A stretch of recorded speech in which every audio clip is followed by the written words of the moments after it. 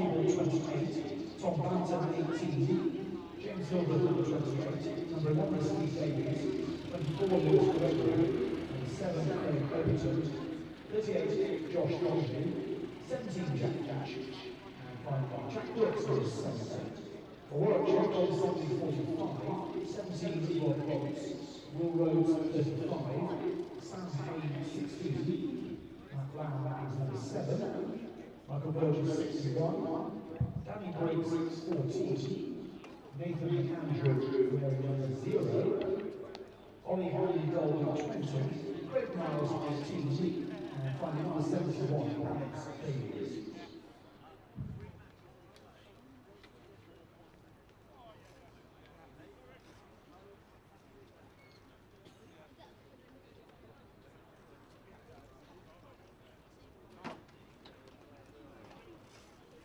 Our umpires last year are Rob Davies and Alex Ward. The match referee is Simon Yates, and the scorers for Somerset, Bonnie Rhodes, and for Warwickshire, David Smith.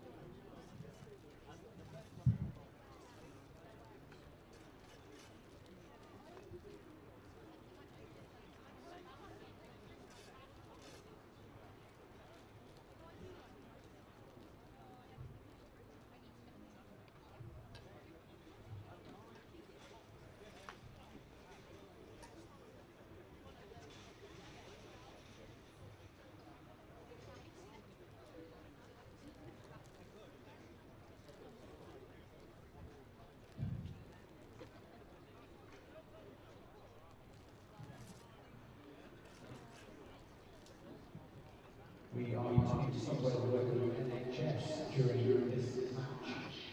NHS staff across the southwest will be invited to attend all 4 halls of this match for free. More than 1,200 NHS workers are expected to be with us during the game. Representatives of the following NHS trusts have already confirmed their attendance: the South West Prison Service, Taunton Musgrove, Yeovil Hospital, Bath RUH, the Royal Dental Exeter Hospital, Western Supermare Investment Trust, University Hospital Plymouth, Cornwall CCG, Torbay and South Devon, and the Devon Partnership Trust. We'll also have a minute of applause to play tomorrow. We hope the Warwickshire they started with us today, enjoying the brilliant play, and we are thankful to all who have done and will continue to do all the goals. Thank you to NHS and his applause tomorrow. Can I also remind you when you numbers 4 of the season, 20 minutes after closing the play, just to keep you up to date with everything that's happening here, the Google says it's going to ground, our chief executive, Gordon Williams, will be on That will take place in the county room 20 minutes after completion of today's play. And members will be required to show their membership cards to gain entry.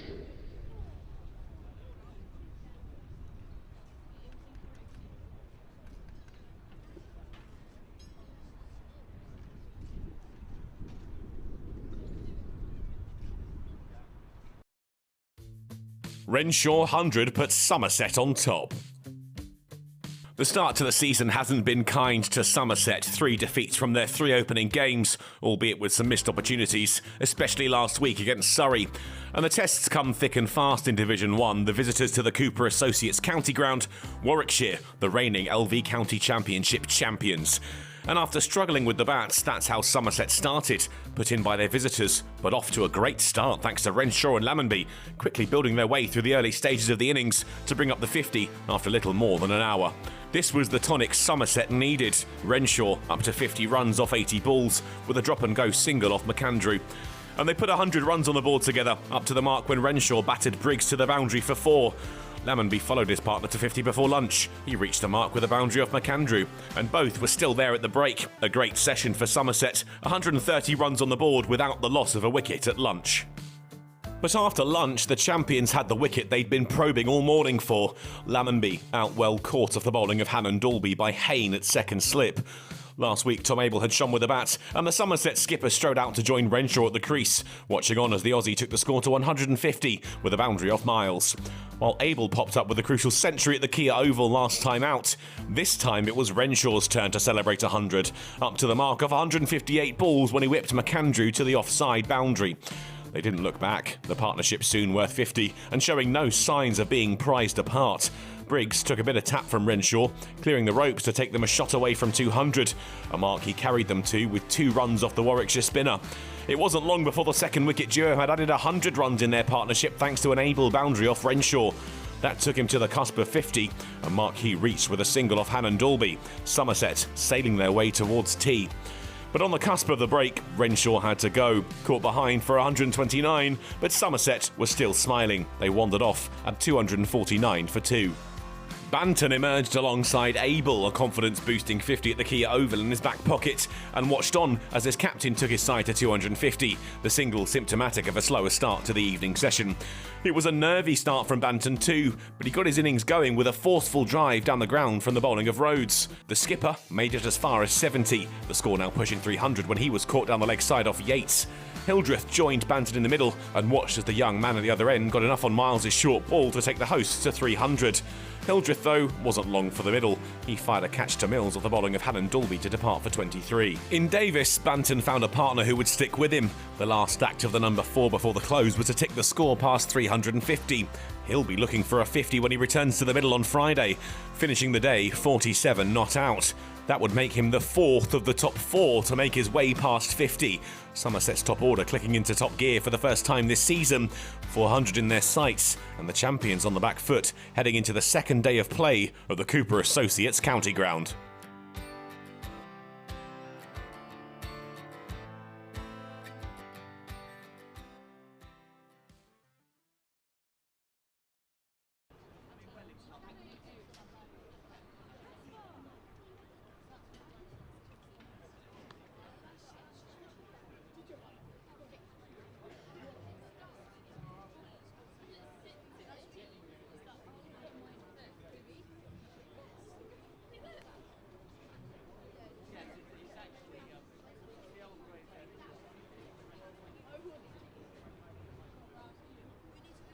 The London Musgrove Charity is our sponsor for this game. London Musgrove Charity is the official charity of Somerset NHS Foundation Trust. It's celebrating its 25th anniversary in 2022 to appeal to support projects right across the county. To find out how you can donate and support or receive a list of the projects being funded, please head over to www.lovemusgrove.org.uk. And you can donate £10 today by texting Somerset NHS to 785. That's 785. Just text Somerset NHS and you will donate £10. Any contributions, greatly received, very much appreciated. Good morning everyone, welcome to the Cooper Associates County Ground, and what a glorious West Country morning it is, following on from what was a wonderful day for Somerset. Sam Downing here on the live stream, brought to you in association with WPA Health Insurance. Harry Everett is next to me again. Pete Trigo's in today as well. What a man to have in the commentary box he is, and as I was saying, a fantastic day for Somerset. 351 for 4 they finished on. Tom Banton 47 unbeaten, but the day belonged to Matt Renshaw really. 129 for him, he batted superbly. 137 run opening stand with Tom Lammonby, who made 56, his first half century of the season, and Tom Abel, the skipper. He was out of form for a long while, but he is very much back in it. 150 at the Oval last week, 50 in the second innings, 70 here yesterday. He put on 112 with Matt Renshaw. And remember, Warwickshire, in fact, won the toss and asked Somerset to bat. And Harry Everett, A, how are you? And B, apart from Oliver Hannon-Dolby, it was a tough day for them, really. Yeah, delighted to be here after a decent, well, a very good day for Somerset. It's nice to be able to speak positively about the home side doing really well. Really impressed with their batting. Yeah, Matt Renshaw is high, his first class score outside Australia. 400 for Somerset, all of them being at Taunton. He loves batting here, and he did bat brilliantly. Him and Tom Lammonby set the tone superbly. Great to see the two left-handers go about their business, and Tom Abel, it was just shocking to see him get out on 70, strangled down the leg side. First ball from the part-time spinner Robbie Yates, but really exciting to see the sun out, and Somerset plenty of time now to keep batting and batting and batting. They'll want to tick off this this final batting point, which is fairly crucial. Somerset have had this issue in recent years that they never seem to want to get the final batting bonus points. Often they don't get any batting bonus points. They seem to be feeling better in the second innings. So great chance today with Tom Banton on 47 not out and Steve Davies on 10 not out. 14 overs to get 49 runs, and Warwickshire, they've got a bowl better than yesterday. They were really poor with the ball, other than Oliver Hannon-Dolby, which we kept mentioning how well he bowled. Swung it around corners, lovely line and length, and he was just a class above, and he needs some support from the rest of his bowling attack. Yeah, he opened the bowling. He bowled 7 overs for 10 first up in the morning, and then he came back after lunch and bowled 6 overs for 5 and took that wicket of Lammonby. But as Harry rightly said, he needs some support today. So Somerset looking for full batting bonus points for the first time since the Leicestershire home game last July, and one man who is going to have a key part to play, you would imagine, is Tom Banton, unbeaten on 47, and Steve Davies as well. We can know how destructive he can be. He's got 10.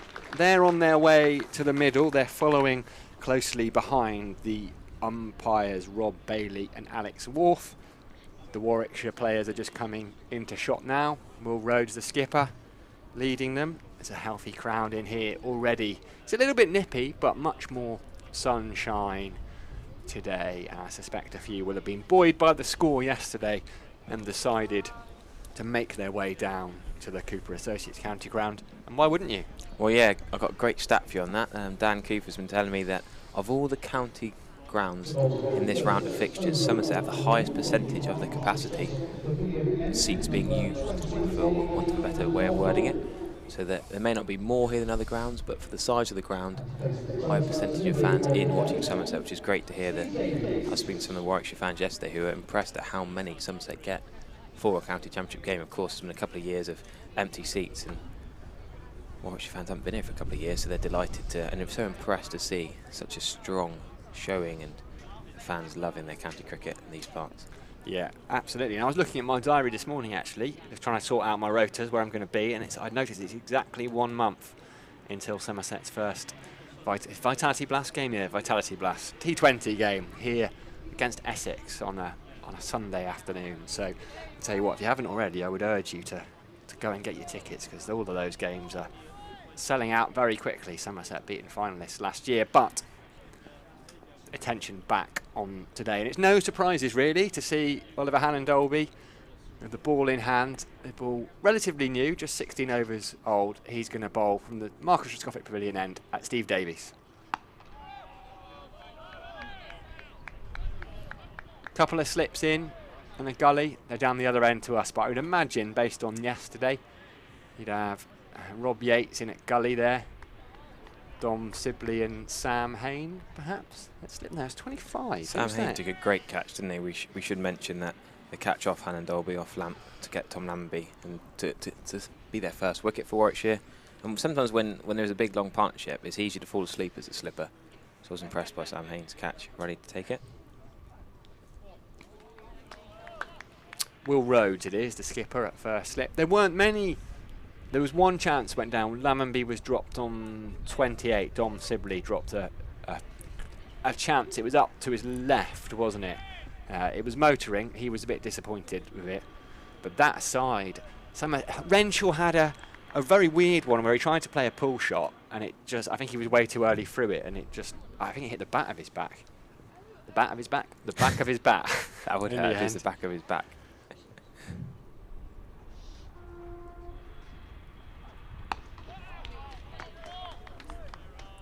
Morning to all of you joining us on the YouTube live stream. Already got up to 500 people watching us and tuning in, saying where they're from. People from Cornwall, Birmingham, Warwickshire, Worcester.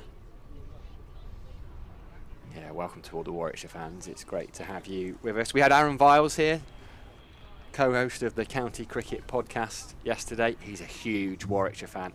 Spent some time with him last night. He was telling me all about his beloved Bears, as he calls them. Few as passionate about county cricket as him. And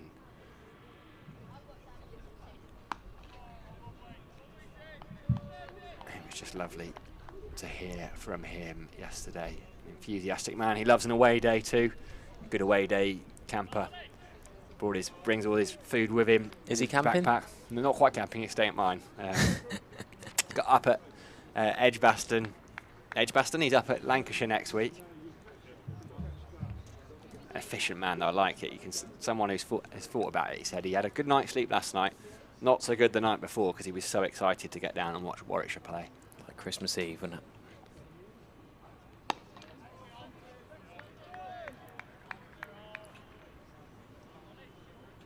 So, who are you opening with from the other end here, Sam? Is it going to be Nathan McAndrew or Craig Miles? Who's the skipper going to turn to? Skipper going to turn to himself? Well, I was waiting for you to mention that. It was going to be. It's never going to be long, was it? Surely not. McAndrew was expensive yesterday. It was only his 12th first-class game, and it takes a bit of getting used to bowling the Duke's ball. Not played in England since 2012, where he had a season with Hornchurch in the Essex Leagues. First run in of the morning from Steve Davies there, so he moves on to 11. I mean, really, you want to be McAndrew. He's your overseas signing. You brought him in as an opening bowler, so I think you'd have to start with him over Craig Miles, but either could do a very fine job. Craig Miles is a wonderful bowler. No Liam Norwell for Warwickshire this week. He's subbed out of their last game with concussion. I understand he is okay. It's just part of you have to have is it 7 days clear of symptoms before you can be cleared to play, and rightly so. Yeah, that was a slightly bizarre situation last week, wasn't it? Aaron was saying he was driving home. Craig Miles had almost got home, I think, and yeah, had a load of missed calls from Tim Robinson. Well, because Burgess and Hannon Dolby had to keep their stand going. He was only ready 5 balls before Ollie Hannon Dolby got out. Sort of had to keep batting and take as long as possible, tying the shoelaces, blocking the ball, and then trying to keep the game going as long as possible till he arrived at the ground. And then, fair play, he went and added 64 runs with Burgess for the next wicket and took 4 wickets in his second innings. Him and Burgess like batting together, don't they? They do. They had that big stand against. I mean, Burgess likes batting at the moment. He just deals in 170s. 170s, yeah, not a bad score, is it? Well, we are right. It's going to be Nathan McAndrew, the overseas. He's got to take the mantle as the overseas player, and that's a decent start. He bowled some good swinging Yorkers yesterday, but he was a bit erratic. I slightly compared him to Jamie Overton, that he bowled some quick, short, wide balls and some absolute beauties, which sometimes the batter is harder to face when it's a little bit erratic. And there was one in particular that Renshaw, because Renshaw, the tall man, did very well to jab his bat down on. And that's the kind of ball you'd expect from someone who has made a career as a white ball specialist. He's played far more big bash cricket than he has red ball. Started at New South Wales but couldn't get a game there, so joined South Australia last year and had a very good year as well in the Sheffield Shield. So Steve Davies has 2 slips in a gully. He's just going to defend these first couple of balls from Nathan McAndrew and get himself into his innings. great to see a few school kids come in this morning as I arrived there bright and early. The school kids queuing up at the St James's gates. What a better way to spend a Friday. Only just back from Easter holidays and you get a day at Taunton watching the cricket. You'd have been putting your hand up for that trip, wouldn't you, if it was offered at school? Did it once, actually. After school, I remember once coming up here.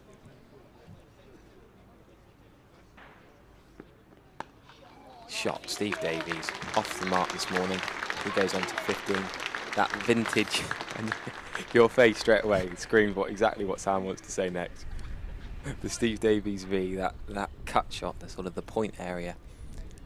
He's great through that area, and Nathan McAndrew just too short, too wide. And I can't remember many back foot punches not going for 4. Quick outfield, and everyone's been nailed to the boundary. No, and it's symptomatic of how Nathan McAndrew bowled yesterday. There was not much pitched out. He wasn't driven through the offside very much at all. I'm just having a look, and so he went for 72 yesterday in his 17 overs, and only 3 runs came on the offside, except down to third man. So through the covers and straight down the ground, there were very few runs. He just bowled 2 straight and was tucked off the legs nicely. All was cut away, run away down to third man. Yeah, I was chatting to a few other Warwickshire fans yesterday after play, and they're a bit frustrated and negative about the overseas situation at Warwickshire. Last year they had Vihari, Milan and Chima Holder. He didn't actually contribute much, as we see Steve Davies beaten there by McAndrew. None of the 3 of them actually contributed much to the championship win, which is a great sign for Warwickshire, that a lot of their local homegrown players, their English squad players, did most of the work and got them the championship win. But you pay your big money to get these overseas signings, and yeah, Vihari, Milan and Chima Holder didn't do a lot. So you could say there's extra pressure on McAndrew, or you could look at the other way and say there's less pressure. If they can win the title without much contribution from the overseas, then it's a pretty easy job for McAndrew then. But I can't see Warwickshire comfortably getting back-to-back titles. It's very rarely done. That's a slightly fuller side off. The difference is this year, I think, is no Tim Bresnan. Yes, I quite agree, and that's why they even said, Warwickshire, that they were trying to get McAndrew in to replace Bresnan. He's just one of those reliable players, isn't it? I've loved watching Tim Bresnan over the years. Just dependable, 7 or 8 batter, even number 6 when he was in his pomp, and he would just bowl for you all day. Yeah. If you'd had him yesterday with Hannon Dolby, I think that'd been a completely different game. Yeah, just having a look. Holder only played 2 games. Yeah, Vihari played 3. Milan played 6. So he got 100. He was the only one to get 100. But yeah, what have we got? 10, 16, 19 innings from your overseas and just 100. You'd be impressed that Chima Holder got 100. Well, yeah, I know. I was thinking I'd included him in there, and then went, yeah, it's pretty unfair to say he didn't get 100. Well, he didn't get 100. It's a fact you're not to wrong. say. I'm not wrong. But that's not what he was signed for. Hannon Dolby then from the Marcus Trescothic Pavilion end. First run of the day for Banton. Not quite where he meant it, but he moves on to 48.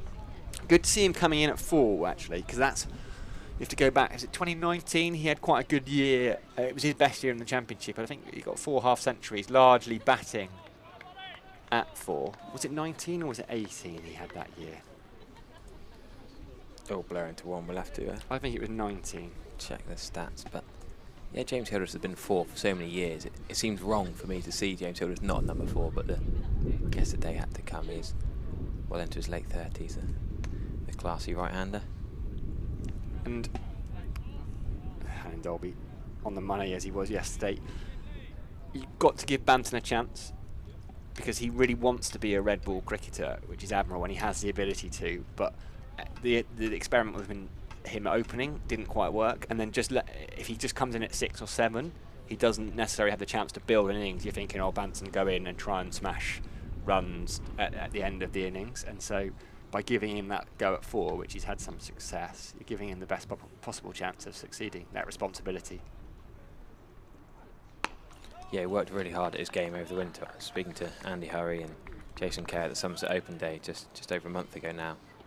Great day set out by the Somerset guys here, and chatted to them in the Colin Atkinson Pavilion, and they were saying how hard Tom Banton's worked on his game.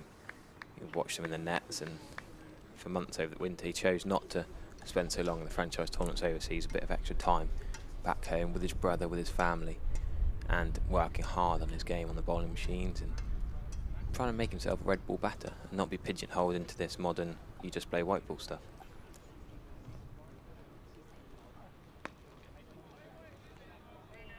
Good bit of work. Robbie Yates at gully. Gordon Avery does make me chuckle on the YouTube stream. He says, better to have local lads than these overseas prima donnas. Interesting spelling of prima donnas, but we'll let him off. 2019 it was, Banton. 533 runs, 5 half-centuries. Just under 30, so not a brilliant average, but he started this season well. Unfortunately, he was in line to start the county championship season and suffered that broken finger here against Warwickshire in pre-season. You were on the call for that, Harry, weren't you? Yes, absolutely. Lovely shot from Steve Davies, but it's straight. Yeah, it was a good game, actually. As pre-season friendlies go, they can be odd, pre-season friendlies. A bit weird when they're playing numerous players. They can have 12, 13 players taking the field and batting and change up of orders. But yeah, Burgess and Hayne were the main takeaways for Warwickshire. And Banton batted pretty well too. But we mentioned batting points. Surrey brought up their 300 and their third batting point comfortably this morning. Sam Curran's in the runs again. 80 odd at the Oval against Somerset last week. He's now into the 60s. Not bowling much with his injuries, but he's batting pretty well at the start of the season. All flicked. It was uppish, so there was half a chance of a catch, but in the end it's going to be 4. Would have been a superb catch or even a superb stop. I'm not sure quite carried to Matt Lamb, who's there at short mid-wicket. So Davies ends the over with a boundary. Somerset 3-6-1 for 4. Sorry, Harry. Again, though, we talk about not necessarily his V, but he plays that shot very well, Steve Davies. He does sometimes go aerially, but he's timed the pants off of that. Sometimes you just play it slightly in front of your pad, play it too well, time it too well, but it would have been a very, very good catch, diving one-handed to his left, and Davies will be happy with that. And Somerset not racing along, but 3 overs in, they'll be more than happy with their start this morning. Yeah, what do you think, what's the message as you go out? Because they want to get that bonus point, particularly in the position where they are, but you don't want to be reckless in getting it so that you suddenly find yourself 7 down and potentially getting bowled out for under 400, because it happened at Surrey, really. You know, Tom was left stranded on 150. He batted superbly, but you just want people to stay with him. Yeah, I think this is very different in that the platform, the partnership is set, really. I think Somerset could do it effortlessly. If these two stay in there, they don't need to think about the batting. They will get to 400 within 110 overs, I think. If they're 108 overs and they're 20 short, then they might step on it for the last 2 overs. But at this stage, I think they just need to keep batting. Most of yesterday, they were scoring at least a boundary and over. Quite often, there were 2 boundaries and over. It felt like Somerset was scoring quickly at 3.5 and over without really needing to take any risks. Banton there, just taking a 1 off McAndrew. There's going to be, I think most overs there will be a 1 on the boundary. That because the pitch is flat enough, and Somerset are batting well, and Warwickshire just don't look too threatening with the new ball. I mean, Oliver Hannon-Dolby is slightly different. I wouldn't necessarily say he's going to give you the 4 ball and over, but the ball's 19 overs old and still swinging a little bit for Hannon-Dolby, but it's not as overcast as yesterday. Well played, full ball. I think Nathan McAndrew's best ball yesterday was the full, almost Yorker-style delivery. Yeah, and he was just a bit too short for the majority, and it just didn't settle, did he? At first, well, 4 overs first up for 18, then came back for 2 and went for 10, and then changed ends, bowled 3 overs for 18, and so the skipper just couldn't really. He didn't want Somerset to get away from them, which they ended up doing. But I like his action; it's really tight in. It's almost kind of lock and load. Look how close that. I mean, it's the opposite to Oliver Hannon-Dolby, isn't it? That arm is in so close to the chest. Yeah, I've enjoyed watching Oliver Hannon-Dolby's quirky action where he sort of looks like he's painting a picture with his right arm with the ball in his hand as he's running in. I like that description.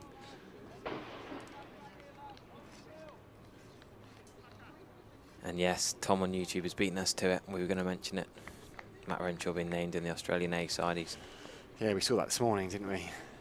Whether it's because of his runs yesterday or whether he was going to be in the picture anyway, we can't be 100% sure, but can only have helped yesterday. I don't know. Defensive shot by Steve Davies. Good stop by McAndrew, diving down to his right. I think he was in there anyway. Yeah. Once that was announced, he was out as white ball cover. The saving grace from a Somerset perspective is that tour is in June, so there's just one county championship game, that Surrey home game here, which they will miss him for. But they've got, so it was basically blast time, isn't it? You which couldn't you've got have chosen a Siddle. better month. No, yeah. you've got Siddle and DeLange. I don't know how much Renshaw was penciled in to play. I don't think he was. No, he was specifically for the county championship and the 50 overs. So just missing one game is a lesser of an evil, really. That's a decent ball by Nathan McAndrew. He's quite happy with that. Stephen Davies squared up and beaten on the outside edge. Plenty of wickets falling around the county championship yesterday and already this morning. Grant Stewart has gone to Harris Ralph again. The Pakistan Pacers have done brilliantly. Shaheen Shah Afridi we've seen. Harris Ralph's now on 4 for 53. Hassan Ali's bowled really well.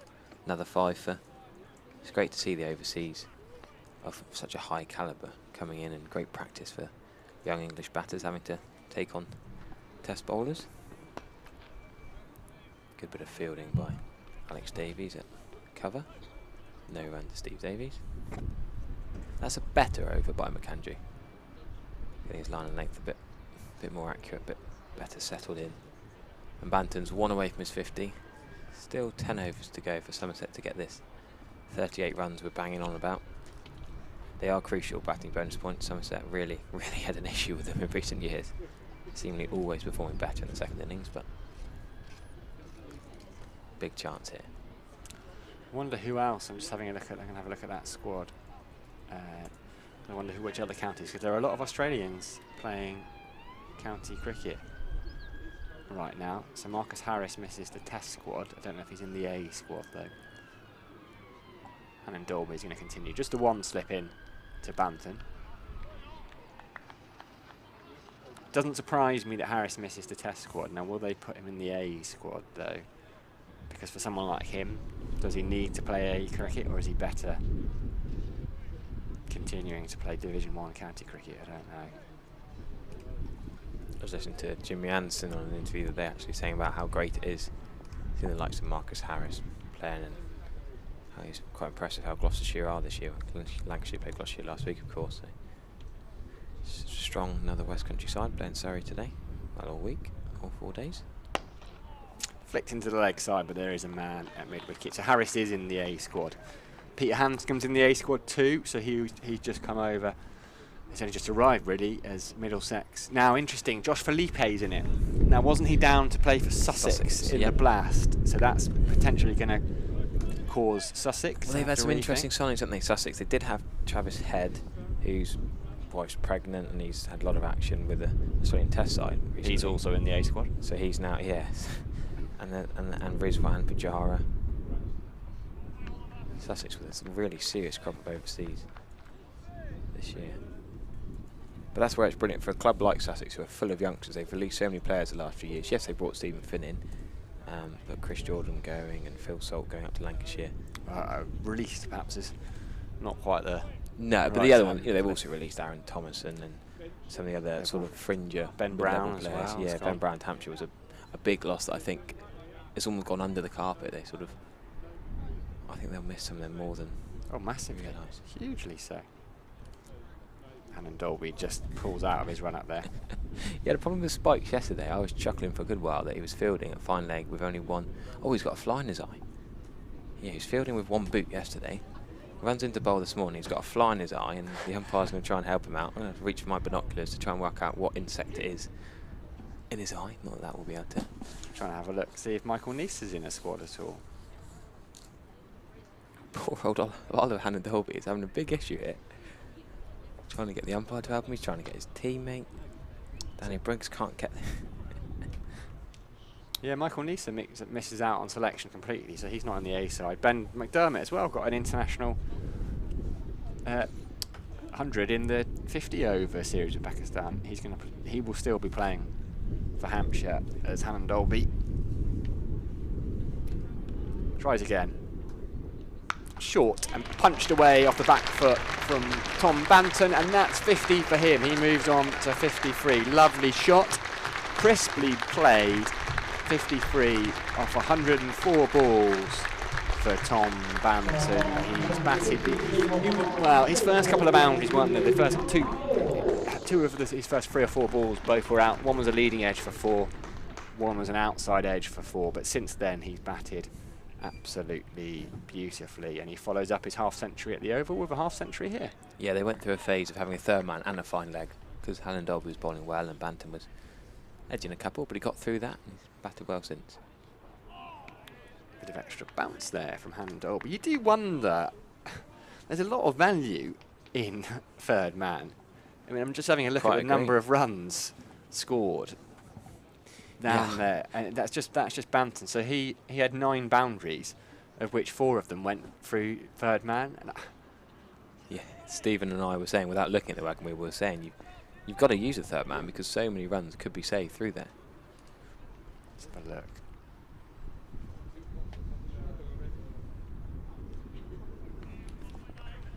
Watchful there. Soft hands, a lot of them, but some of them deliberate edges. And you still say, and when Somerset have been scoring runs at a very decent rate. So end of that over, 101 gone, Somerset 3-6-6 for 4. And Tom Banton has a half century, which means that the top 4 have all made 50 for Somerset. Now, when did that last happen? Dan Kingdom's probably a man, I'll know that. I mean, and James Hill have looked good for his 20 on. He nailed a cover drive before he slapped that short ball, that cut shot straight at point for a fairly easy reverse cut. Craig Miles catch, but going back to your Australian chat, also Matthew Kelly's another one we haven't mentioned yet. He's at Northants, yeah. Western Australian, isn't he? So, yeah, Perth Scorchers Seamoos. He can have a bit of a bat as well. Steve Davies driving. Good. Who's that run? No, he could be run out here. Great throw. Steve Davies is run out. Bizarre fashion, really. He's driven it into the offside. He's looking for one. Tom Banton says no. And great bit of fielding. Throwing at one stump. A direct hit on the angle. I think it's Craig Miles who took the catch off Hildreth. Great throw to hit that one stump, and Steve Davies was nearly back. He'd almost given up. I think he realised that basically a direct hit was going to get him. But you wouldn't expect a direct hit from that angle too many times, would you? Craig Miles is an excellent fielder. Really, really good fielder. You don't often get quick bowlers fielding at point, and I was talking to Aaron about it last night. So he doesn't always field there, but he is superb in the field. But to be honest with you, from some point of view, that's not the end of the world. They're nearly at this final batting point. They've got Gregory and Overton to come. It's not great though, is it? No, it's not great. Don't get me wrong. But, I mean, we'd love to see Banton go and get 100. We'd love to see Somerset get 600 and not have to bat a second time. But for the pace of the game, it's not a massive, massive issue. If you're going to have a calamitous run out, you'd rather it's 366 for 4. Yeah, you 60 would. for 4. That was just needless. Oh, absolutely, yeah. I don't think... And they would have been... the plan this morning would have surely been to try and just bat once. To make 500 plus. I don't think Tom Banton was to blame, to be honest. I think it would have been a cheeky run. Steve Davies has hit it pretty much to Craig Miles' right hand. If he was left-handed, maybe it's a different story, but he's hit it to Craig Miles' right hand. He's picked it up and thrown the stumps down. Tom Banton wouldn't have got in, so... Well, he would have been run out, exactly. So I think Banton made the right call, and a bit of a brain fade from Steve Davies, who sadly had a couple recently. There's wafts at the Oval. But he's got a bit of work to do with the gloves. Still got, I mean, 19 is your lowest score in the top 6. When was the last time Somerset's lowest score in the top 6 was 19? That's pretty good too. So it's going to be Lewis Gregory, who didn't play last week at the Oval. He's had a few injury concerns, but him at number 7, he's a class act. He's great to have, and he really adds depth to the Somerset lower order. Craig Overton's not got many runs. He did bat as high as 6 last year, but he's failed to show his batting prowess so far this season. Gregory's slightly better as a bowling all-rounder who can really score first-class centuries. We know he's got the technique to score quickly and effortlessly. He's great to watch when he's in his pomp, Lewis Gregory. I mean, as a first-class batter, he averages 23, which isn't phenomenal, but he scored 300s, high score of 137, and doesn't mess about. Strike rate of 58.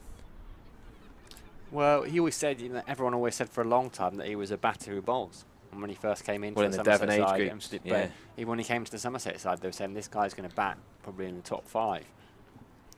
I've got teammates who played Devon under 9s with him, and he was always a batter. And then learnt to bowl later in his later years.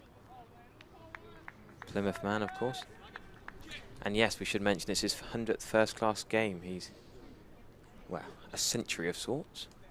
100th first-class game. Was skipper of the white ball, the T20 side the last couple of years. He's stepping aside. He's still going to play, of course, but Tom Abel will captain all 3 formats this year. Lewis Gregory wasn't quite at his best with the bat in the T20 the last year or two. 2 or 3 years ago, superb, coming at 7 and phenomenal strike rate, right up there with the MVP rankings.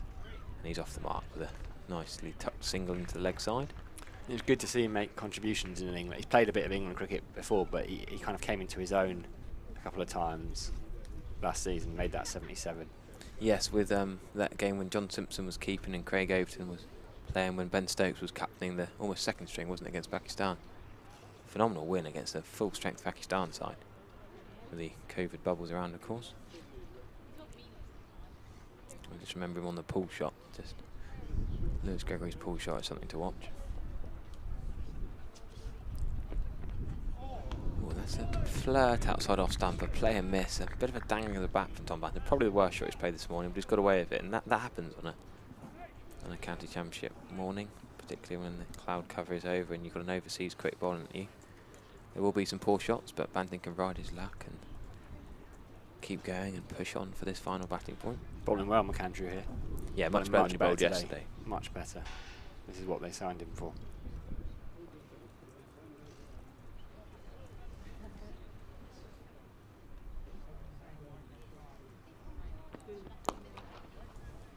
Middled on drive from Banton, straight to the fielder. Yeah, people on YouTube aren't too happy with Steve Davies there. Daft, that run out, says WizKid. Silly, says Mike. No dive. Oh, that's a good point, actually. He wasn't as far out as yesterday. There was one where James Hildreth could have been run out of the direct hit. He got away with, and he was nowhere near. He wasn't in the frame. He would never have got in. Steve Davies potentially could have been in with the dive because he was probably only a yard or two out. I guess he just gambled that he wasn't hit for direct hit. So yeah, you could argue he should have dived.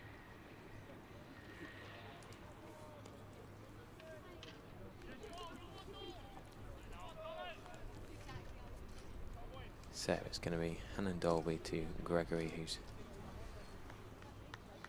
obviously won that out. Yeah, what did he do last year? Had that very good innings on in the first game at Lords, where he knocked those runs off against Middlesex just by hitting sixes. Good to see him back after I mean, he's got to manage that back. I think he will do for the rest of his career, really.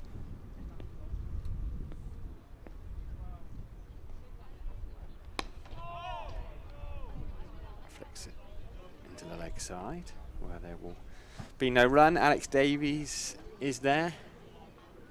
We'll see him maybe later on today, opening the batting with Dom Sibley. It's a good batting lineup, isn't it, that Warwickshire side?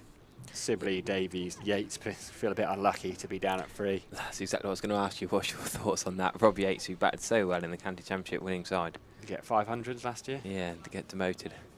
Young lad as well, full of potential. Only going to get better.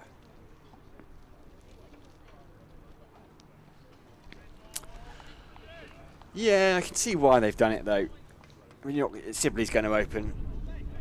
Davies, that's his position as well. He comes down from Lancashire, so it's a pretty big signing. As an inter-county signing goes, that's a pretty big name to bring in, Alex Davies. I suspect Michael Burgess will continue to keep, but Davies may well take the gloves in white ball cricket. Explosive white ball player as well. Interesting though, because Burgess scores his red ball runs at a decent rate. Yeah. He does whack the boys, some big sixes in the pre-season game here too.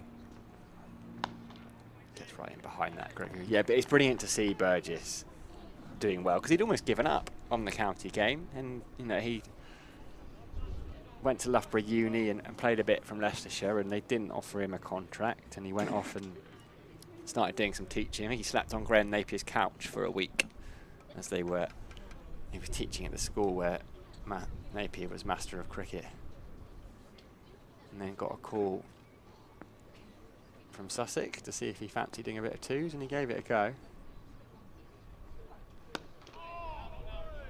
Pushed to Sibley mid on. I was telling he was part of that Sussex side in 2018, that bowling attack where they had Archer, Jordan, Tamal Mills, Rashid Khan and Danny Briggs as their T20 attack. Yeah, super, wasn't it?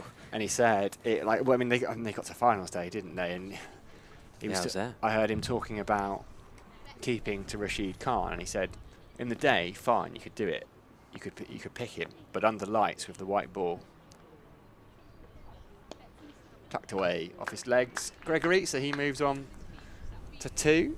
He said you could pick it, but under lights, white ball, you've got no chance of picking it. So it was pure reaction training. He spent a long time over that period just training Rich with a ball close to the stumps, someone throwing it, and him just having to purely react. But he said Rashid Khan had just arrived there in his first training session. He'd come in, as overseas tend to. They'd been to another tournament, so came in quite close to the first game. Was sorting his kit out after training, and he said, "Oh, any chance of..." Good shot that from Tom Banton. Had Dom Sibley diving at mid-on, but he couldn't cut it off, so I think they're going to pick up 3, and Banton's going to move to 56. And anyway, he said, asked Rashid Khan, I've got to keep to you, any chance of doing a bit? And he went out for an hour and a half with him in the middle to bowl at him, which is, those are the kind of stories you don't really hear about these overseas. Yeah, you must feel a bit for Michael Burgess. He had Ben Brown with him at Sussex, and then they brought in Van Steel, and that's yeah. what. And then he goes to Warwickshire, does really well, and Alex Davies comes in. Talking of coming in, we're going to have a bit of a switcheroo up here. Pete Trigo's going to come and join me in place of Sam. We've got a bowling change from the River End. McAndrew was just starting to bowl pretty well, and Craig Miles, after that superb run out, he's going to come and have a bowl.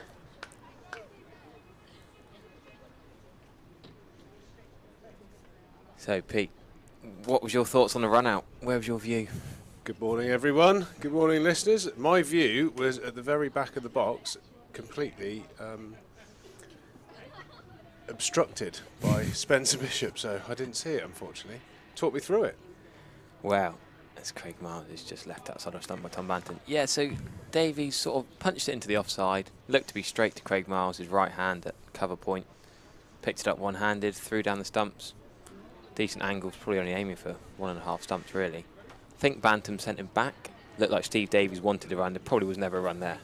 Tom Bantam would never have got in, so I think it's just a bit of a brain fade from Steve Davies, really. It sounds like a pretty good piece of fielding as well. Yeah. Sometimes when you hit the ball, you hit it so clean or on an angle where you think it's going to beat the fielder, and that can often lead to a misjudgment. That certainly sounds to be the case. I know Steve Davies is a very dynamic batsman, but I wouldn't say that rapid singles were necessarily a characteristic. No, he did middle it. He did it nicely into the offside. Yeah, I guess sometimes you're right. You sort of feel it on the shot. You feel a nice touch, and you must have been run out a few times in your career, having played a lovely shot, and think, have I got out to that ball? I don't think run out was, again, I was probably much in that ilk. I think belting the ball to the boundary is more my thing than scampering around. But isn't it nice sitting here day 2, 371 runs on the board, and only halfway through our wickets? Yeah, it's been a while, hasn't it? It certainly has. Tom Banton with more runs through third man. We've just been talking about his wagon wheel. He's played with soft hands, lovely there, just to guide it down there. Dom Sibley is down in the long grass at third man. Banton just taking what could be a ball that he could leave or defend, but he's turning it into one good cricket to keep rotating the strike and getting towards 400 with 6.3 overs left to get 28 more runs. Well, I think, dare I say it, that is actually a characteristic of a very fine one-day player. You don't leave many balls, and you look to score off as many balls as possible. Marcus Trescothick in particular was a phenomenal guider of good deliveries, and it is a great way to annoy a bowler for sure. As Lewis takes up strike and clips one off of his hip down to Oliver Hannon-Dolby there, that fine leg. Yeah, so I think guys that are synonymous with high strike rates in T20 and List A cricket, their stroke rates are high for a reason. You don't leave too many balls. Great hand-eye coordination from Bance, and when he's playing well, he's not overly committed to the shot. He plays with soft hands, and like I said, they're certainly not thick edges. They're run off of the middle of the bat, so showing that he's in good form, and certainly the form that Somerset need out of their young superstar batsman.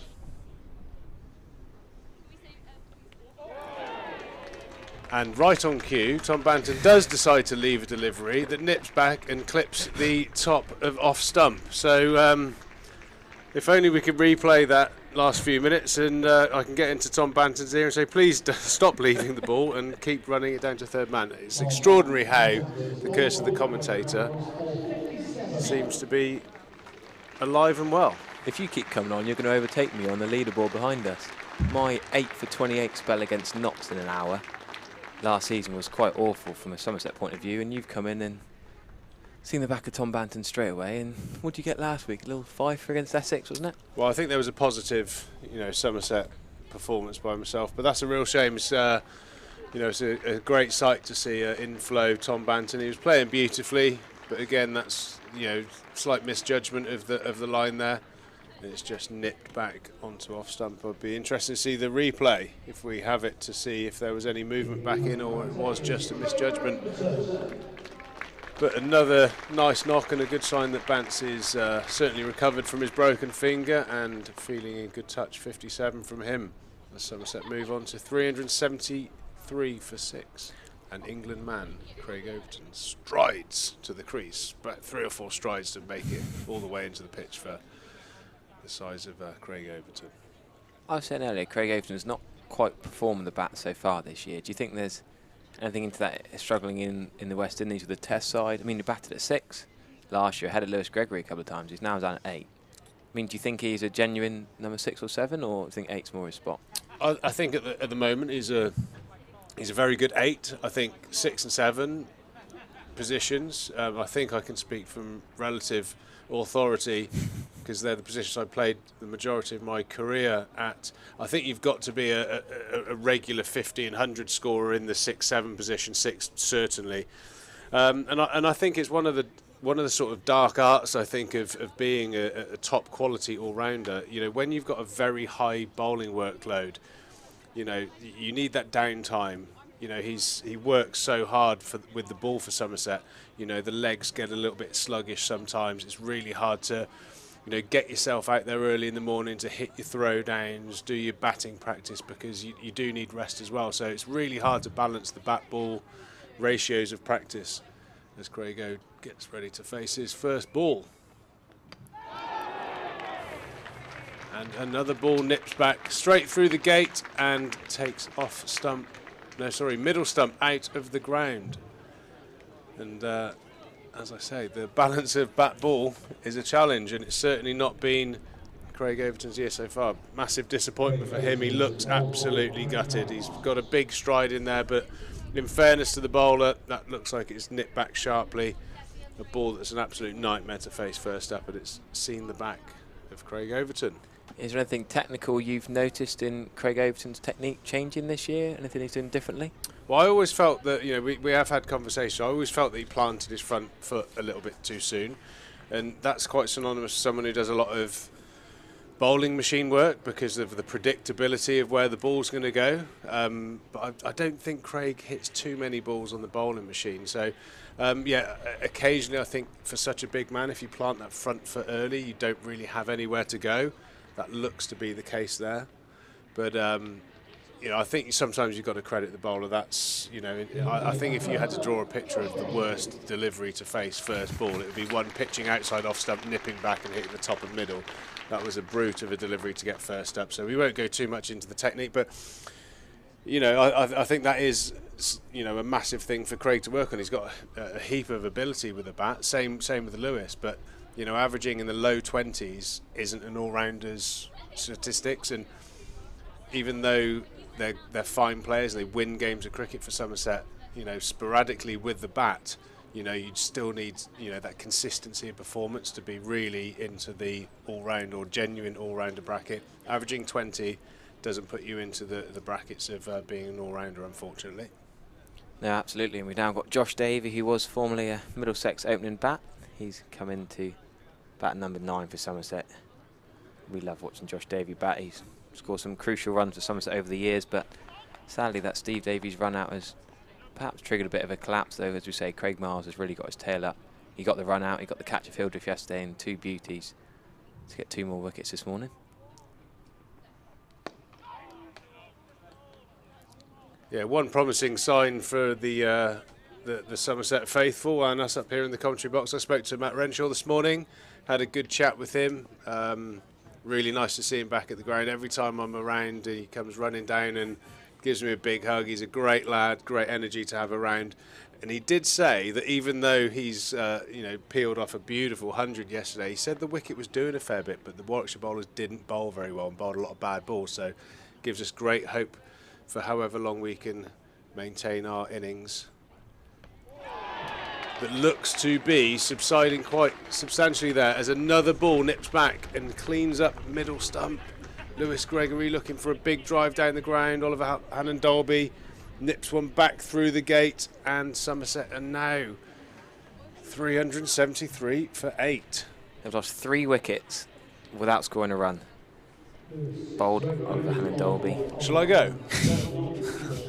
You couldn't have brought much of a worse stint, to be honest. Yeah, it's don't know what it is. Is it talk of bringing an all-rounder into the commentary box, and talking about batting number 7 or number 8? But well, as I alluded to, speaking to Matt Renshaw, he was convinced that the wicket was doing plenty. I spoke to Lewis as well. Says there's a lot of fresh grass on the pitch, so I expect the quality of the performances all season actually by the Somerset bowlers to really put the Warwickshire batting line up under pressure. But it's a shame how this is subsiding. I think a confident Somerset team will be turning up this morning, look to really press on, declaring around the lunch time, 450, 480 on the board.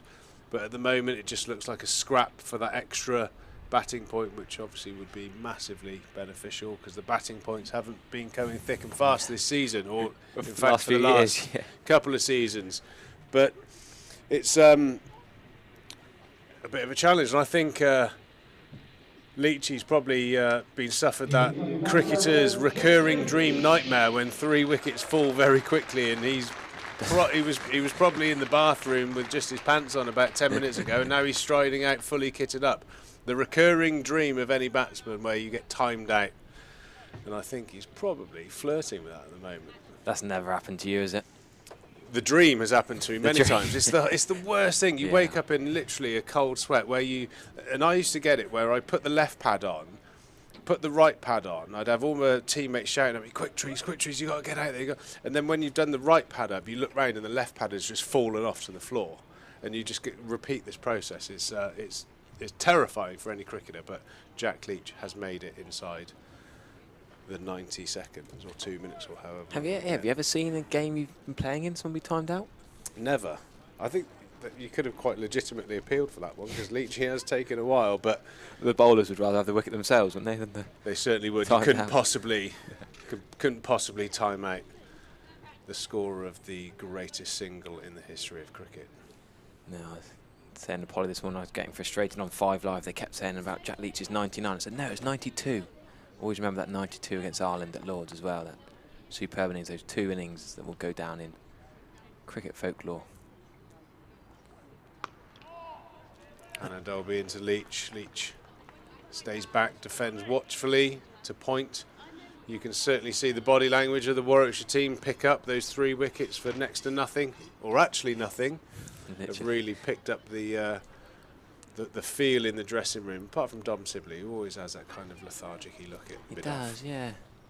So, we're talking about batting points. There's now 5.5 overs, 27 needed, 2 new bats at the crease, 2 bowlers, let's be honest, as well as Davey and Leach can bat. What would you be thinking now? As Leach defends off the back foot, the yes, no, sorry situation was nearly there again, so they've decided not to bother, as we see a highlight of Lewis's delivery. Hannon-Dolby synonymous with bowling that back of a length ball. Wobble seam, as we keep talking about, nipped back, big expansive drive down the ground. It wasn't the length to play that shot, and he's paid the price by having his middle stump removed. Yeah, I think now after that little period, it's about probably reassessing and thinking about the long game, which is the 4 days of cricket that we've got to play, and trying to set up a meaningful total, for the sake of 1 point. 420, 440 still puts the Warwickshire players under a huge amount of pressure. They will then have to score 250 plus to avoid a follow-on, which could be crucial.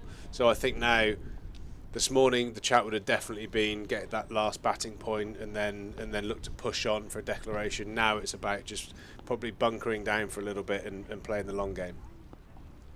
Which, both of these two, I would say they're 2 of the better batters in the lower order at doing so. They like to hang in there and stick it out. Great shot there from Jack Leach, a cover drive. He's got different ideas to what we're saying, isn't he? Taunton's Lara, as he's been called.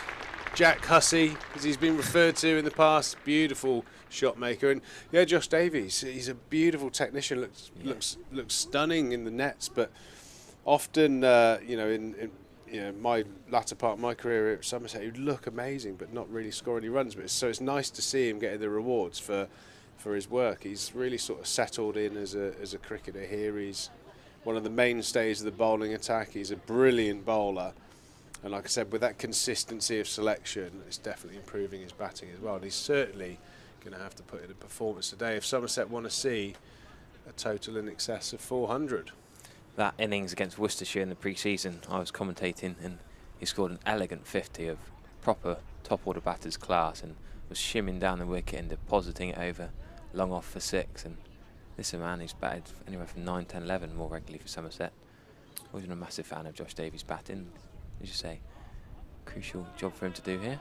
Yeah, that's one thing that I think there are a number of players in the Somerset batting lineup have to change the aesthetics into performance. Like I said, we do play a game of stats and numbers.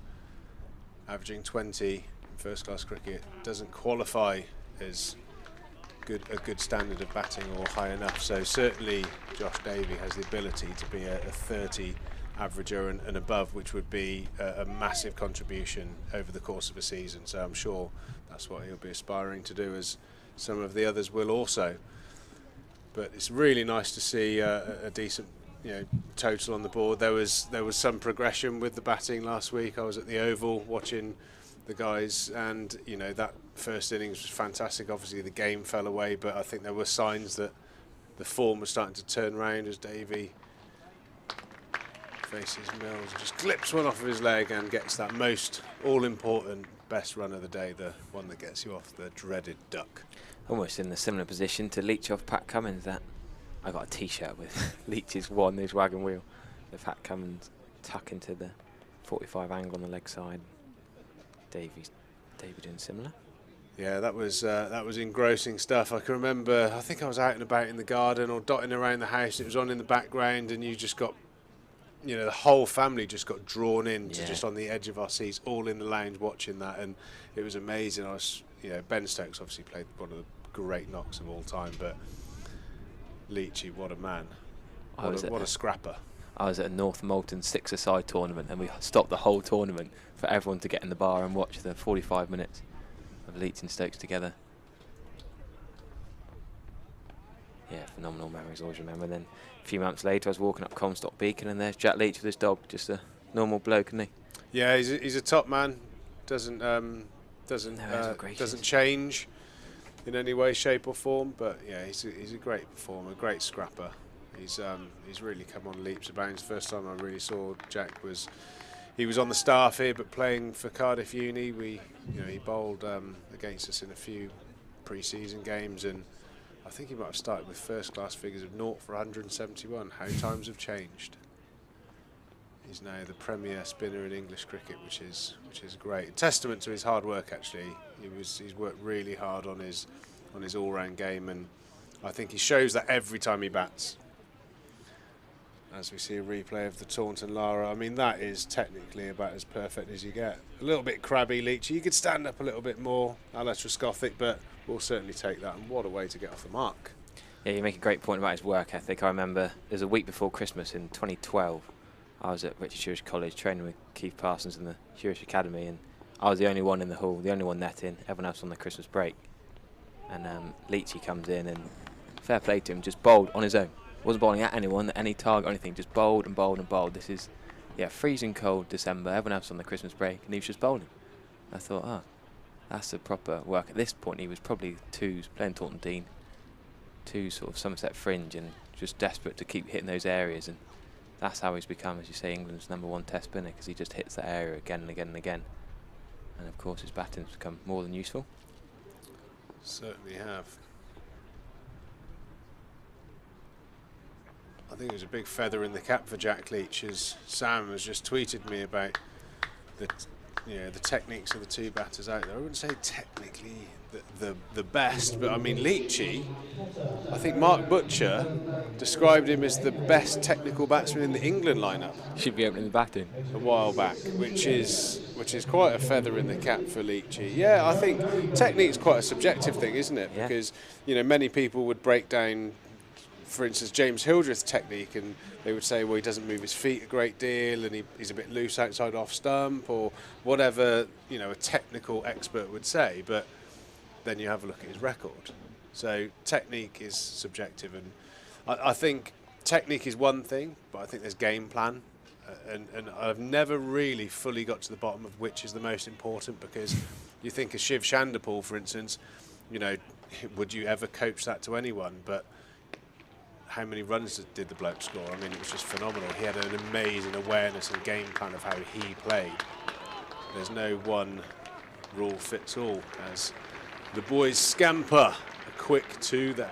Josh Davey onto 3, Somerset on 2. 380 for 8. Slightly stalling after a magnificent day yesterday. That 400 plus mark is always talked about in the dressing rooms. That's the target. You get 400. The stats say that you're in a great position in the game. Are batting points talked about a lot? Is that a big chat when you're playing? Well, I think batting points are maybe a product, aren't they, of a good performance.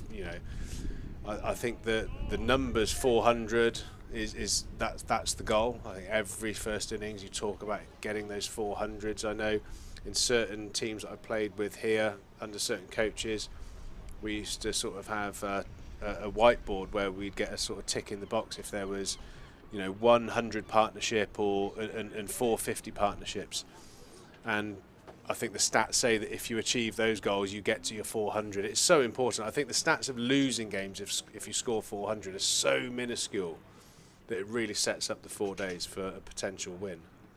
And almost the worst case scenario being a draw, which the way things have been going at the moment, that would be quite an achievement after 3 games that haven't gone away, as Hannon Dolby just nips one away now. He's a real canny bowler. Quite a unique action, very, very tall, very, very accurate, and just has a knack of nipping the ball either way. Actually, this could be, for Josh Davey, almost like facing himself.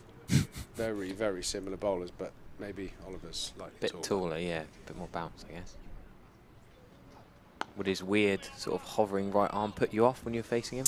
Yeah, we always always looked quite uncanny, and I know one of my friends, for the slightly older listeners, used to say that he looked like John Inman in Are You Being Served, running into the department store. So that was always. I was trying to compare him I to could never get that out of my head. But yeah, he's got his own unique style. But a lot of bowlers do. So.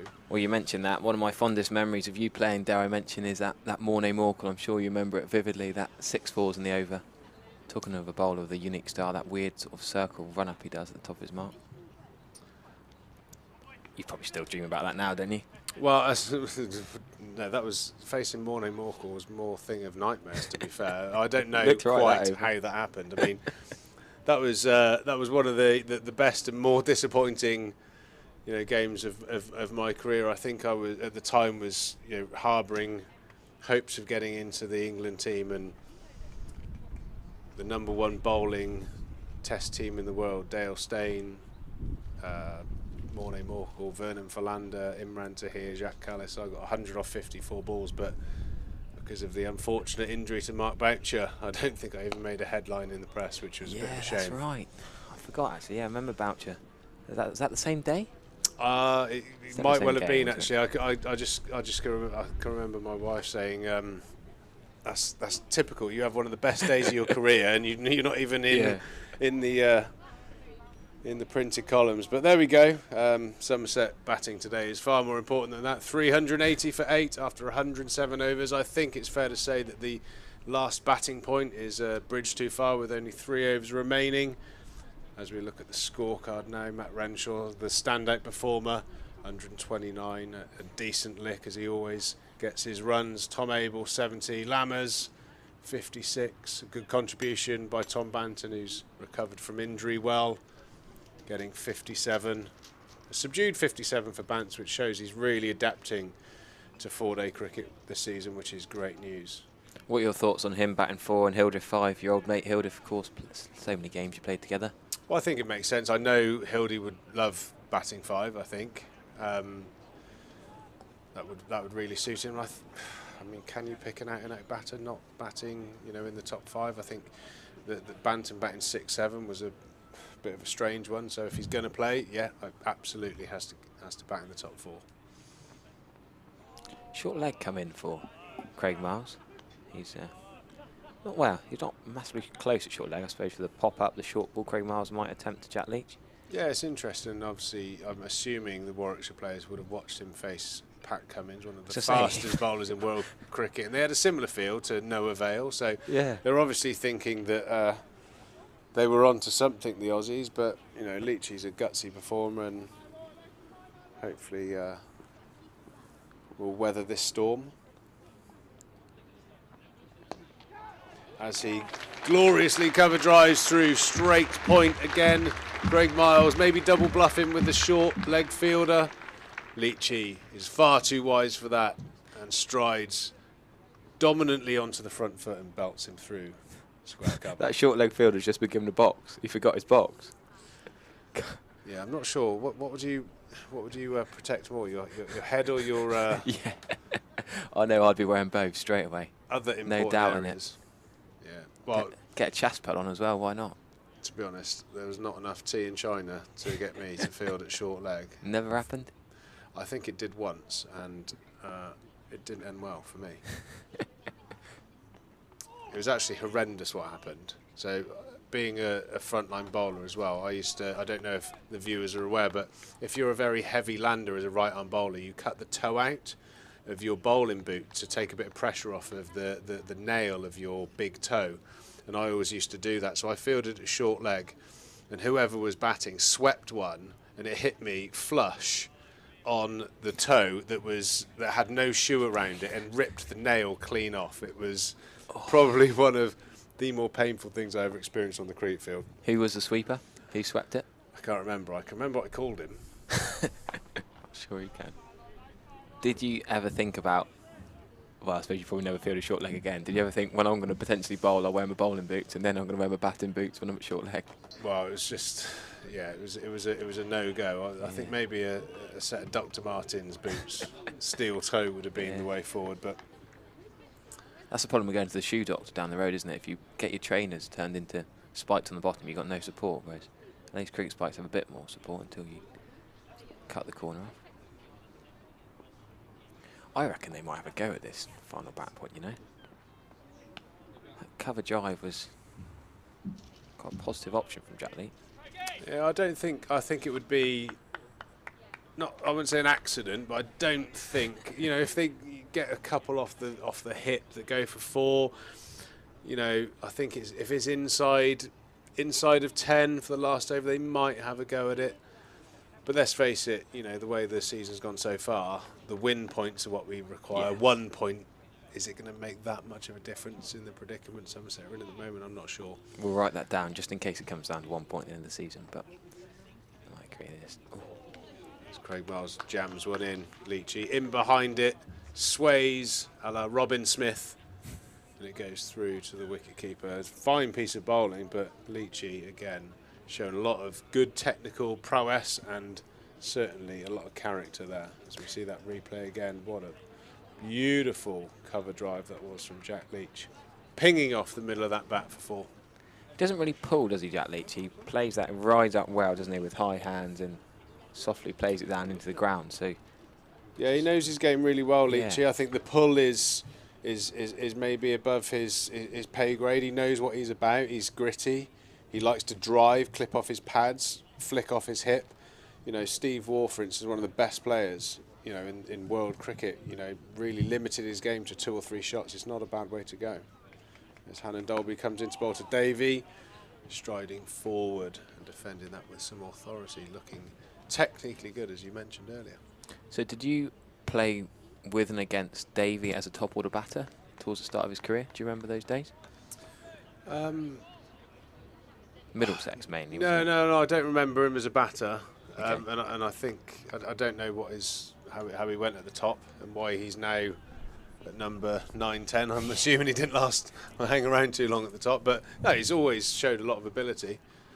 Like I said, he does play really. I mean, on tap. I mean, I was just about to say he plays stunning-looking cricket shots, and that is certainly one of them.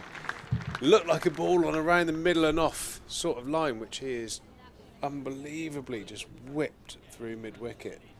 I mean, that is a great shot. Yeah, middle stump ball. Thank you very much. It's certainly a strength area for Josh Davey. Loves clipping off his pads. Yeah, if I were to think of a Josh Davies shot, that'd be the one you'd go to. Doesn't he love nailing it through there? The Aberdeen-born Scottish international who spent most of his life growing up in Suffolk, so sounds nothing like a Scotsman.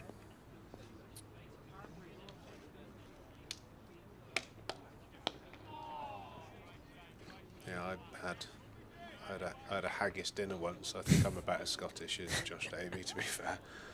Any Scotland selectors fancy a senior pro, just give me a shout. Sure we could work something out. He scored 2 ODI 50s for Scotland. Wasn't he the leading wicket taker in the World Cup? Oh, that's my favourite line. That was the feather in the cap for Josh Davies' international career so far. I've not even set you up with that. Every time he's bowling, I mention that. Trent Boult and Mitch Starc and Josh Davey. Josh Davey was the man until Scotland got knocked out. Boult and Starc went a bit further in the competition. What tournament that was. That's one of my favourite World Cups in recent history. I know everyone talks about 2019 being an incredible final, of course, but that New Zealand and Australia 2015 World Cup just seemed to have everything. England were blooming awful, but the smaller nations, your Ireland and your Scotlands, provided some cracking games. I was fortunate to be working and playing cricket out in New Zealand at the time, so got to a few games and watched Tim Southey tear through England with that 8-for just before Owen Morgan took on the helm and revamped the whole white ball side. 2 slips in the gully for Davey, and that swung in. Beautiful bowling from Oliver Hannon-Dolby, who we keep saying it, he's been a class above the other Warwickshire seamers. Craig Miles has come back well this morning to get 2 wickets with beautiful in-swinging bold deliveries to Gregory and... No, Gregory was Hannon-Dolby. Miles got Overton and Tom Banton. So. Yeah, you know what you're getting from Oliver. He just hits a good area. He has that knack of nipping the ball back on even a docile pitch. Gets a lot of wickets and does a good job for his team. Doesn't go for many runs.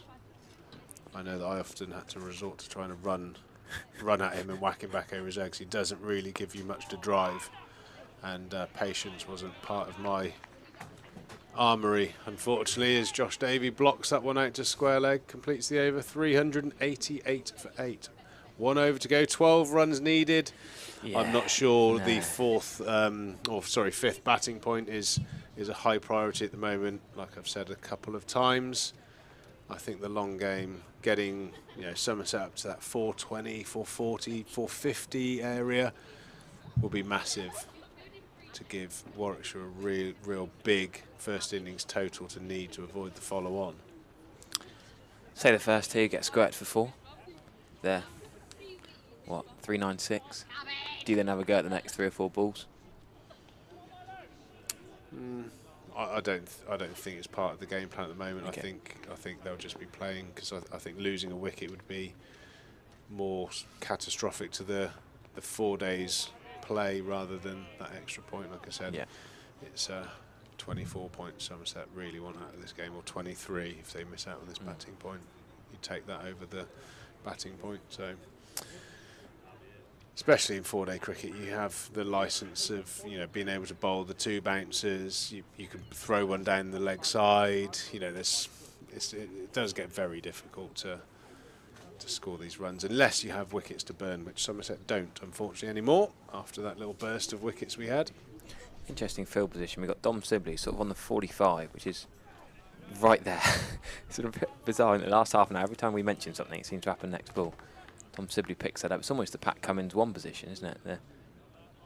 The nudge off the hips for Jack Leach would go straight to Dom Sibley. More of a fielding position you'd employ to a spinner.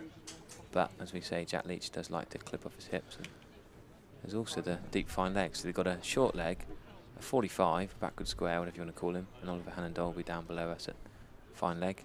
Well, I think to most players they'd probably have deep square leg out for the hook, but they know that Jack's not going to play that, so Sibs at leg gully, there's probably a more relevant position as Leachy watches that one go by.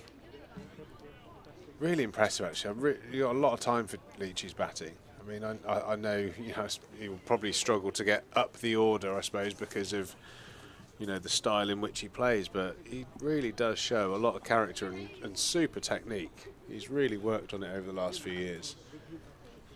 As a bowler as well, as a bowling unit, you get 8 down and you see Leachy, who's going to be hard to get out. You kind of want, your walk-over wickets to come in. Someone's going to play a few shots, maybe get a quick 10, 15 and get out. But, Leachy could make you bowl at least another couple of spells, which would be certainly not what the bowlers want at this stage. The bowlers now currently bowling Miles and Hannon Dolby 30 and 24 overs respectively under their belt. They'll be getting tired and certainly feeling the effects of that for the rest of this game. So Josh Davey on strike to Miles. It's obviously going to be the change around in the field. Right hand, left hand combination. I guess that can irritate the bowler's line. Did it particularly phase you when a right left hander kept ticking over the strike? Not really. Not for me personally. Depends on what style of bowler you are. I was always quite happy with my changes of plans, changes of swings that I was trying to bowl. I was always quite comfortable with that, but it's not to everyone's liking. I guess the faster you bowl, the more it might irk you, the harder it is to change your line to the right left hand? Yeah, potentially. Depends. I think you've got bowlers that have sort of physical attributes with their bowling, and then you have other guys that are more skills based, I would say, and I think I was in the latter, where I was always quite back to my accuracy and ability to manipulate the ball and stuff like that, whereas the line bowlers, Hannon Dolby and Craig Miles, are certainly more line bowlers, so potentially more affected by right hand left hand combinations. As Miles comes steaming in again on to Josh Davies' pads, but he gets away with that one. Josh Davies doesn't connect, he looks a bit frustrated there. That's normally his bread and butter. Just to let you know, all the listeners, if you want to ask any questions to me personally, my Twitter will be looked at over the next few hours at Triegs140. A bit of interaction, a few questions, nothing too silly, but maybe a bit silly. We're okay with silly, aren't we? We're okay with silly. On that note, shall I bring in another silly man into the box? One Why silly out, not? one silly in. I'm going to make way and leave you in Sam's capable hands. Even though Sam's part of the commentary team here at Somerset, he was one of the ones that did tweet me this morning. He's obviously got too much time on his hands, not been worked hard enough. As he steps down into the comms box with me. Somerset 389 for 9 as we have a change of bowling. Get you off, Peter Trigo. Was it 3 wickets for 2 runs first up? You'll be on that honours board. Yeah, that wasn't so good, was it? Nathan McAndrew, is it? It is. Sporting Coming the on number to bowl. 0. Number 0. Never seen that before. I wanted to ask you that question. We hadn't seen it. I wondered if you'd seen it in county cricket.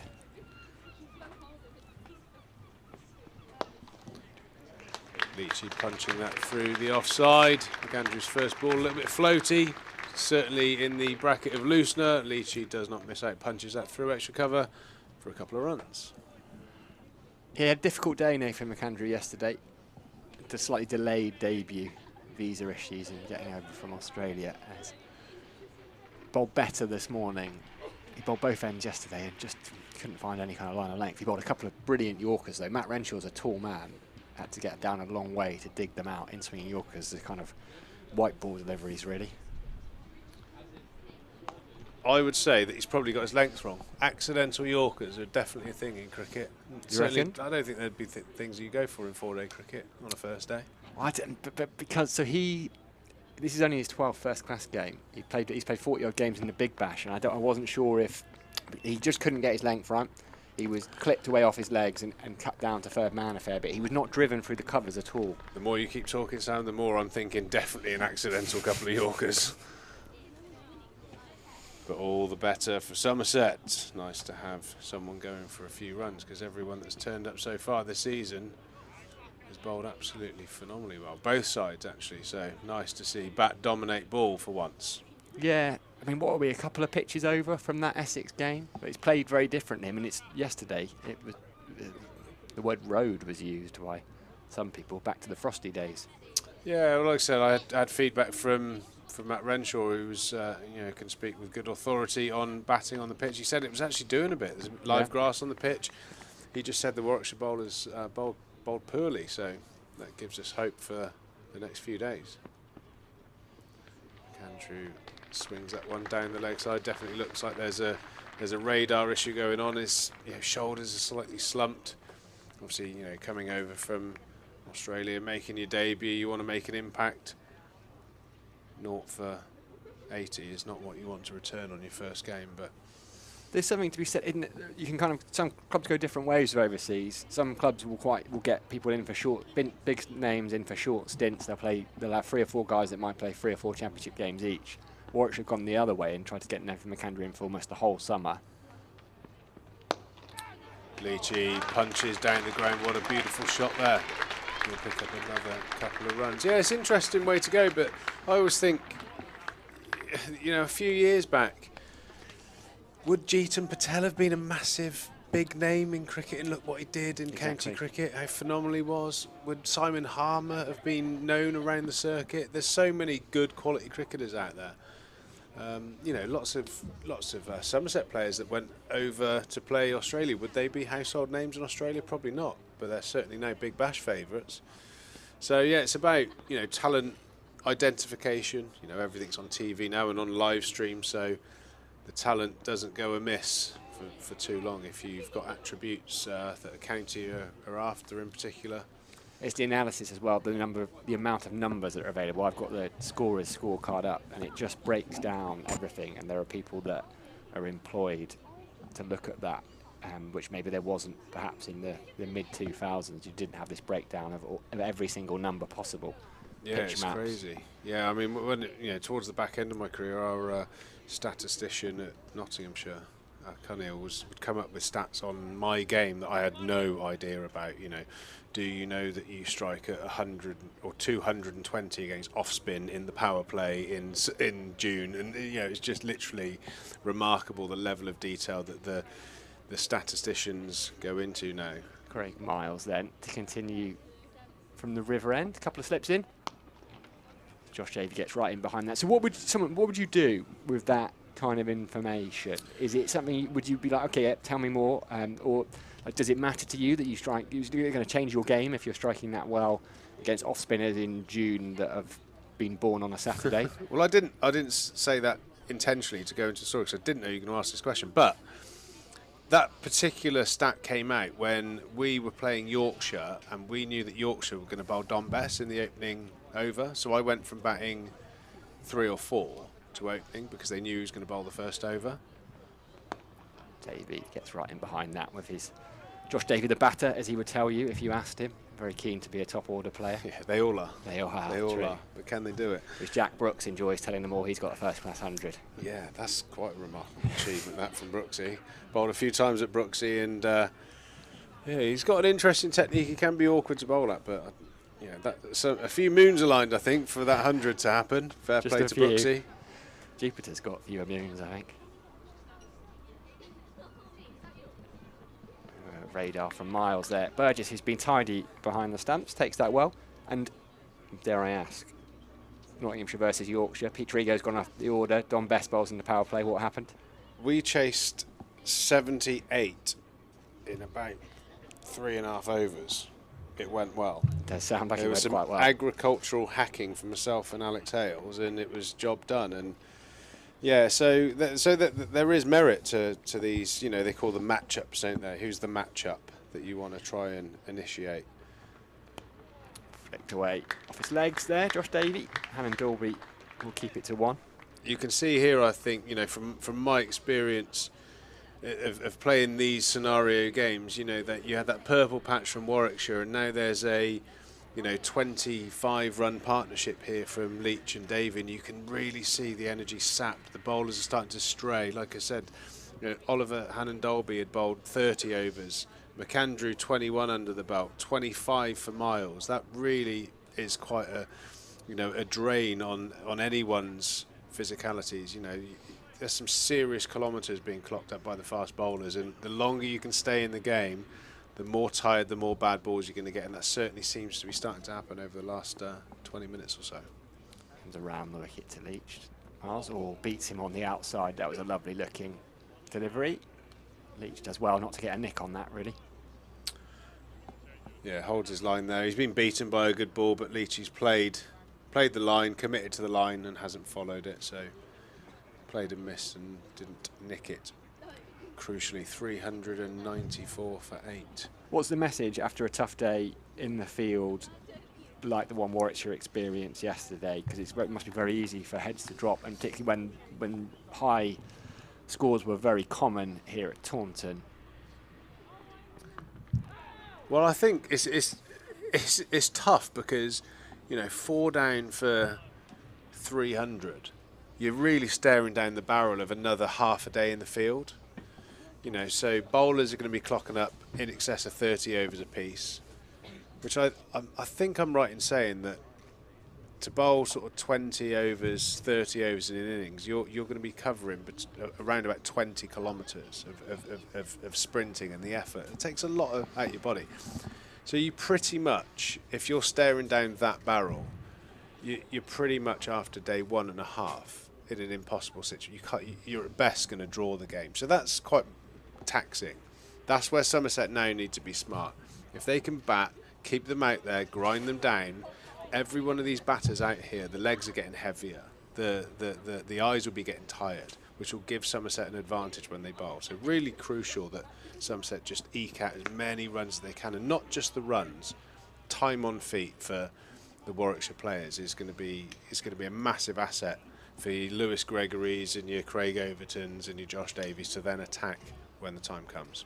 Do you think for openers it plays a part? So people so it's going to be Dom Sibley and Alex Davies. Suddenly the 8th wicket goes down and their mind's going, right, I could be opening the batting at any point in the next 20-25 minutes. And if Somerset can keep them out here another hour, go past lunch, their mind's racing for a couple of hours on that.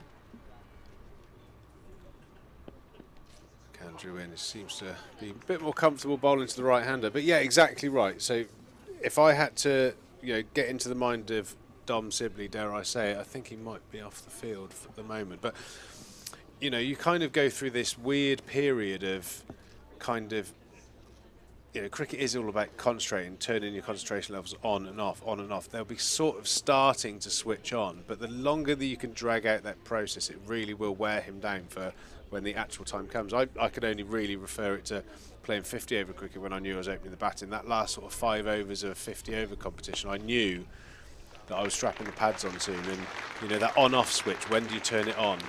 As Davey guides that off the face of the bat down to third man, the vacant third man area for 4 runs as Somerset move on to 398, 2 runs shy of that magic 400 that would be a real boost for the dressing room and the club after a really tough start to the season.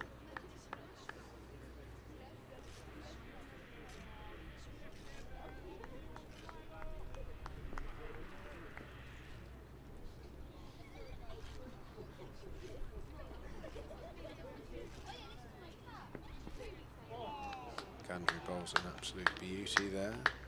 His debut for the club is not going to plan. He's getting ever closer to that dreaded gallon. A no-wicket gallon, I think that's the equivalent for a bowler as a golden duck or a diamond duck or something like that. 0 for 100 that's a tough place to be. Would that cost you a round as well back in the day? I think we used to have gallon rounds back in the day when in this sort of Andy Caddick sort of era, the gallon was definitely something to avoid. I think the only time someone like Caddy would pick up a gallon, he'd probably have 7 or 8 wickets in the shed. But the not having the division for your bowling average would be an absolute killer. And 100 runs, you know, that really is that would probably take you half a season to recover from that. Genuinely, really? That would really get to you, and certainly on your first game for a club. So 0 for 86, and that's not a great start. Long may it continue with the maroon blood running through the veins.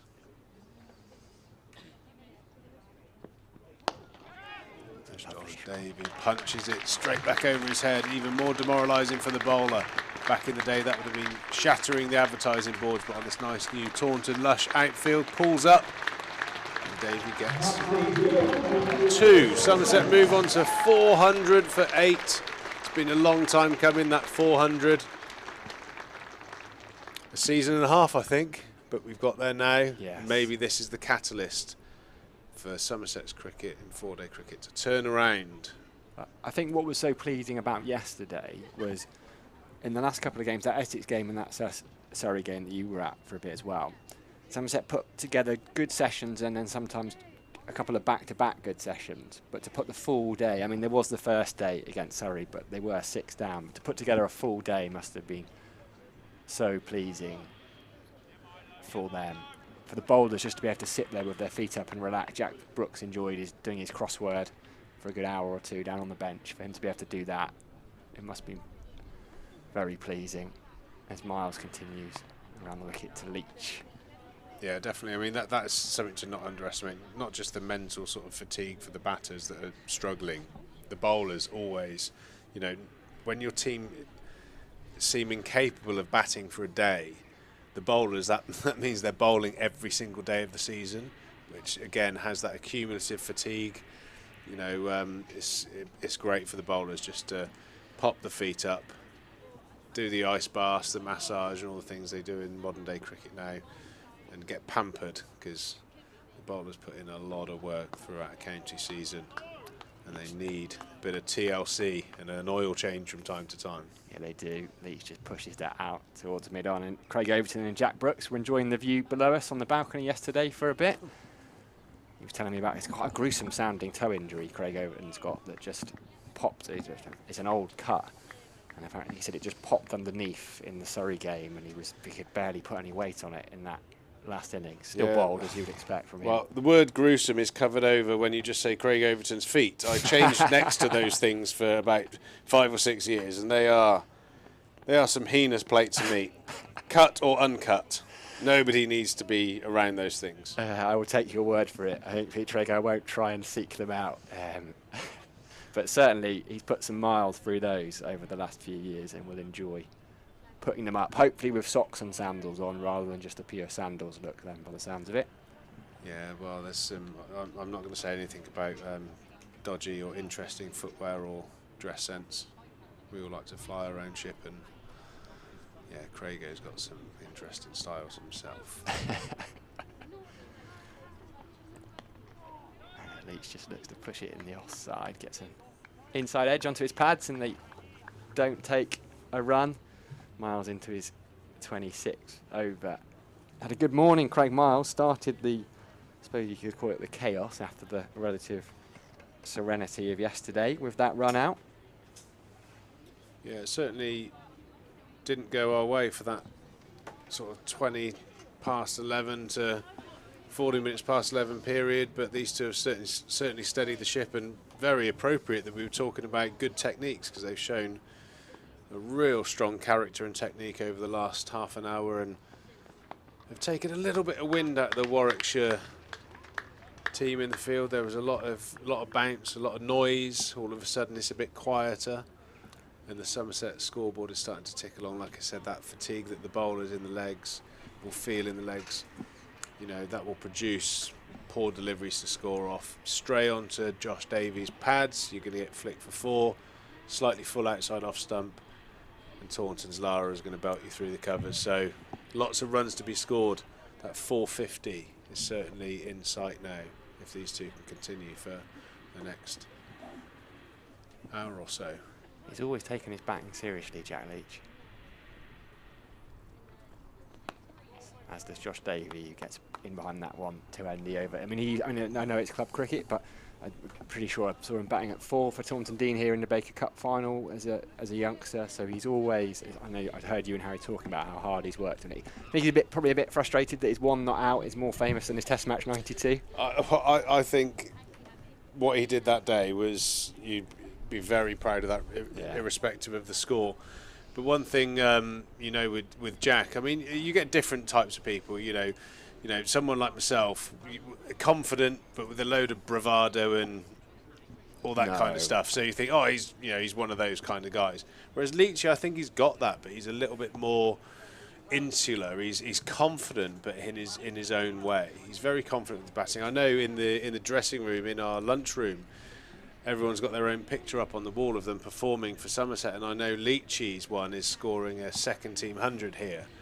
I know it's a second team game because the stand's in the background and it's completely empty.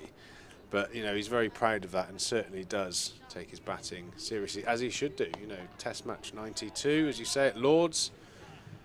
That great one not out. And, I can really see his average and performance over the years really, really on the up curve.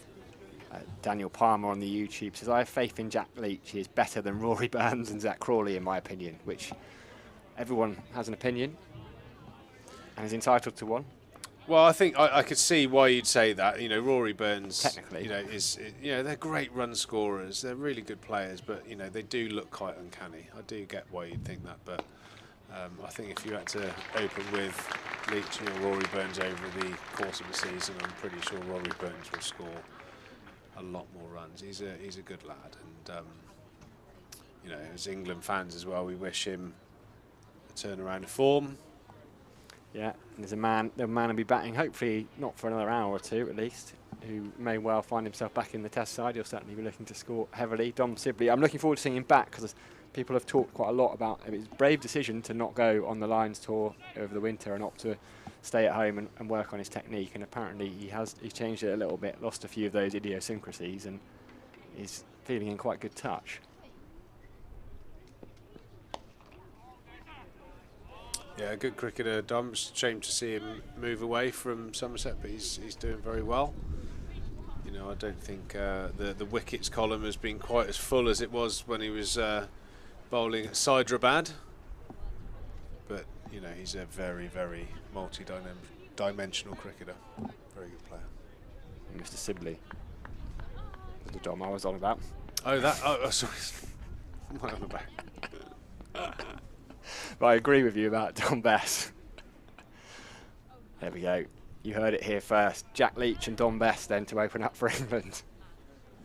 Well, that'll go down into the archives, won't it? Yeah, Dom Sibley, he goes about his business in a completely unique fashion. I mean, he could send a glass eye to sleep at times, the way he goes about it. But again, that time on the feet thing is massive. And, when he gets in, beds in, 100 off 250 balls on average, I'd say. That's painful to bowl at when you get a sense as a bowler that he's going to be hard to get out. That's what England need, though. I did think it was strange you started talking about Dom Bess. No, I was talking about the England opener we're going to see in a few hours' time, who did opt out of a tour. There we go, a little bit of insight into the crazy way that my strange little brain works. Although we have all the time in the world for Dom Bess.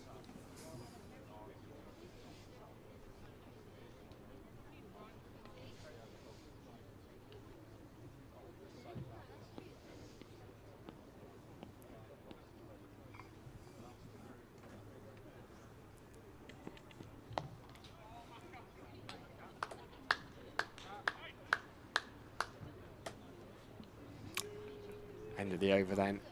403 for 8, Somerset. Not long now, a month until the first Vitality Blast game here at Taunton, and a few weeks after that, Friday the 17th of June, Somerset versus Gloucestershire, the local derby. 90% of tickets are already sold. That will be 100% sell out. Mr. Trigo, you played in many of those games. Is that the one you look for at the start of the season? Yeah, it's certainly one. The crowds they're always quite rampant. The cider's flowing.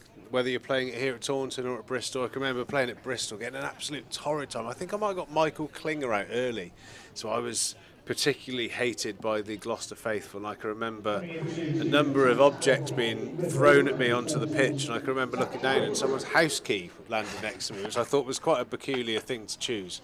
There was obviously such a frenzy of frustration.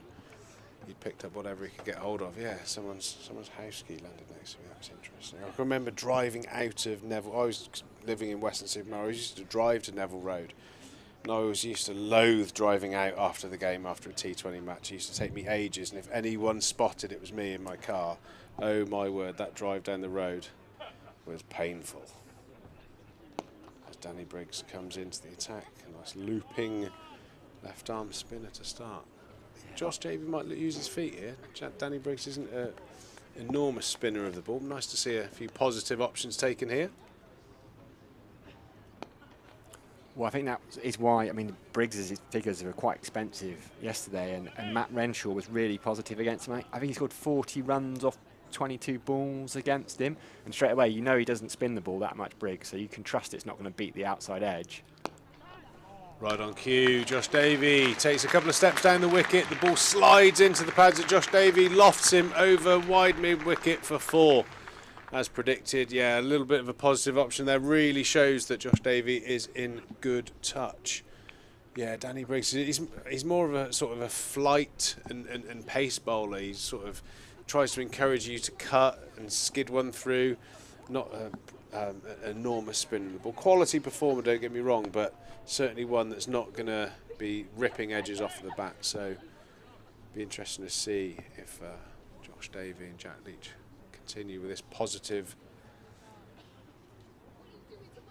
style against him. Just had a question through on my Twitter. Been doing a little bit of commentary up the road in London on the IPL. Good to know I'm not the only one who rushes for the trains. Charles Solanke had spotted me sprinting up out of the tube station at Paddington onto the train. I literally made that train by about 20 seconds. It's such a panic. I always say to the guys in London, I get into the studio and I'm red and huffing and puffing. He said, what's up, Trees? Bad journey? I said, look, my idea of traffic from the southwest is like a sheep crossing the road or getting stuck behind a tractor. You go to London inside the M25, my head explodes. Yeah, I bet you made it look a graceful run, though, through Paddington Station. Well, I'm not sure it was graceful, but Charles, if you ever see me again, say hello, mate. Not on that day. You didn't need stopping on that afternoon, I don't think. Maybe once you're on the train. No, definitely my head was down. It was just, I had that really awkward decision to make. Do I stop for a burrito because I was starving, or do I make my train and save myself an hour? As Leachy faces up here to McAndrews, seeking his first wicket for the Bears. Digs one in. Very comfortably played by Leach, just onto the back foot, drops it down in front of him. It says try again, Sat. Briggs is a fine T20 cricketer. I don't think there's many still playing with more blast wickets, but he would have been part of that Hampshire side that went toe-to-toe with Somerset for about 3 years in a row, wasn't it, when they made finals day, something like 5 years in a row. Briggs was just coming into that team. Brilliant signing for Warwickshire via Sussex. Yeah, played a lot against Danny Briggs and being at the top of the order, faced him a lot. It was always going to be an exciting watch facing up against Danny Briggs. I used to the bugle used to go as soon as Briggsy came on. I used to have a good sort of run at him and a good hack. He got me a few times, but I think over the course of us playing each other, it would probably be, I think we're equally emotionally scarred from facing each other. There have been a few decent strikes. I think I had some good success against him when he played for Sussex, but yeah, top performer and a nice fella.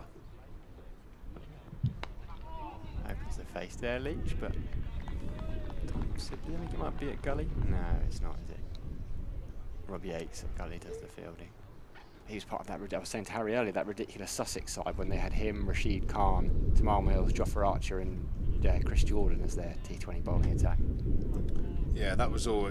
I suppose that was why you probably smiled when Briggsy came on. Tamal Mills and Jofra coming down that hill at Hove was not a nice thing. I think there's quite a famous video of Chris Gale being bowled by Tamal Mills, 93-mile-an-hour rocket. I was down the other end, just hoping that I was going to stay off strike as long as possible. As Leachy cuts that one uppishly, but through cover, and he picks up another 2 runs. Another quite average delivery by McAndrew, who's certainly struggling to find his English feet. Pushing that ton. Question for you on the YouTube from Liam Holly. Who was the hardest bowler to face in the nets during your time at Somerset? Hardest to face in the nets? Well, years and years ago when I first started, I used to have to face Andy Caddick and Andre Van Troost. I knew that was coming. And Andy Caddick, I just couldn't lay bat on ball. He was just an absolute genius. But Rooster had absolutely no idea where it was going at times. Incredibly fast, and it was just pure survival mode. But to be honest, when I look back now, I'm retired now. Playing against people like that in the nets as a 15, 16, 17-year-old, if you shied away from it, you just weren't going to survive in the game. And even though I hated it, even though it was petrifying at times, I think it set the tone for what eventually would be my character as a cricketer. Because if you battled through a session against them, really felt like you achieved something, and especially if you survived against Rooster. Andre Van Troost was incredibly fast and a scary prospect for a young Peter Trigo, but I loved it. Loved facing him. Yeah, a name that some of the younger Somerset fans might not know so well, Van Troost, but he was up there with the quickest bowlers Somerset have ever had. Definitely. The other two that I will mention, one's out there right now, Josh Davey, and Tim Grunewald. He used to have the knack of just hitting me on the inside thigh for fun. Grunners just used to run in. He used to run in. Hopefully he's listening now. He used to run in like a little crab, and then just bowl these deliveries that just used to nip back, and they never hit the inside thigh protection. It was always on the flesh, and he loved it when he used to get you on the thigh. He had this massive cheesy grin on his face every time he knew he'd hurt you. Great fella to have around. We used to have some good laughs, me and Timmy Grunewald.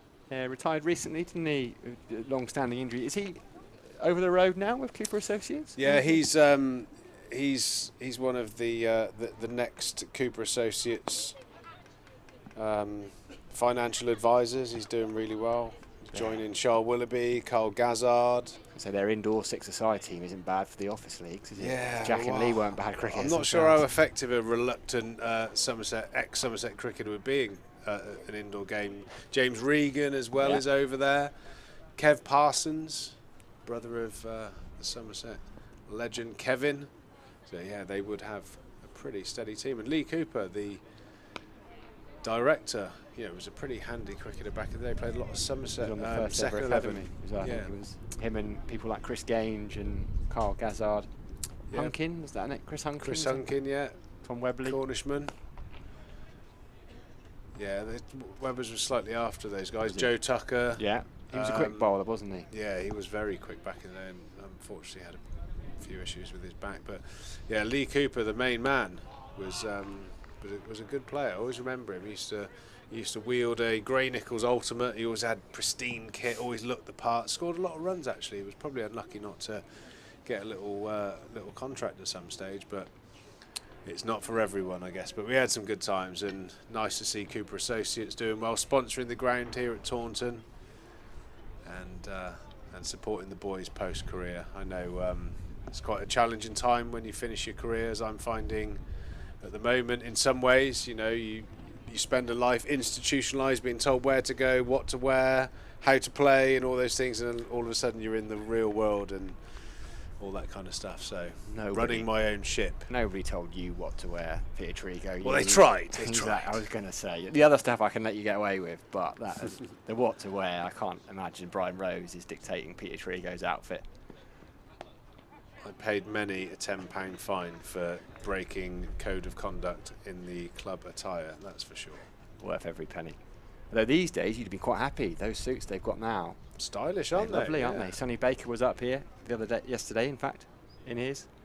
Nice guy, Sonny Baker.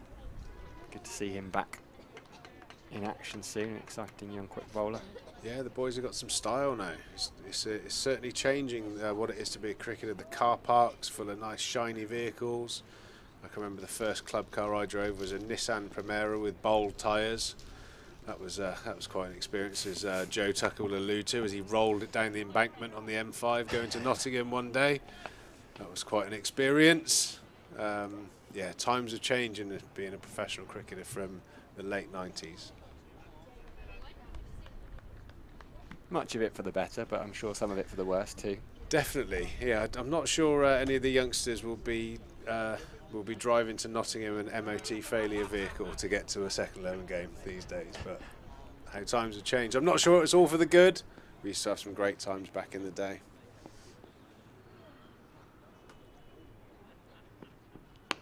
Lovely shot from Jack Leach, over pitched from McAndrew. He hasn't pitched too many up in the entire innings. It's going to trickle away for 4, that outfield.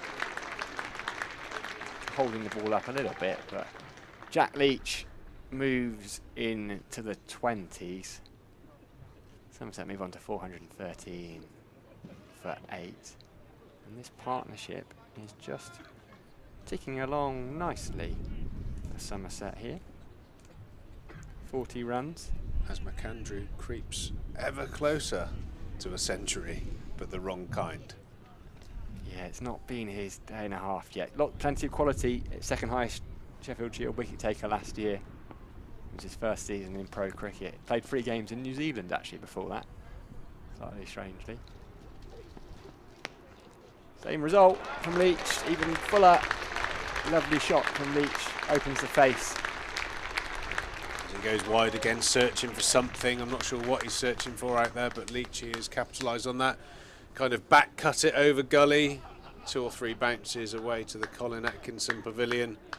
4 more runs, and that is a subdued round of applause, a ironic round of applause from the Somerset faithful as McAndrew brings up figures of 24.4 overs, 0 for 100. And if you look on the scoreboard, because he's got 0 in the wickets column and it's right next to it, it looks like he's gone for 1,000. That would be something, but he's on his way. If he keeps bowling full and wide to Jack Leach, he will rattle up 1,000 pretty quickly. But Leach is looking in great touch, moves on to 26, and Josh Davies playing equally well on 18. This is a really important. It's a really important partnership for Somerset here. Again, that batting point that was mentioned. You know, I did actually get a question on Twitter about that. You know, should we have gone for that 4th point? But I'll tell you what, if we rattle up 450, 480 here and win the game, that 1 point will be a distant memory. Right, 1 ball left in this over. I'm going to nip out. Harry Everett's going to come back in. But do stay tuned at lunchtime, because Paul Edwards, I mean, what a cricket writer he is on County Cricket, he's going to be joining us for a view from the press box. So stay tuned at lunchtime. You don't want to miss out. You should never miss any of Paul's writing. Read his report from yesterday. It's fantastic. But he'll be on with us very shortly.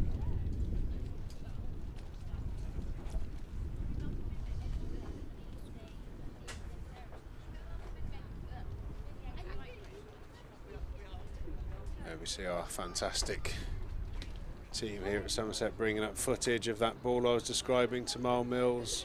Running in, bowling at Chris Gale. You will see, if we could play that again and zoom in on the man at the other end, there'll be a look of fear on his face, thinking, oh my God, I'm going to be down there any minute. I remember that. Those are the days, aren't they? Tom and Mills and Chris Gale. Good battle. Nice loopy pace delivery. Danny Mills, he looks like he's trying to, there it is. Oh. Danny Mills? You've gone England fullback to the early noughties now, have you? Ashley Cole bowling from the other end? It's been a long few days. It's been a long few days. Too much golf going on lately? Danny Briggs bowls a looping delivery, looking for a bit of spin. There's not much on offer at the moment. There's Josh, Davey and Leach here putting on a really important partnership there, and that's the wicket. If Davey falls there, he goes back. That is how Danny Briggs gets a lot of his wickets. He encourages you to go back to balls you shouldn't. And he's flashed, trying to square cut that. A ball that wasn't really short enough, and he's got an edge through to Michael Burgess, I believe, behind the stumps. And that is the end of Josh Davey for a well-played 18. And Somerset moved to 417 for 9. Sorry, Somerset fans, I should have let Sam stay in, really, shouldn't I? We can't. I don't think we can go through this whole season blaming commentary for wickets. You know what I mean? It's going to be. We're going to end up feeling accountable for what's going on out there. That leaderboard gives you a bit of guilt, though, doesn't it? Sat behind us. It does, yeah. We've got the old Top Gear board behind us. I'm sure we'll get numerous views of that through the season. To be honest, any honours board around the ground, I'm more than happy to be on. But at least that was a Somerset positive. I think that was Craig Overton's, or 5 of Craig Overton's 13 wickets he got against Essex. So, all right, you got another one up on me there then, because mine was Somerset's downfall. We're happy for that one as Jack Brooks strides to the wicket. We bigged him up, talking about his solitary first-class 100. Just imagine if he can get maybe even half of that today. Wouldn't that be something? 417 for 9. The game is still very much in Somerset's favour. We've had a great day and a quarter here at Taunton. The Somerset team are in a great position. Leachy's bedded in on 26. Brooksy comes to the crease, who can be quite awkward to bowl to. Hopefully he can get a few runs and get us up to that 450 mark, which would obviously be quite a daunting task, even on a relatively good batting pitch for the Warwickshire team, to try and avoid that follow-on, which I believe will be the target. Massive shift needed from the Somerset bowlers to take 20 wickets on here, but if any attack in the country can do it, it's ours. Danny Briggs with his sunglasses, he's tossing the ball from hand to hand. He's got Jack Brooks in his sights, just his first wicket. That's Danny Brooks, 1 for 66. McAndrew on the exact 100 mark, brought up his centre of his bowling. Jack Brooks just prodding forward, big appeal first ball. That's an old school number 11 lunge forward from Brooksy there. Probably just getting outside the line, I'd imagine. Alex Warford, fantastic umpire, doesn't miss many. Would you call him fantastic when you were playing? Nope. He did me a couple of times, but that's part of the game. Warfy was a great chap, though. I can remember there was one decision he did give against me. He made a beeline for me after play. Said, "Triggs, got that one wrong, mate. Sorry, pal." And I love that about Alex Wharf. Sound bloke, good umpire. There was quite a few he got right as well, though, let's be fair. How common is that for a county championship umpire to come and apologise afterwards after a poor decision? I think, as we see in the era of DRS, you know, umpiring mistakes, dare I say it, howlers, they do happen, and I always think it's a good sign of the bloke, of the person. You know, we're all going to see the footage. We all know it's a howler, so you know, shoo the elephant in the room out. Just say, "Sorry, mate, got that wrong," because you know it is part of the game, and you know we see each other so much on a county scene. You know, I feel like I've got great friendships with a lot of the umpires that I played with. I see them at golf days. You know, just send the odd message to some umpires out there that I used to play with and had a good relationship with. Rob Bailey is one on the field as well. I can remember playing against Rob Bailey. I've got a brilliant story about Rob Bailey. I'm sure he won't mind me asking. I got him out. He just, was coming towards the end of his career, and I got him out playing in one of my first second team games. I was only about 16 at the time.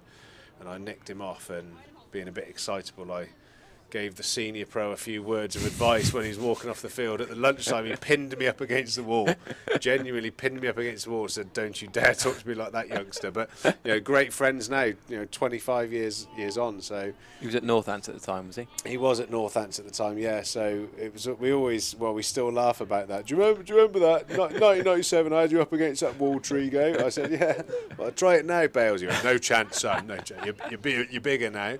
But no, that's brilliant. I love that. You know, Steve O'Shaughnessy, Jerry Lloyds in particular, guys that, you know, I spent a lot of time with, talking to or chewing the ear off at Square Leg. Great blokes. Did that potentially help you as a youngster? Not necessarily putting you in your place, but a bit of character building, was that?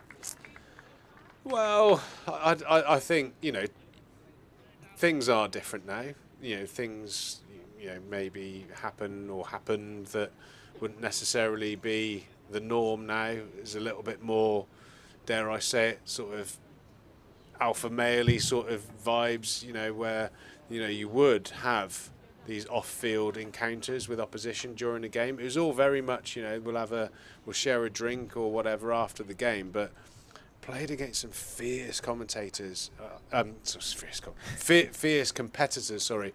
I can remember the first time I ever played against Stuart Law. I've never bowled at a batsman that is abusing me as the bowler. I always thought it was the other way round. Darren Lehman, you know, David Byas, the Yorkshire captain at the time, fierce man. I was terrified to shake his hand because of how strong he was. He used to crush you. But yeah, it was just different back then. I think it was very much if you were a youngster, your character would be tested way before your technique would be. They would go pretty hard at you and make it quite uncomfortable. I remember one of my first games here where I think our old chief executive Peter Anderson was asked by a reporter from the Times, why is Chris Silverwood bowling so many bouncers at Pete Trigo? And he said, well, no intrigues, he's probably abused him. And I was only a youngster at the time, but yeah, and that was a scary spell to bat against. Chris Silverwood, Darren Goff, Matthew Hoggard, Craig White, and all of them just trying to kill me. It was petrifying, but I got through it. And I think for the next 20 years, you get that kind of like mutual respect that, oh yeah, I remember he's got a bit about him, a bit of character, and that's the great thing. That's the unseen physicality of cricket that people that maybe haven't played at the top level don't understand. Is there anything Stuart Law said to you as a batter that you can say on air? Well, I've not heard of much sledging from the batter's point of view. No, I think probably not, to be fair, because at the end of the day, he is an Aussie, yeah, and every second word began with an F. So, but I can remember just bowling at him, and he was a fantastic player, and he was getting older than me. When he was playing for Essex, I think he hit me over cover, and I was a bit shell-shocked, and he walked out of his crease just abusing me.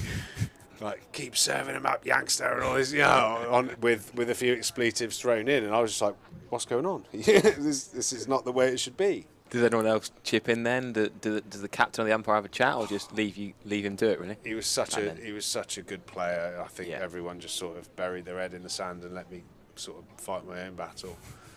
Did you get him in the end? Probably, I don't think I did on that day. But, over the course of the career, gave as good as I got. You win some, you lose some. It's great coming back to the grounds and seeing the old players and, shaking a lot of hands of guys that I probably have had quite a few rows with on the field. So, I think that's the beautiful thing about county cricket, English county cricket. You play a lot of games against each other. There's the mutual respect that you build up over the years. Something that sadly isn't written about enough, I don't think. The county game gets, unfortunately, every time it is in the press, it's getting dragged through the mud. People haven't immersed themselves in county cricket, don't realise how special it is. Danny Briggs continuing from the river end, and he got a bit of turn yesterday, actually. Think of a green top in April, but a bit of grip, bit of turn away from the right-handers. It's Jack Brooks who's got the ball going away from him here. The one slip for Warwickshire, being Will Rhodes, the skipper. Full ball to Jack Brooks. Clearly a bump ball straight back to Danny Briggs. Just the one sweeper is a sort of in between mid-wicket and square leg, sort of a forward square leg or quite square mid-wicket. In front of the retirement flats. There's a few people watching. We've got 6 on the top tier, 3 or 4 in the middle tier, enjoying the... But importantly, plenty in the stands. That's it. Even more tomorrow, we're expecting the NHS initiative. Great to have. Well, give back to people who've helped so many friends and families or people in the crowd that have been helped by the NHS over the last couple of years particularly. Do a wonderful job, and plenty of them in this game. Does that include everyone that's on a waiting list? No, they do a great job. Tough times, been a tough few years for all the staff at the NHS. We're all very grateful for everything they do and continue to do for us. We should say the poor chap in the Colin Atkinson pavilion who needed a bit of medical attention. I went and checked on him at tea, and he was all right. The paramedics were looking after him well, and he was fine and dandy last night, so good news. So 9 wickets down. Would be 6 minutes to go until lunch, but we might carry on until this last pair are broken, perhaps. But as I say, still 6 minutes to go with Craig Miles from the Triscothick Pavilion end. And I was talking to Dan and Ben, who do the great social media work here, and they were saying it was 3 years ago since that phenomenal partnership with yourself and Azhar Ali, which I vividly remember. I was in the crowd that day we might show maybe at the end of this over, we might show a few highlights of that knock. Was that one of your favourite partnerships here? It was, yeah, batting with me twin. I'll tell you what, everyone said, what was the biggest six you ever hit? The one that I hit over the stand that's in front of us now. Feedback was it went over the river into the flats behind. The camera sort of loses it at one point, but oh my god, when it was literally just the purest strike I've ever hit in my life. It was so good. One of those days, and rightfully removed by now superb performing Somerset player Peter Siddle. Yeah, it was one of those days where I got out for maybe 147 and I still had loads of overs left. I could have got a double there. I really regret going a bit yee-haw at Peter Siddle. That would have been something. One day double 100. Yeah. No, and Azhar Ali's, of course, playing a bit of county championship cricket this year. Played it last year. Oh, inside edge from Jack Brooks. He's going to get 4 for it. Not control as that shot. No, that really does drive a bowler crazy when someone like Brooksy crabs one down to fine leg. This is brilliant. What another thing Brooksy will show a bit of character or getting behind. He's awkward to bowl at. Unless you bowl a good ball, he doesn't often give it away. Those little edges. He's never going to be doing the Taunton Lara and cover driving with perfect technique, but he gets his runs in a style that really will irritate the Warwickshire bowlers. So long may that continue. 424 for 9. I often feel like you want to fly slip to Jack Brooks. He's got that sort of prod over the slip cord, and as he swishes at this one, and second slip goes round to keep it to a dot ball. But yeah, you're right, a very unorthodox area, isn't he? Sort of prods and pokes it around. Frustrating to bowl at. Yeah, he can be. I think he was one of my victims. My career best day at Headingley. Yeah. I think I got Brooksy a couple of times. That was. Yeah, he's awkward. He can be very irritating. He can spoil your figures as a bowler very quickly.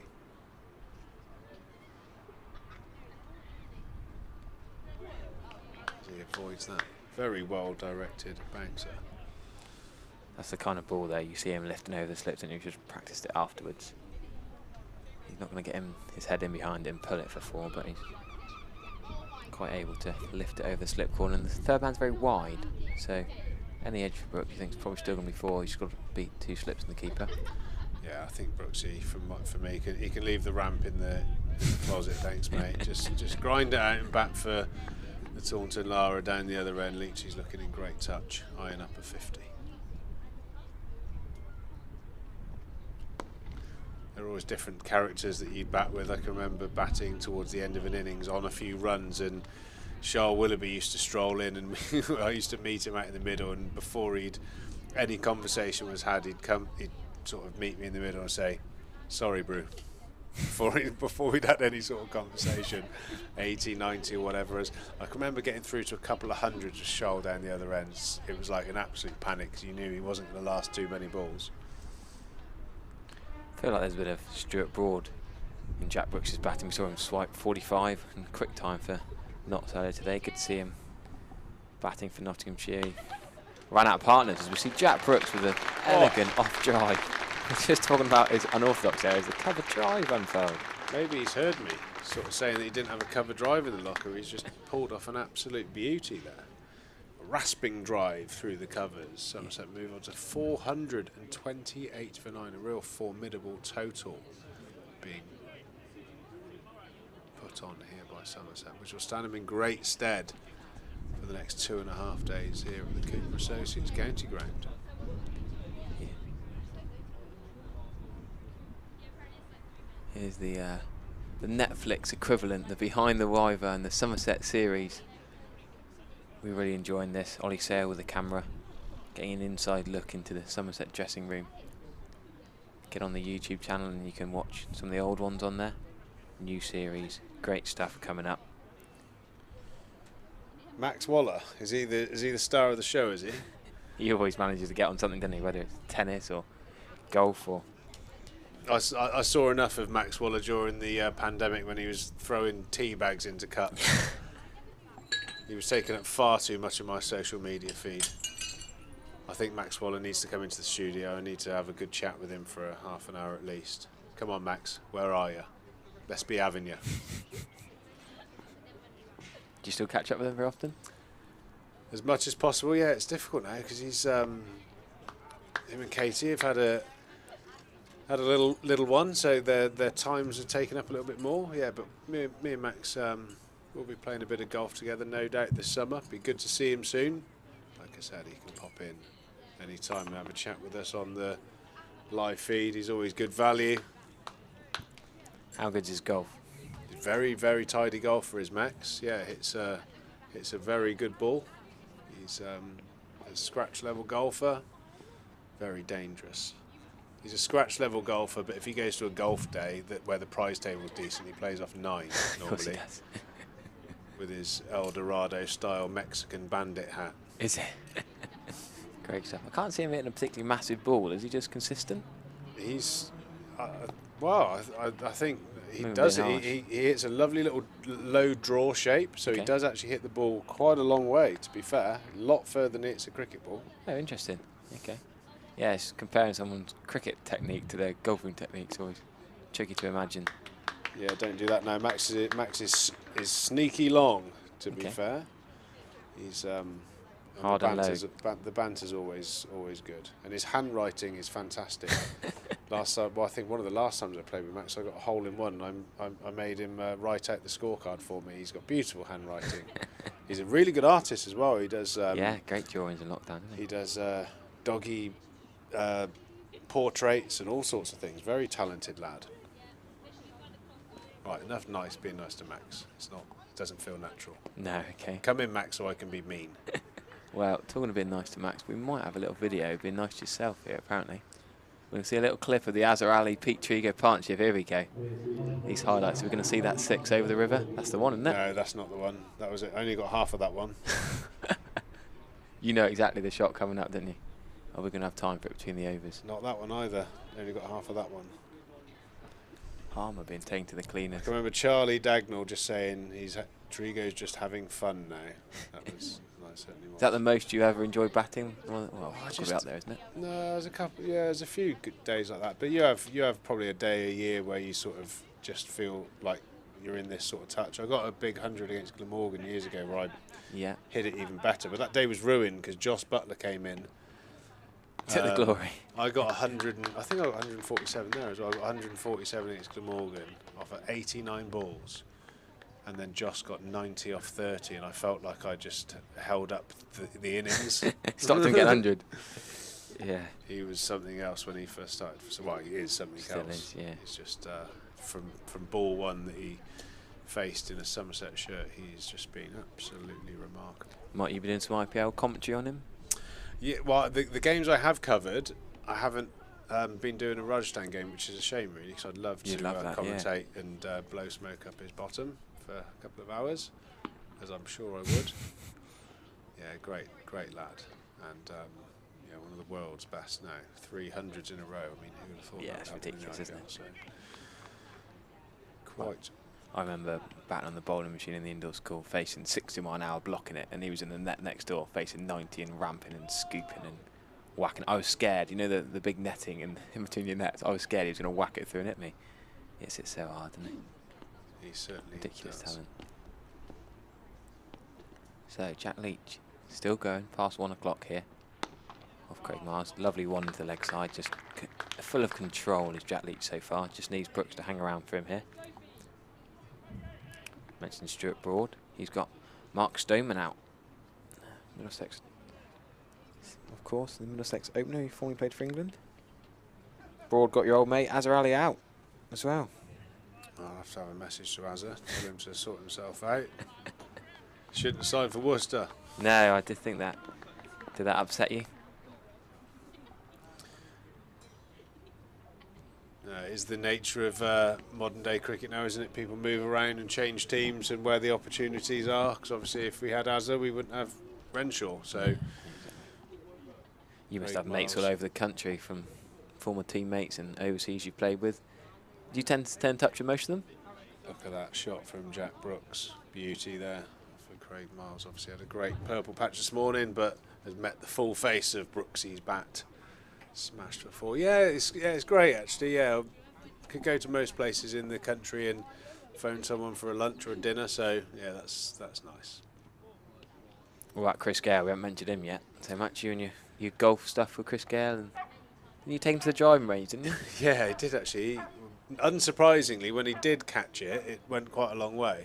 He'd never played before, not properly. No, I don't think he'd ever played golf before. He hit a few, but he hit a few. I think they ended up sort of bouncing down the M5 at one stage. But no, he's what a character. I've seen him around the place, around the world in different franchise competitions. He's larger than life, and again one of the greats of the game to have pulled on a Somerset shirt.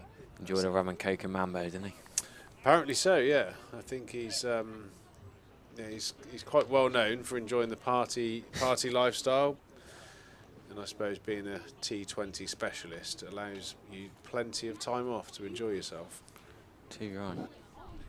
So if you're wondering why they're still playing, when there's 9 wickets down, they'll take the extra half an hour, they call it, just in case. Well, it seems a waste of time if you go off for 10 minutes. You lose time, so if they can time the change of innings with a lunch interval, that makes sense. And at lunchtime, Sam is going to be speaking to a very well established, well known name, Paul Edwards, cricket journalist. He's going to have a chat with him in the lunch interval once this final wicket has fallen, or if these two keep on going as they are, it could be just another 25 minutes or so. Lunch will be delayed by half an hour. I always used to hate this extra half an hour. Nothing's changed. I'd already planned my little trip down the road to Wickets to get myself a sandwich, and that's going to have to wait. I hope they've still got a nice bit of beef or something in the hot cupboard for when I get down there. Can you not go and have the players' lunch? Can you not get in there still? Oh, I don't know really. You haven't tried that? I wouldn't want to overimpose or anything like that. But if I got the invite, yeah, you wouldn't say no.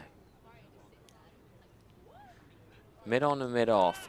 Oh, Jack Brooks has gone for a big heave house. Back to mid off, mid on, sort of on the edge of what would be the ring. We're at a white ball game, but he's got an outside edge and got back for 2. that's a mow, I think. Probably the filthiest shot he's played yet. The technical term for that is an absolute mow, thick edge. And then he's practiced a defensive shot. I'm not. No. Tail enders, eh? More than happy for Brooksy to be playing some shots. That's what he's there for. Get a few runs, get us up to 350, and then take 3 wickets in the middle session, please, Jack. That'll be the order of the day. Could even be 450. Yeah. Worried about Jack Leach getting his 50 himself, though. Want to see Brooks hang around there? You think Jack Leach should be telling him to just rein it in a bit? Well, I think after the start this morning, we're in bonus territory. I Yeah. think the guys have battled back really well. Davey, Leachy. Brooksy could ice the cake here with another sort of 15, 20 runs. The 450 mark will be, that's probably where you're starting to think about a declaration. A little awkward period. Try and catch a bit of overcast, cloudy condition for when you got the new ball. As Brooksy slog scoops him for 6. I've never heard of a slog scoop.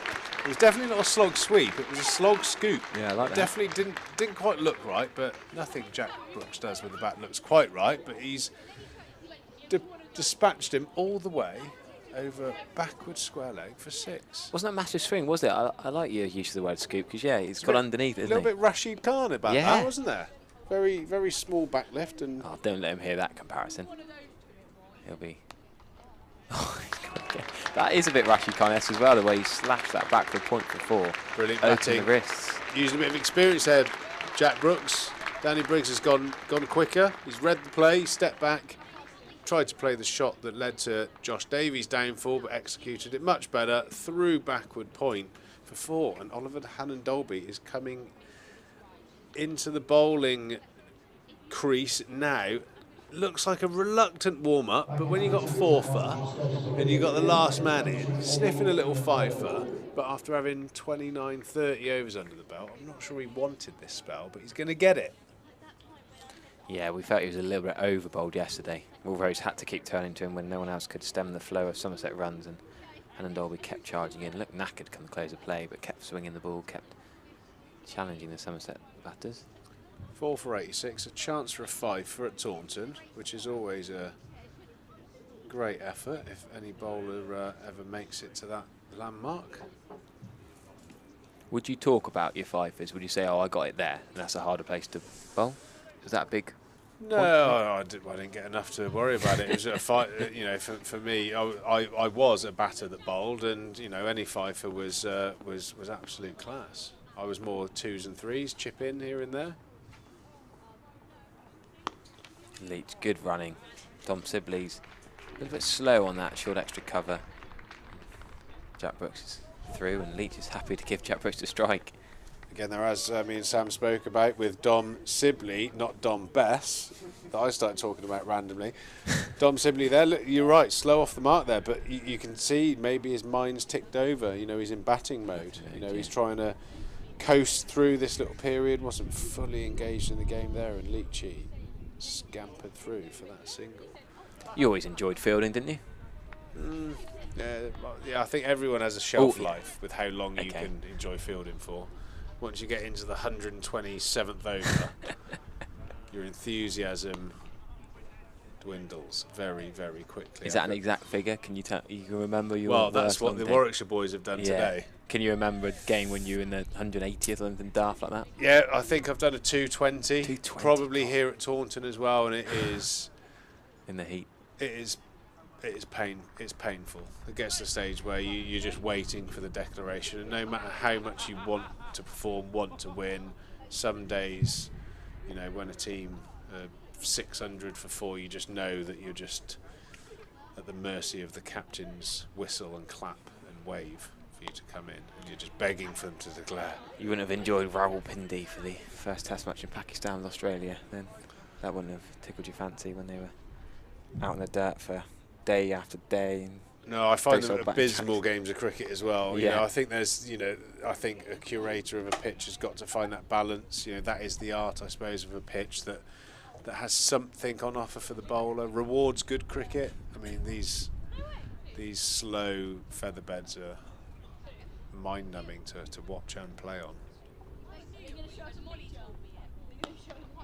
Good to hear the school kids down below us in the effects mic enjoying the cricket. They'll be delighted to be off school and watching England legend Jack Leach with a bat. Certainly is nice to get the next generation of Somerset fans through the gates.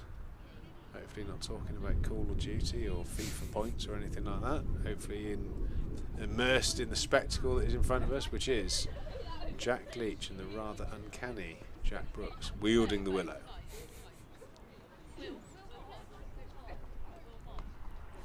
Talk about wielding the willow. Do we call that a late cut, an uppercut, or just a sort of a jab down to third man for one? Yeah, that's a Jack Brooks inspired cut. His own shot. Definitely is. I think I did actually coin a. Well, I coined a new phrase for the Rashid Khan shot the other day, because Daniel Norcross asked me what do we call that? You know, it's not quite the helicopter. And I know what you mean. And I called it a heliflipter. Heli flipped, I like that. Yeah, and he kind of liked it, so hopefully that will stick. Last year I used to bring my bat up into the com box and do a little Phil Hughes analysis and demonstrations. I got my bat in the car, so after lunch we'll have to get you to demonstrate the heli flipter. That is too keen. I don't have enough space for you to swing in it, to be fair. I know what you mean though, it's that weird way he sort of gets it sort of over and under and gets that extra power with his wrist, doesn't it? It worked the other night, chasing 25 off the last over, and they did it with the ball to spare. That was Rahul Tewatia though, the other end, wasn't it? I love watching him bat. Quite remarkable game of cricket that was. I always remember Tewatia in that ridiculous innings when he blocked it and blocked it and blocked it and then just went absolutely berserk. Everyone was screaming at him for letting the run rate go too high. And as you say, he showed it again with Rashid Khan the other night. And didn't worry about the run rate being 18 and over for the last two when you've got dynamic, expansive, aggressive players in.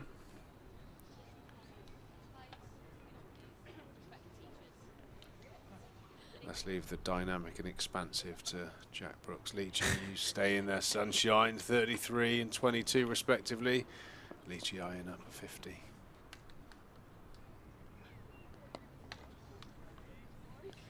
Or eyeing up a little red inker, as they say, a little not out score. Boost the average. Bit of justification to go, hey Jace, get me up the order, mate. Come on, I'll bat 7. Ooh. I don't think that would be out of the realms of possibility for Leachy to be a No, a 7. I wouldn't have an issue at all with him batting ahead of... I mean, Overton, Gregory and Davey are generally going to score a little bit faster than Leach. So I normally think have your solid defensive tail enders coming in earlier. Because they can hold up dovetail them. Yeah, hold up an M while the other guy goes for it. Yeah, I'd love to see Jack Leach bat higher up. Jack Brooks. They smoked that into the river stand. Nonchalant, really. Just stood there and watched it go into what was formerly the Marshall Gothic stand, now is the river stand. Jack Brooks is on the 28 not out. So that wasn't quite a slog sweep either. You had a slog scoop that went behind square, and that was a slog splat that's gone over mid-on. Very straight, but great timing from Jack Leach. That's gone 10 rows back in the river stand, formerly known as the Truscothic stand, but now he has a whole building. Yeah, he's upgraded, isn't he? But apparently he got kicked out of it yesterday. He's gone again, Jack Brooks. Rightly so. Straight over his head. Brooksy again playing positively. These are valuable runs. The 450 has been and gone. 457 for 9. What a great position Somerset find themselves in after a real rocky start this morning. Great character shown by Jack Leach and Josh Davey. And now Brooksy having a nice bit of fun in his unique style. 2 sixes. A few boundaries as well now. What's he defending it for? Well, long on is not quite fully back at long on. He's almost 3/4 of the way back. I think it's always a dangerous time for a number 11 batter of Brooksy's type when they get a few runs and then they try to start batting properly in inverted commas. Better off just swinging, aren't they? Calculated swing. That's a back foot drive. That's a proper cricket shot, in fairness. Good diving stop, extra cover. Dot ball. 457 for 9. Some of these Jack Brooks shots have been... wow, well worth another watch.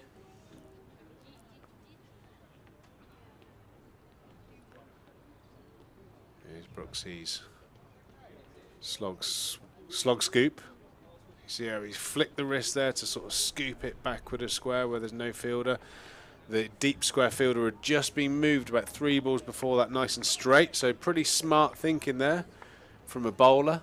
You don't always associate smart thinking with bowler or Brooksy, but he's definitely played the game there. And then the following ball, he knows he's going to spear one in, and he's rocked back and cut it beautifully through backward point, giving the fielder no chance. 4 runs. Michael Burgess enjoyed that. I think he was quite impressed. He's got a couple of 170s in the County Championship recently, and maybe he'll be trying the slog scoop. But Leach has got to take on Hannon Dolby, which has been a trickier task. Hannon Dolby's 4 for 88 off 31 overs. A lot of bowling in the legs of their best bowler. Yeah, he's been an absolute outstanding performer for Warwickshire for a number of years now. Lots of overs, gets through a lot of overs every year, keeps himself fit. He runs into bowl, searching for that 5th wicket. Every bowler wants their 5th wicket. So they put on they've been on 44 for the 9th wicket, did Josh Davey and Jack Leach. Now they've put on 40 for the final wicket so far. Brooks 32, Leach 33. Really good going. Every other game in the County Championship was at lunch, but carrying on here into the extra half an hour.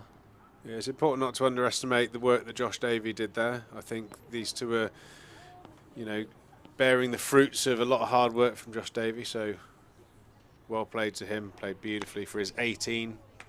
Probably not get the runs he deserved, but was a really sort of tough period where the tails were up of the Warwickshire bowlers, and he curtailed that and built a really good partnership. The base for what we're seeing now with Jack Leach. Yeah, Brooks couldn't play how he is now, could he, without Josh Davey doing that defensive effort, I guess, to wrestle back some momentum. Exactly right.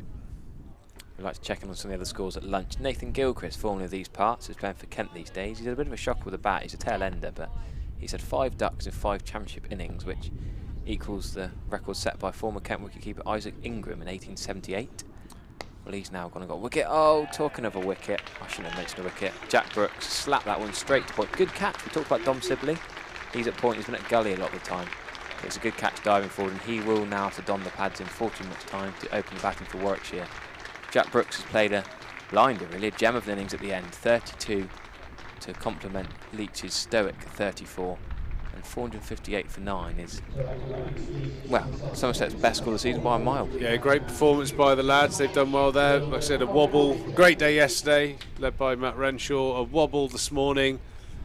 But Jack Brooks, Jack Leach in particular, and Josh Davey have done a great job getting Somerset up to 458. And congratulations to Oliver Hannon-Dolby, who picks up a fifer, much deserved. Hard work. It wasn't one of those, fluky fifers. 31.4 overs, 5 for 89, a real good return. Fair play to him. He will be looking forward to a shower and a cup of tea, no doubt. But a great first innings from Somerset and sets the game up. I know the statisticians will be going crazy. They'll be looking at the stats. But I think it's fair to say that Somerset have put themselves in a winning position at lunchtime on day 2. So we're going to leave you with Sam Dowling, who's going to speak to Paul Edwards for a little lunchtime feature. So stay with them for that, and myself and Pete Trigo will be back for you. Well, it'll be about 2 o'clock. I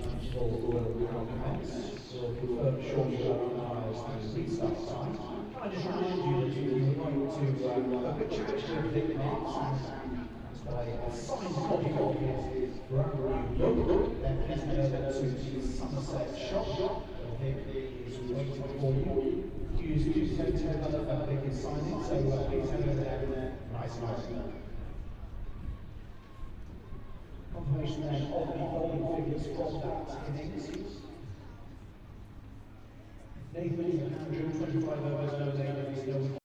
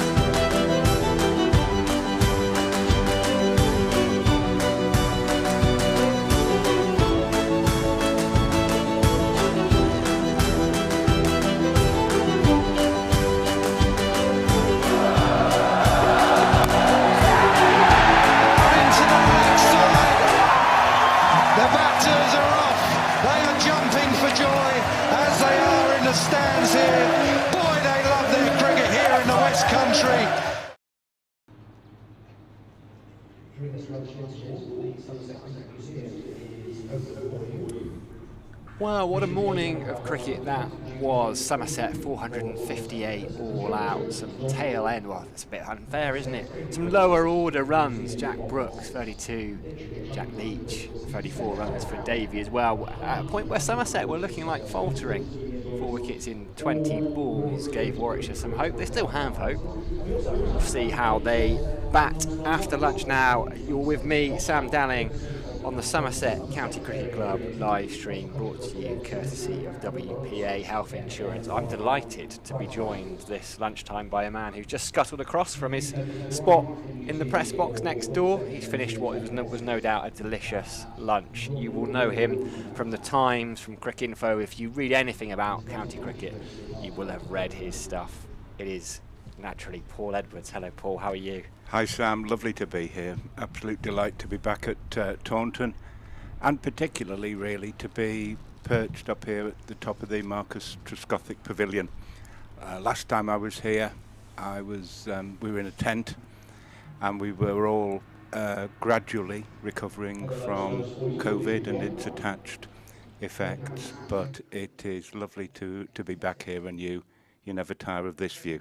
No, it's very difficult, isn't it? A lot of the players and coaches will pop up here, and some of them come up and they haven't. Some of the younger lads have never been up here, and they go, "Oh, this is quite a nice view." And yes, as things get back to normal, the press boxes open up again, and a little bit of a return to normality for Somerset as well. After so many games without a victory, they're still without a victory, but with so many games where runs have been hard to come by, they've done all right, particularly yesterday. I think they have done all right, and I actually think Jack Leach is actually one of the most underestimated batsmen on the county circuit. Now, maybe people who knew my cricket or were unfortunate enough to know my cricket would say, well, he would say that, wouldn't he, given that he was a tail-ender.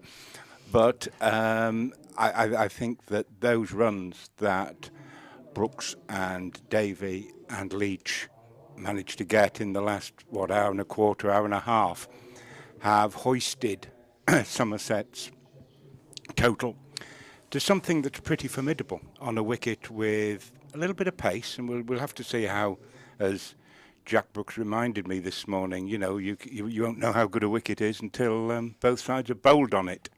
So we'll see how that goes, but I think 370 would have been, in the psychology of the game, would have been a particular disappointment to Somerset after yesterday's excellent batting performance. Some lovely stuff from Renshaw and Abel, I thought. And it would have been a disappointment to have been bowled out for 370, 380. But they've hoisted themselves to 450. And now, realistically, Warwickshire are going to have to bat until... Well, Somerset aren't thinking of these things in these terms. But Warwickshire are going to have to bat until at least next door to close of play on the third day before they can overhaul that. So I think Somerset are in a good position.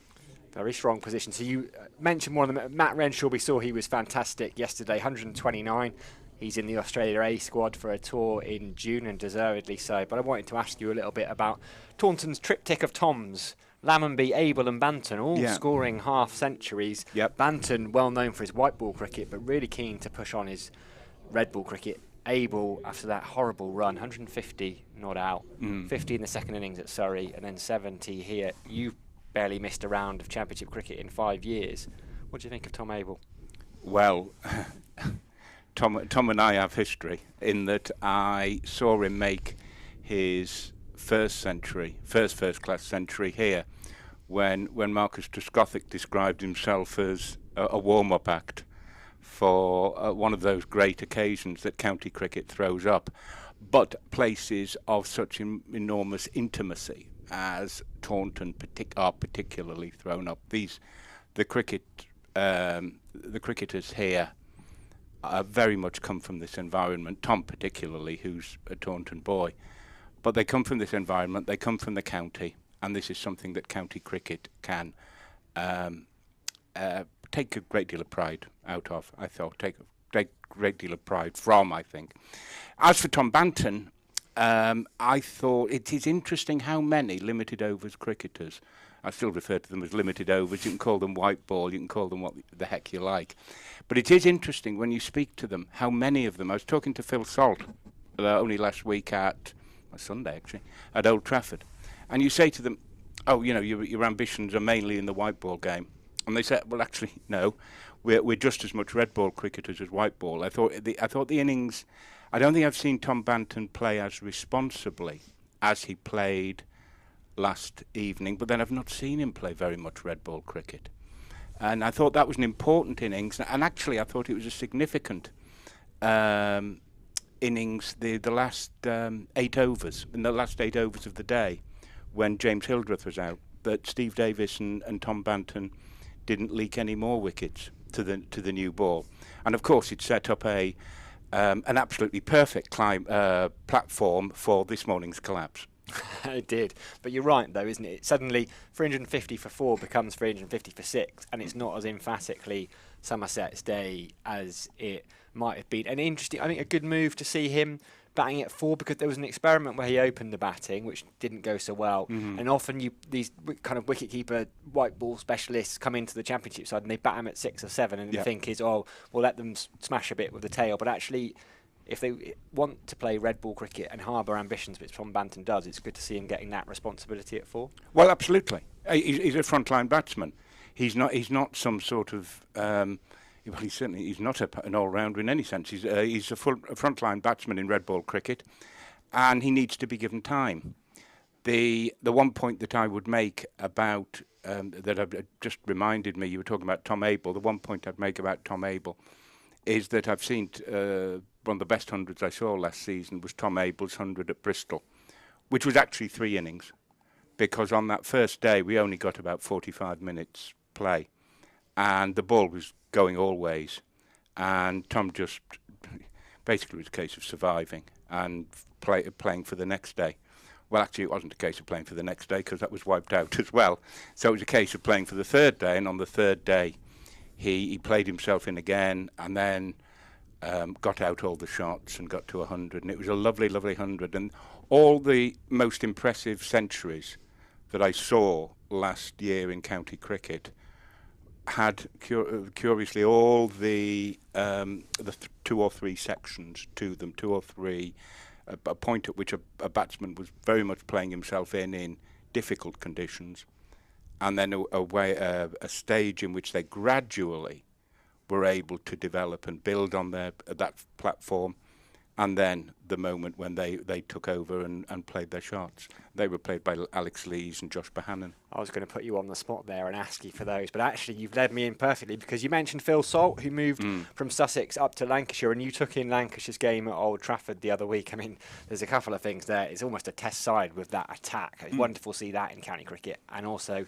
Josh Bohannon, double 100, proper cricketer. Yes, oh, absolutely, absolutely. I think particularly now, Josh has talked very revealingly about the way in which he needed to adapt his approach, the way in which he was far too aggressive, both on and off the field. And when I say off the field, I'm not saying he was spoiling for fights. I'm saying what he was doing was getting far too angry with himself when he was dismissed. And he's done a lot of work with the sports psychologist at Old Trafford, Lee Richardson, and also with Carl Crowe, the assistant coach there, who's very well regarded. And he's now got a much more balanced approach. He understands that balls like the one that Keith Barker bowled to him this very morning and had him caught at slip by Joe Weatherly will come along. Most of the time, batsmen are going to fail, or at least not succeed in to the degree that they would like. And the noughts and the tens are going to come along for Josh, and he understands it. And that understanding is reflected in the way he plays. He understands his cricket. He knows the shots he can play. And his 231, a career best score by any Lancashire batsman ever against Gloucestershire, was a terrific effort. And it's another. He almost continued from where he left off last summer. Although he didn't have the best of, from memory, he didn't have the best of late Septembers or early Octobers when we played the Bob Willis game at Lord's, and that was the end of the cricket season. We didn't carry on into November. Yeah, I'm sure maybe the ECB might change it at some point. We'll get a December final. Oh, I am sure there is some propeller head in St John's Wood who is even now planning an outdoor winter festival of cricket, probably on ice. You'd be there though, Paul. Oh, I would be. I would be there. I would be there. I think I'd be outdone by the other satirists who were present, to be honest. You might well be right. Before we move on from the Lancashire side, I just wanted to ask you, Anderson, Hassan Ali, Saqib Mahmood, Matt Parkinson, you ever seen a better bowling attack in a county championship game? I mean, that's a test attack, effectively. That side would probably bowl England out for 120 at the moment. Yeah, I think quite a lot of other attacks might do that as well. But to be perfectly honest with you, sorry, that's not fair. That's not fair, because for two tests in the West Indies, England did pretty well, and it was a shame, actually, the third test. I think everyone felt bad.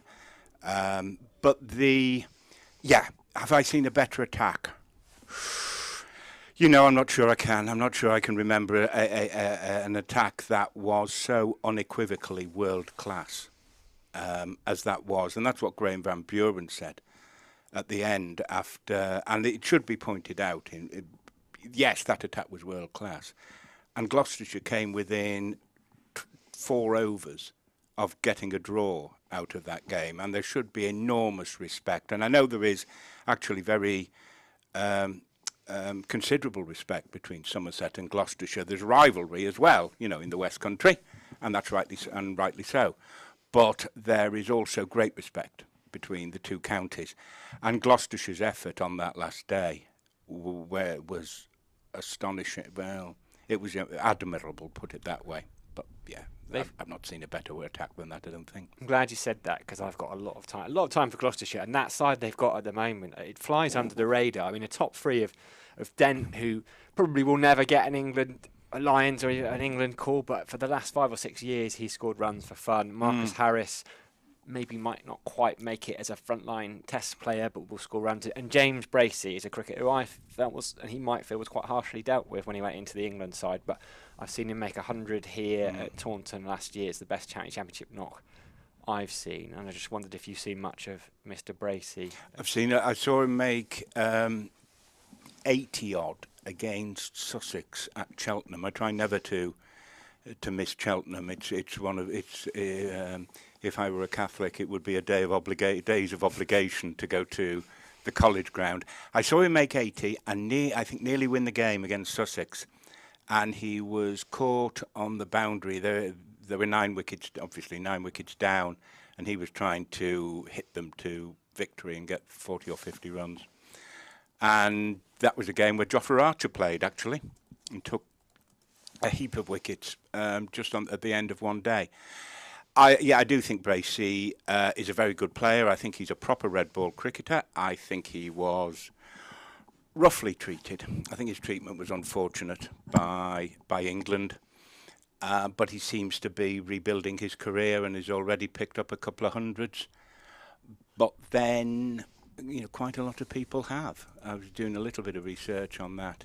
The interesting thing, you mentioned Gloucestershire's top 3, and without sort of building that last day at Old Trafford into more of an epic than it was, and it was an epic. All those 3 were out. Yeah. Before the last day began, and it was Tom Lace, and it was Miles Hammond, and it was Jared Walker, and it was almost everyone else, with a couple of exceptions. But it was almost everyone else who just came to the party. And people talk about there's a lot of talk about intensity of county cricket. I've not seen 2 more intense days than the last day at Canterbury, when in a way Kent were trying to do the same thing.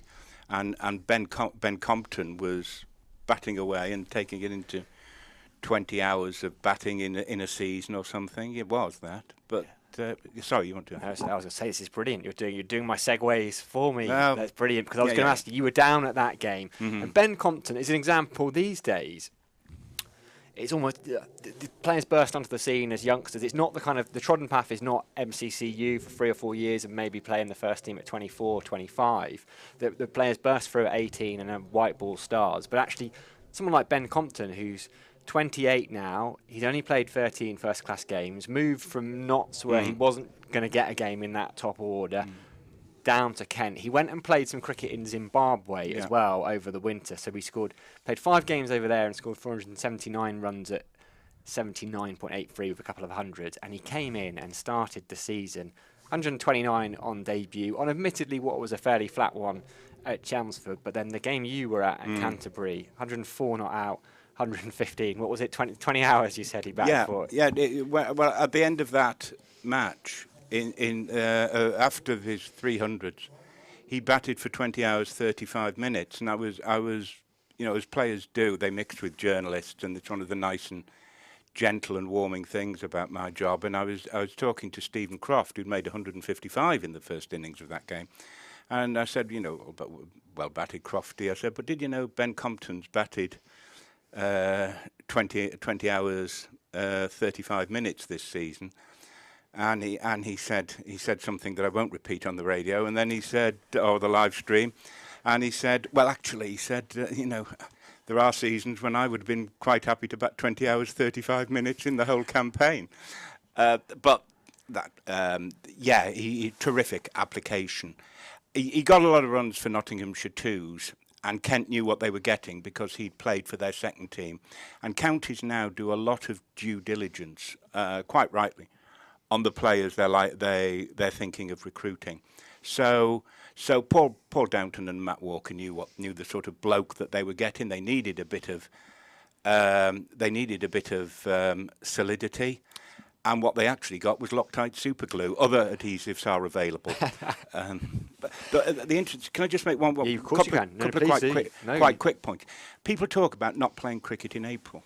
Now, okay, I understand that, and the first day at Sussex was indeed freezing, and it's been quite cold. But the average in the very first innings of matches, not the whole first innings, but the first innings of matches. The average score in the first 2 rounds of the county championship was 349. In the first 3 rounds, I think 44 batsmen scored a total of 5,200. Now, I think given the changes in weather patterns, I'm not sure that people should completely discount the idea of playing cricket in April in the way that they are. Because 2 years ago, as you remember, which was of course the COVID spring, we had absolutely magnificent weather, which I actually interpret as God showing that he'd got a sense of humour. But we had barely a drop of rain. I was just trying to find. A friend sent me a stat, something about there being the most prolific April on record in terms of county championship runs. And I can't quite find it. And finally on Compton. So he carried his bat in the first innings. He was the last man out in the second. So he would have been on the pitch for every single ball of that game, wouldn't he? He was on the pitch for every single ball, and I think the remarkable Andrew Sampson, whose database must be, frankly, greater than the British government's, and frankly used to much better purpose. The remarkable Andrew Sampson came up quite quickly and said, I think that he would have been the first batsman in first-class cricket to make 100 in each innings of a game, and also to carry his bat. It was an extraordinary effort. And to be fair to this is another thing that one likes, is that some of the exchanges when these players are out on the field are quite sort of frank and fair and a trace undiplomatic. And yet when Compton came off the pitch at Canterbury, the Lancashire players shook him by the hand. Same for the Gloucestershire players with Bohannon at Old Trafford. And it's that intimacy that always warms me to county cricket, I think. Yeah, I saw a photo. He had it on the bank holiday Monday. He was with his cousin Nick, formerly of Somerset, and we all know their family. And he was enjoying a gin and tonic. And I think Nick had said no one deserves their bank holiday gin and tonic more right now than my cousin Ben. So that was good to see. Now, Paul, we'll wrap up shortly. It's been absolutely brilliant to have you on. But you mentioned Cheltenham. You mentioned the intimacy of county cricket. Yeah. I mean, you're a man. There's been this outground renaissance in the last couple of years, and there's a couple. I want to ask you, A, about your favourite one, and I think I know the answer, and B, Somerset, because Somerset will play Lancashire later on in the summer, and it's not going to be at Old Trafford, is it? No, it's not going to be. It's not going to be at Old Trafford. They realise the importance of a game against Somerset, and Lancashire have taken the game to their premier ground at Southport, which is the club of which I've been a member now for 41 years. I do actually think it's useful if you want to comment on county cricket, or even if you want to be interested in it and understand it, to actually be a member of a club. I think it's immensely valuable to me. But yes, they're coming to Southport, and basically Taunton should be a town of tumbleweed that week, because everyone should come, because they get the warmest of welcomes. It's a lovely ground. It will be perfectly presented for that match. As to my favourite outground, and the people at Southport will even now be constructing a funeral pyre for me. That happened long ago, Paul. Yeah, probably did, to be honest. That would probably... Actually, there will be people in Lancashire who will loathe this. It would probably be Sedbergh, which is in Cumbria at the moment, but Lancashire went and played a 4-day game there. And when I was a child, really, and I was reading about county cricket, and I was reading Cardus, and of course I was reading David Foote. Can't fail to mention him at Taunton. I was reading Cardus and Footy and R.C. Robertson Glasgow, and I was reading these journals of a cricket season by John Arlott when he went to places like Ebbw Vale and Stroud and Maidstone and all these grounds that I never expect to visit. And I always thought this extraordinary intimacy and this rural quality of county cricket, I'd never find a ground that would match some of the places they visited, though I've been to fair dues. I've been to Tunbridge Wells and Arundel.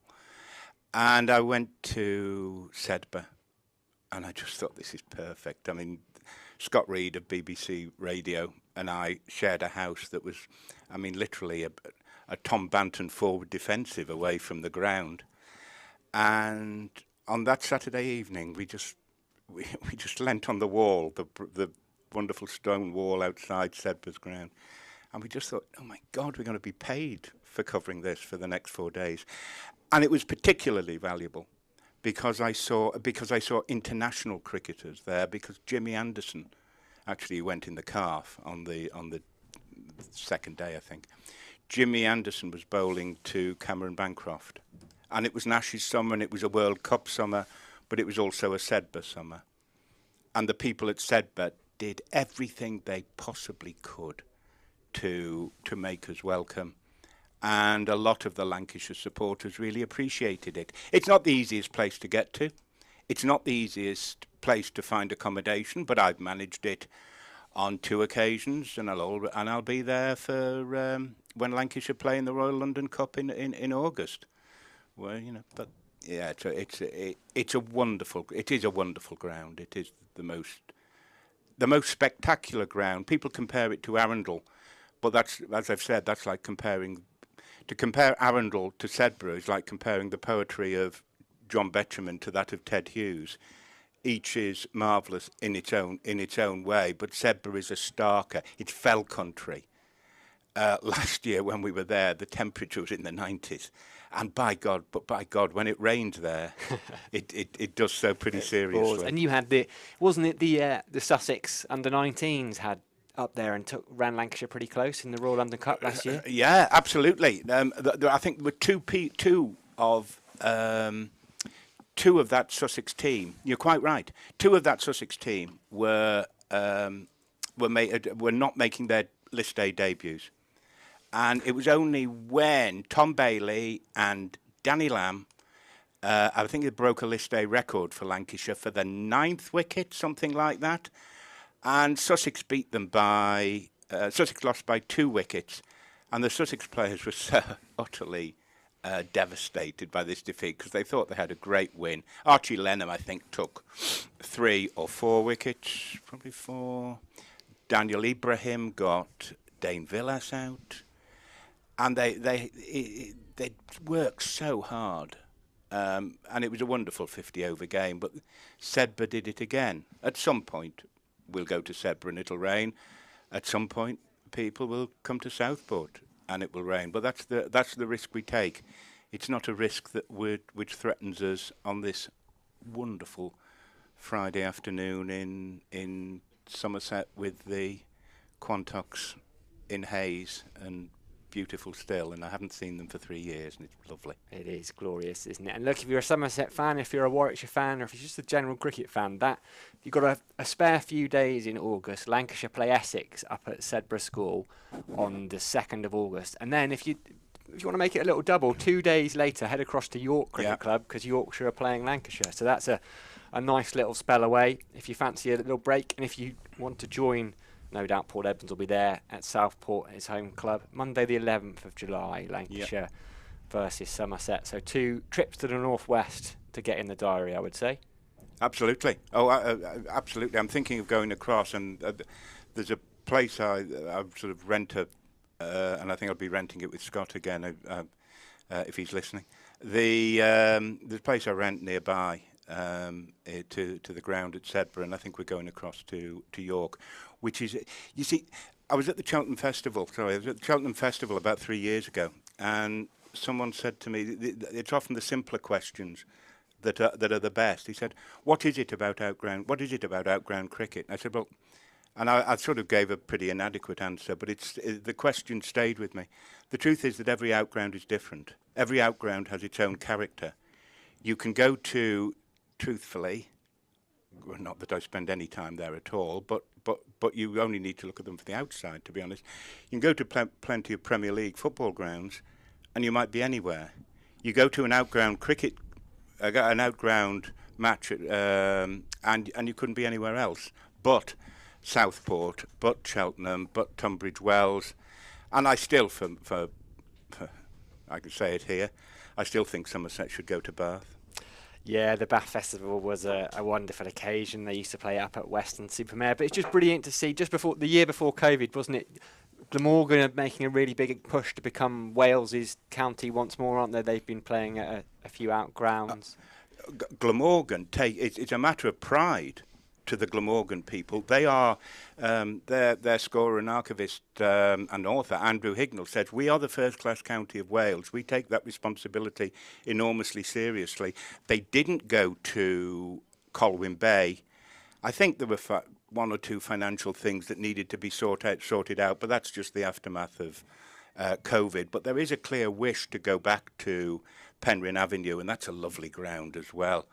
But they also, this year, are going to Neath, yes, which they haven't been to for a while, and they're playing Lancashire there. So it's like they've seen Paul Edwards and they've written the fixture list around you, haven't they? Well, if they had, they would have gone to Abergavenny. Right, okay. But no, sorry, they are going to Neath, and I'm hoping to get to that one. But we'll have to see. I'll have to ask my editors about that. Oh, wonderful. Well, speaking of editors, again, Paul doing my links for me. You can read his wonderful prose on all things county cricket. He'll have a match report up on ESPN Cricinfo tonight, as he did yesterday. Well worth a read. He's juggling a couple of jobs as well. Sunday Times he'll be in again, and he writes a weekly column for the Cricketer. Yeah, is it you do? I've got a weekly column for the Cricketer, which is a good platform. Well worth having a look at all of those. I mean, I could give your Twitter out, but Twitter is something you use infrequently. Is that?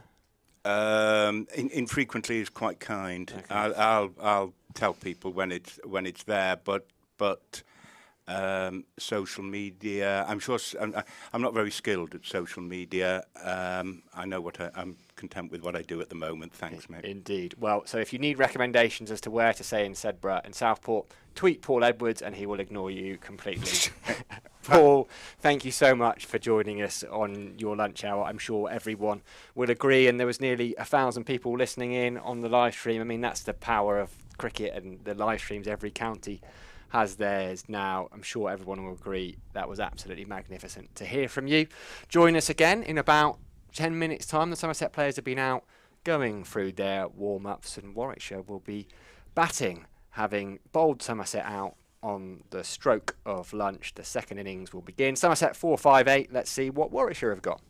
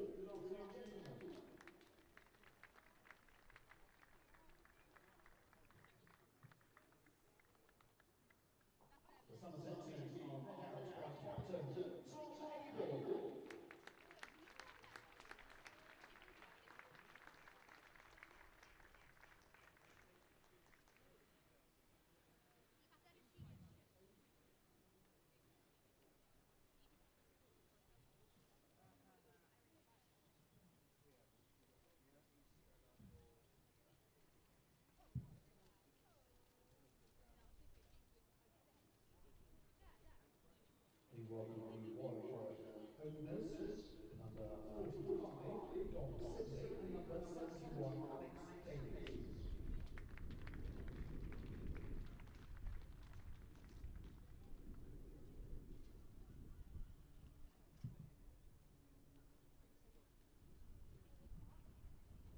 To open the bowling from the Marcus Truscothic Pavilion is number 7, Craig Overton.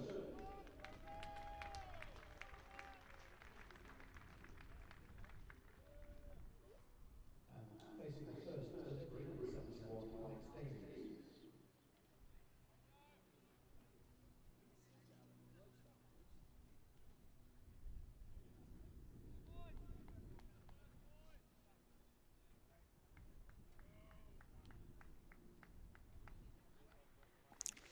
Good afternoon and welcome back to the Cooper Associates County Ground, where Craig Overton has the new ball in his hand and he's going to bowl to Alex Davies, formerly of Lancashire. He's now opening the batting with Dom Sibley. He's got 4 slips in and Warwickshire facing the daunting task of 458 runs in arrears. As Overton comes in and is left outside the off stump by Alex Davies quite nicely and comfortably. Pete Siddle is injured with a stomach injury. Answering Oliver Safford Cole on the YouTube comments. Gregory, Davey and Overton all had injury scares coming to this one, but in the end it was Pete Siddle that actually misses out with a stomach injury, so he will not be taking the new ball with Craig Overton. It could be Lewis Gregory, it could be Josh Davey at the other end. So Craig Overton is making Alex Davies play at a full and straight one. And I'm going to be joined by a special guest who we actually had yesterday. Back for more. It's good to have an away voice. How are you? Thank you very much, Harry. Yeah, good to be back, to be honest. Obviously, a bit of a mixed morning session for the Bears, taking the wickets, but at the same time, that last wicket partnership definitely has put the brakes on the Warwickshire momentum so far. So Overton is defended by Alex Davies. Robbie Yates will bat number 3, we expect. Are you happy with Davies, Sibley, Yates? Absolutely. Yeah, we saw this in the Essex game. The likes of Dom Sibley, Alex Davies, they've had a very good partnership so far. And in fact, the Bears went on to win that by 10 wickets. So I was expecting that from the Bears. Obviously, wasn't expecting this particular scenario, Harry, to be this many runs down. But no, this is the setup I think that the Bears will go with throughout the summer, to be honest. Craig Overton's only boundary fielder is the long leg as he appeals for LBW off Alex Davies. A bit stifled though, and Craig doesn't even turn around to properly ask the question. Dom Sibley, who was at Gully, he did actually drop Tom Lammerby when Lammerby was on 28, but he did actually end the innings catching Jack Brooks at point. Never quite know with Dom Sibley. He looks like one of those who's always thinking about batting. Does he massively enjoy his fielding? I mean, I remember him at Surrey when he used to bowl off spin. Handy off spinner, but never seems to bowl anymore. No, he doesn't. We saw that for England with that incredible over, didn't we? Against Pakistan with the leg spin, Shane Warne-esque, to say the least. God, that's a bit of seam away from Craig Overton. Serious movement. Yeah, I thought Sibley was a useful bowler. I would have bowled him more in his England Test career, but he bowled that one over and he got, well, it looked awful. So kind of ruined his chances. But normally you get more than one over to, you know, it kind of ruined it, didn't it? In a way, though, Harry, it's an over which will never, ever be forgotten. So. Quite. I think we had similar in a county championship game. I think it was George Bartlett and Eddie Byram came on to bowl. Eddie Byram does bowl leg spin. George Bartlett's off spin was quite interesting, to say the least. And that clip went fairly viral. So decent first over from Craig Overton. Good bit of seam movement. Not massive amount of swing, but that 5th ball particularly seemed miles away from the diminutive figure of Alex Davies. Is it going to be Lewis Gregory? No, it's going to be Jack Brooks. Be honest with you, I'd have probably gone Gregory or Davey myself, but that's the great thing with Somerset's bowling attack. They've got 4 genuine contenders for new ball. I mean, we're not even counting Siddle or Martin DeLanger. Neither of the 2 overseas are involved in this game. So Jack Brooks to take the new ball from the River End. I would agree, an interesting choice. But then again, there's always a reason. There must be a logic to it. So maybe confidence from the runs at the end? Potentially, that is Stuart Broad used to like that, didn't he? I mean, I mentioned earlier, Stuart Broad got 45 whacking it for knots today in no time and was run out of partners with Fletcher getting out the other end. But they do like a tail ender sometimes. Certain personalities enjoy, don't they? The confidence from batting, scoring runs, to then come in and bowl with their tail up. It's been a 40-minute break, of course, but Tom Abel's at 4th slip. Craig Overton at 3rd slip with the sunglasses on the back of his head. Wicket-keeper, backup man Tom Banton at 2nd slip. James Hildreth at 1st slip. Sibley pushing at that ball. Does that surprise you? You think quite often he likes to leave, and fair play. First ball he's faced, run off the mark. It's interesting you mentioned that, Harry, because over the winter, Dom's been working so hard to reinvent his game. He has been working so many sessions with Tony Frost, Warwickshire's batting coach. He's trying to revamp his entire game, because what we saw for England, of course, an awful lot of leaves. The strike rate was a massive area of conversation when it came to Dom Sibley. But he's been working on his footwork, he's been working on his trigger movements, and he does look like a completely new batsman at the crease. So is this trying to get rid of this leg side dominant the mid-wicket area, do you think? Absolutely. Absolutely. It's something which has been spoken about a lot at Warwickshire. I imagine it's something as well which Dom is well aware of. It was written all about in the press, it was all over social media, wasn't it? He is trying to expand himself as a batter at the crease, so I do hope that it pays off for him. He's a very, very hard worker, is Mr. Sibley. As Brooks almost draws the edge of Alex Davis's bat. Davis now goes out to do a little piece of mandatory gardening.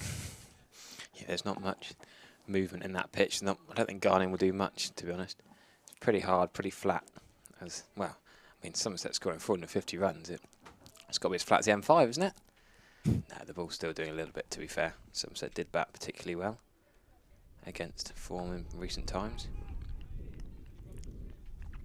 I may actually correct myself. I believe Matt Renshaw's at 2nd slip. I always find it interesting when a keeper doesn't field in the slips. There's 4 slips in place, and I reckon it's Tom Banton who's at mid-wicket. You'd have thought a man who often wears the gloves, particularly in white ball, of course. Yeah, that's definitely Tom Banton at mid-wicket. Interesting. Renshaw in the slips, fair enough, but you'd have thought of the 4 slippers, you'd have your backup keeper in there. Well, it's funny you mentioned that. Warwickshire don't do that with Alex Davis. No, great point, actually. Yeah, he was at mid-wicket for a lot of the time. Warwickshire covers sometimes. Interesting.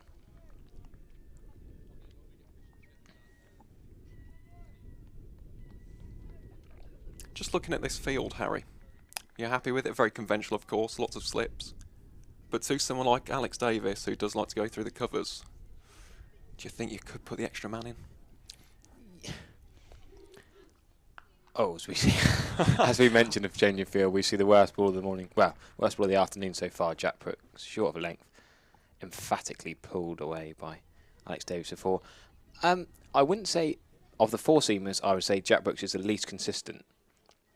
So I would say you possibly wouldn't be quite as attacking. Davey, Overton, and Gregory would probably, you would rely on them to bowl that line and length, whereas Brooks does have a tendency to drop his short sometimes, which, you know, We've just seen. Yeah, we've just seen it.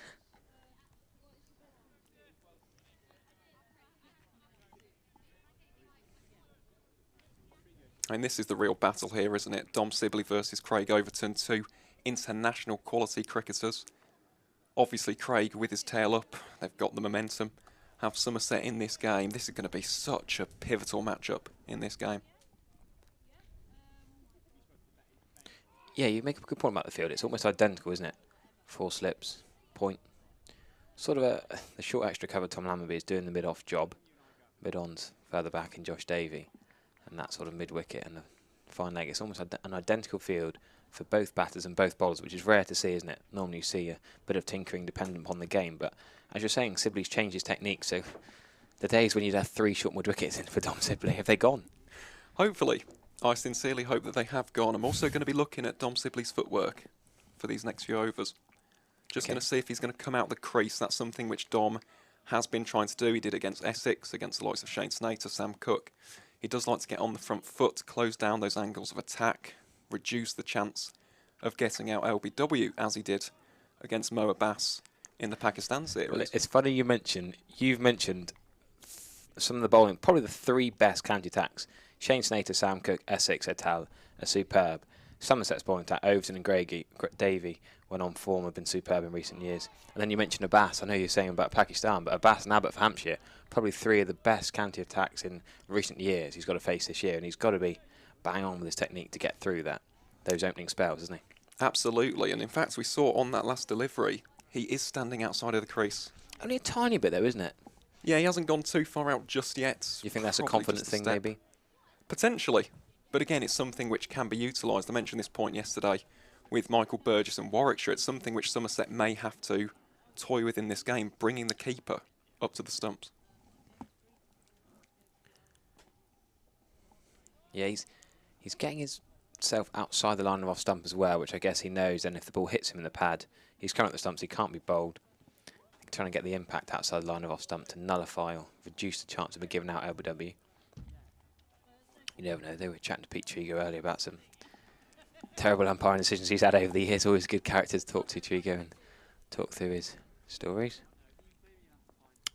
So we are late, resuming after lunch, as play was extended from 1 o'clock to allow Leach and Brooks to keep on batting as they beautifully did. Adam Live went to the first ball after lunch. Yorkshire 23 for 3 in reply to Kent's 291. Matt Milnes, the man at the strike, and another former Somerset man, Nathan Gilchrist, has bowled really well for Kent against Yorkshire. He picked up the first 2 wickets. I was reading out just before Jack Brooks cut one straight to point. I was talking about Gilchrist's struggles with the bat, but he's a tail ender. He's a top order bowler who doesn't have to do what Jack Brooks managed to do today, but good to see Nathan Gilchrist in the wickets. Absolutely. He's been very impressive, hasn't he, since that move down to the southeast in Kent. And again, a very impressive start, and that's something I've noticed with him. Obviously, he does have that extra little bit of pace about him, has something about him as a bowler, does Nathan Gilchrist. Very impressive last summer as well for Kent. Very impressive. Of course, another former Kent man who was bowling with Tim Groenewald last couple of years. Another former Somerset man I was a big fan of, former Derbyshire, Somerset and Kent man. And Warwickshire. Well, yes, I was going to say Timmy G. you'd remember his time there. Of course.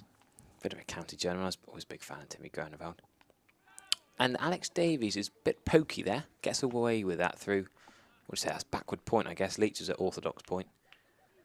Not convincing 4 runs. Completely different to the 4 runs he smoked for the leg side in the previous over. Well, it's just interesting, actually, Harry, just picking up on this approach as we see that shot again. In the Essex game, obviously a very different scenario because Warwickshire were chasing at that point. But these two were so defensive. In fact, it took Davies around about 4C4, 45 balls to get off the mark. Bit Ollie Hannon Dolby style, was it? A little bit, yeah. Not quite 1 from 67, but it is interesting. They do seem to be a little bit more attacking in this inning so far to the Bears openers.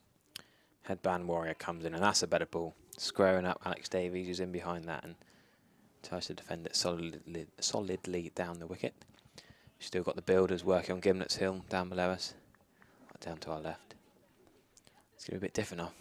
All my life as a Somerset fan, I've enjoyed watching the sitting and watching from the benches down there, but make it accessible, a few more seats, and that's good modern ideas. You see, Alex Davies, that's a crunch through the offside. That's a lovely shot. It might not go for 4 though. I thought it did it a lot better than that. Tom Lammonby's in hot pursuit. Good work by the extra CC opener and left arm seamer, who hasn't bowled as much this year as he has in previous years. But Dom Sibley will get the strike. 3 runs for Alex Davies, and that's what I think of. When I think of Alex Davies, I think of opening and white ball stuff for Lancashire. That back foot punch, bludgeoning it through the offside. Good player to watch when he's absolutely. on song. He is fantastic, and again, he adds a little bit of fire and grit to this Warwickshire batting lineup, not just in red ball cricket, of course, but in the white ball stuff, he's going to be absolutely integral. So, go on, let's, between balls gradually, talk me through your T20 blast, Bears side. Let's digress formats briefly. You see, this is so interesting. It really is the $1 million question for the Bears. Yeah, that's what I'm thinking. Because, for me, I think Alex Davies has to have the gloves. Okay. There is a lot of talk about Michael Burgess, but unfortunately, the T20 strike rate hasn't quite been there. But he whacks it in red ball cricket, Burgess. He does, but that's, again, it is a little bit recency bias. If you look at 2020, 2021, as we see that ball from Jack Brooks again, trying to feather a shot from Dom Sibley. With Burgess so far, at least in my view, I don't think he's as proven in T20 cricket just yet. I think Alex Davies and Paul Stirling, what an incredible opening combination that might prove to be for the Bears, but I do think Davies will have the gloves. Paul Stirling not in a Middlesex shirt just doesn't seem right for me. Or simply a bit keen to try and get a single that was never there. Yeah, just Paul Sterling just bats in pink in the T20 Blast. Yeah. I just can't see him in different colours.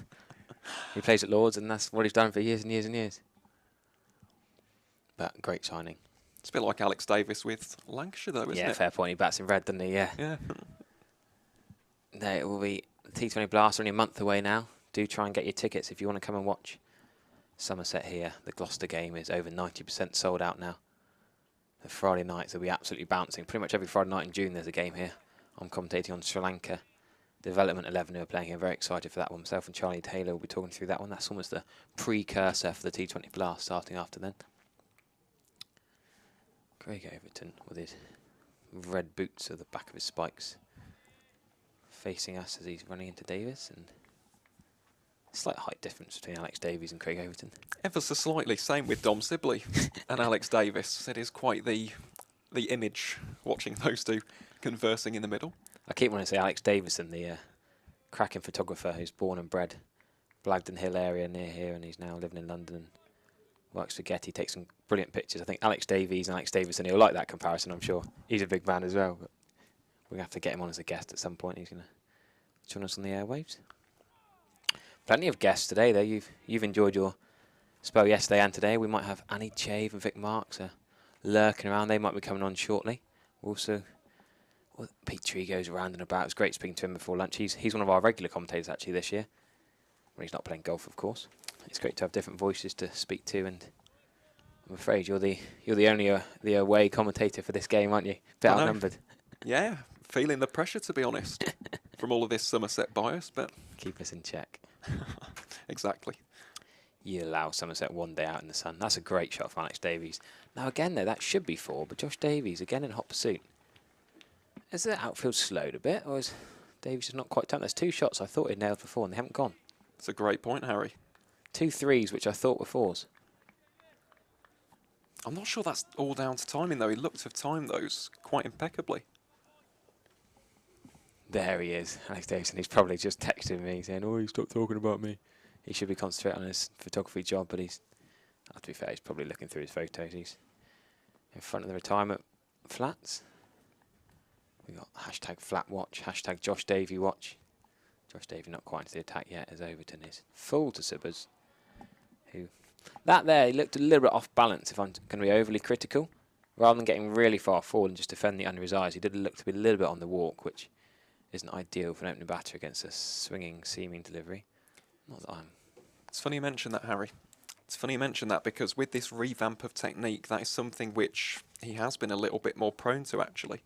We saw this in the Surrey game. He got out to a golden duck, actually, to Reece Topley in the first game of the season, pushing at one outside his off stump. So something to watch out for. Fortunately, leaves that one. Lets it go through behind to Stephen Davies. So will you be going around the county grounds this summer? Do you plan to go to all of them, or? It's a tough one, Harry. In terms of the old bucket list, got to tick off Hove. Unfortunately, the Bears not playing there. I've never done Hove. That's a fair point. Yeah. Same here. Heard great things about it. Oh, absolutely. What a place to go. Who and are you going to watch cricket. there? Well, that's a beauty from Craig Overton. Squared up his Sibley, and he's just happy to miss that. England versus England, or former England versus potentially current England. England fringe. Yes, we should call it. That squad was it the COVID squad, and there was about 60 names. Goodness me. But yeah, Hove, definitely a place to come down and watch some cricket. Same with this beautiful venue as well. I must say, Taunton, although the on-field performances from a Bears perspective haven't quite been up to scratch, the hospitality, the kindness, everything associated with this place, always love coming down. So again, Harry, just to echo your sentiment, if you are in the area, get yourself down to the Cooper Associates County Ground. Yep, cheaper deals after tea. If you want to come in after tea, £7 for adults, 5 for students and 3 for juniors. So come down after work on a Friday evening.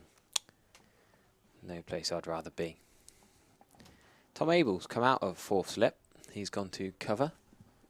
What did I say? Well, there you go. I always say that we're plugged in with mics, but not in the county championship anyway. We haven't got Freddie Flintoff singing down the mic in the Big Bash. Not quite mic'd up to Skipper Abel. Good shot from Davies, but Lammerby easily picks up and throws He'll be quite happy with his work yesterday. Yes, he might like to have got 100, but you take 56 when the whole team's been struggling. You take a 100 partnership. Gave Somerset the platforms go big, and 4-5-8. I'm just going to have to keep reading that score out. 4-5-8 Somerset. Yes, Somerset scored over 400. Alex Davies a bit squared up there again. He's going to get at least 2. Tom Abel's quick running back.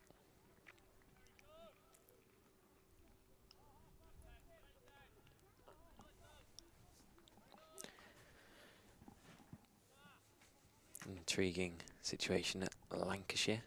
Sorry, Lancashire playing at the Rose Bowl. Phil Salt, we mentioned Sussex. Him and Tom Bailey have got to 50 as a 50 partnership for the 8th wicket. Lancashire 155 for 7 in reply to Hampshire's 246, all out. Better ball from Jack Brooks. Slightly outside off stump, so Davies can leave it, but That's an interesting game, though, isn't it, between Lancashire and Hampshire? Very interesting in terms of the title connotations. 2 incredibly difficult sides to break down. Hampshire's bowling attack on paper is quite something, isn't it? Mohammed Abbas, Keith Barker, Brad Wheel's another one, the breakthrough specialist. and one of my fancy team, I put James Fuller in there. I thought Brad Wheel would play ahead of him. I also thought, who's a left armour? Wood. I thought Wood might play as well, but James Fuller's done so. We've got a few runs as well.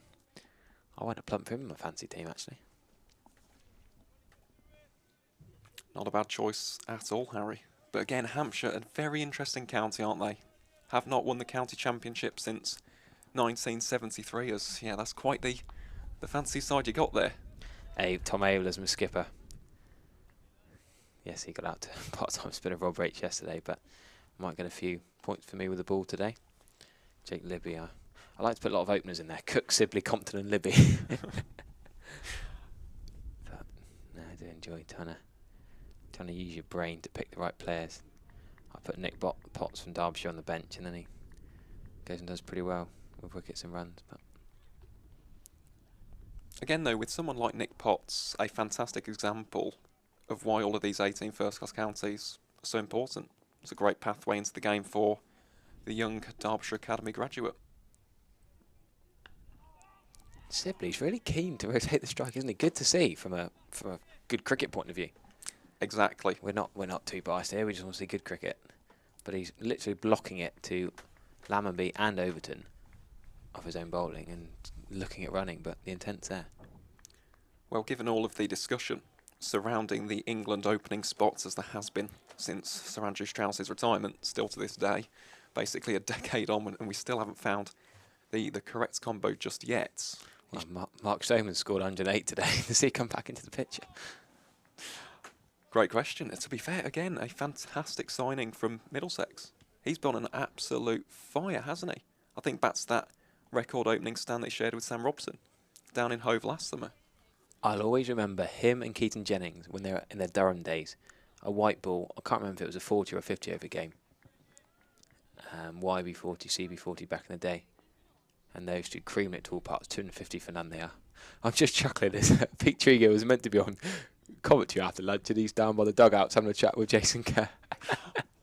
He does what he wants, Pete Trigo. We had a good stint from him earlier this morning and he was having a wander into town. But we've seen a lovely clip for 4 there from Alex Davies, nearly fielded by Pete Trigo himself. He's now wandering in with Andy Cannick himself to the appropriately named Andy Cannick Pavilion. The two of them having a wander around the ground and a good chat. It's great to get former Somerset legends in the box and talking to us. Vic Marks, of course, we're going to hopefully hear from at some point. But yes, Alex Davies, fairly quickly on the 16 not out. Overton just straying onto his pads there, wasn't he?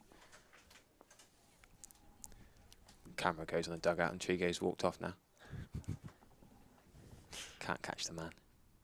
That's a beauty from Overton. Seamed away and Sibley's done well to not touch that.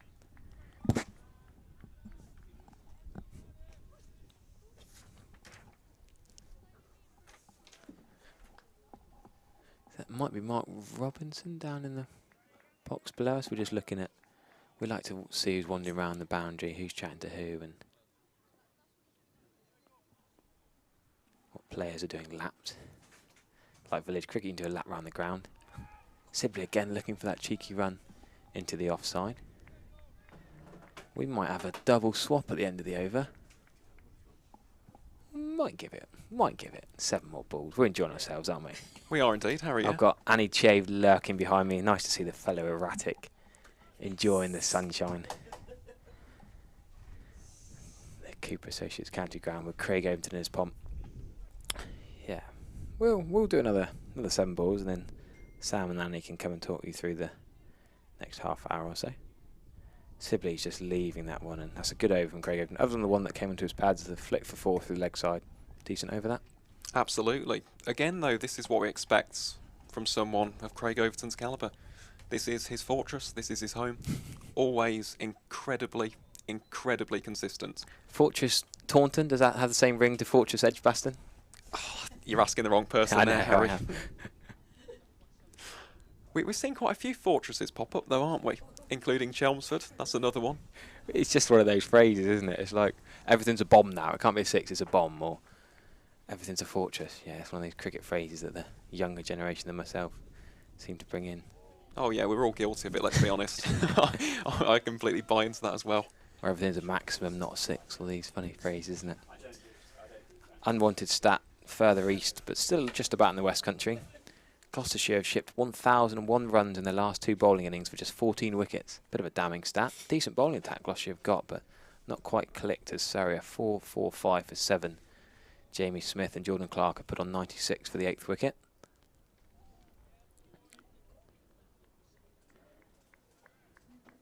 And Yorkshire struggling against Kent. We talked about Nathan Gilchrist earlier, but sadly there's been another medical emergency up in the crowd at Headingley. We talk about the one in the Colin Atkinson Pavilion. That chat was fine, but what was a lovely touch yesterday was Alan Dolby was down at fine leg and he saw the elderly gentleman in the crowd was struggling a bit and he stopped the game. It was great to see the care and the compassion to get the help to him. He returned to his seat and watched the rest of the game. I went and checked on him at tea and he was fine, so he enjoyed the game. He might even be back here today, not sure, but positive situation out of what can look quite worrying when you stop a game of cricket and hundreds of fans don't quite know what's going on. But anyhow, Jack Brooks is bowling a decent line and length here to Alex Davies. Talking of Oliver Hannon Dolby, though, again, we talk about people who make county cricket truly great. As Davies pulls that one for 4 more and keeps the Warwickshire scoreboard ticking quite sensationally. What a signing he is proving to be. You enjoyed that one, didn't you? Absolutely. What's you'd think he's got 200, but what's funny there is Tom Banton's gone back from a short mid wicket to a deep mid wicket, and Davies has still managed to crunch that ball past the 2 men deep on the leg side. It seems you've made an early call about how well Davies is batting. I'd make an early call and bring on a Davey or a Gregory for Jack Brooks, who's bowled 4 overs for 18 runs so far, with just 1 ball remaining in his 4th. I think four's not too harsh a time to give him the cut, but you've got to make the most of the new ball, I think, and Gregory or Davey could pitch it up, and you want to get a dangerous player like Alex Davies out before he starts getting onto the 200 you're thinking of already. Oh, there we go. Commentator's curse, I'll take that. I might walk out on that. Great catch. Low to his right by Craig Overton. And Alex Davies, the Warwickshire fan in the com box, has talked him up. And he's in tatters now. Alex Davies has creamed to 20, to be fair to him. He's looked good for his 20 runs, but that's all he's going to get. Great catch by Craig Overton. Jack Brooks gets his reward. He's going to have another over now. And we're both going to walk out and leave you with Warwickshire 25 for none. And Annie Chave and Sammy D are going to talk you through the next half an hour or so.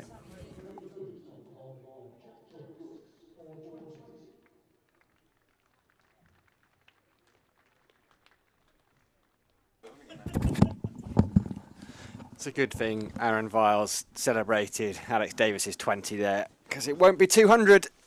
He did look good. I'm not going to lie. He did look good, but he is, I'd say, stormed out of the press box up here, shaking his head. The cricket connoisseur. He loves his county cricket, Aaron. It's been brilliant to have him here for a couple of days. But he does love the Bears too. So the new batter in is going to be Rob Yates, who last year had such a good year opening the batting, 500s in the season, in what was a remarkable breakout year for him. He dropped down 1 to accommodate Alex Davies in the last couple of games, but he's in with 8 overs gone. And for the first time in this match, and in very different circumstances to last time she was on, Annie Chave. Hello, Annie. Hello, Sam. How nice to see you. Oh, and you. Yes, I was just going to say that Yates didn't he get a wicket off his first ball as well? He did. Yeah, there you go. Yes, it's a bit of danger calling Warwickshire bowlers part-time bowlers in this press commentary box, as Harry knows. I gather it made a little bit of a storm. Yes, but he did get Tom Abel. It was a really good bit of captaincy, actually. Caught down the leg side. Good work from Burgess. So it's going to be Overton to Sibley with 4 slips in, and someone gave out a huge yelp for a ball that was quite a long way outside off stump, and Craig Overton has a smile on his face now. I think they're all looking at wherever the spot where that ball must have hit and moved away, because Sibley is patting it down quite heavily. And Craig Overton has a smile on his face rather than a snarl, so something must have entertained him. He sure does.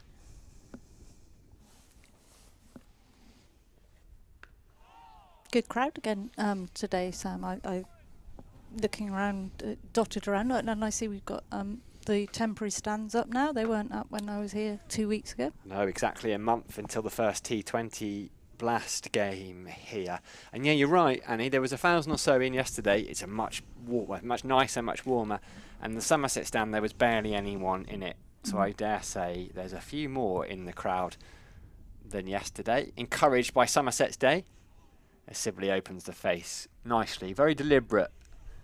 Thinks about 2, and well, in the end they would have got back for 2, but they weren't to know that. But yeah, and there'll be even more in tomorrow as well. It being Saturday, you mean? It being Saturday, and yep, there's 1,000 or so NHS workers coming in. Yes, as well I heard that announced tomorrow, at lunchtime. They were saying about that. That's a fantastic thing to do. All these initiatives happening across the counties at the moment. Did you see all the school children at Middlesex yesterday? I did, wasn't that good? Yeah, 2,000 or so school kids making a lot of noise, I gather. Oh, I can imagine. Yates' first ball then.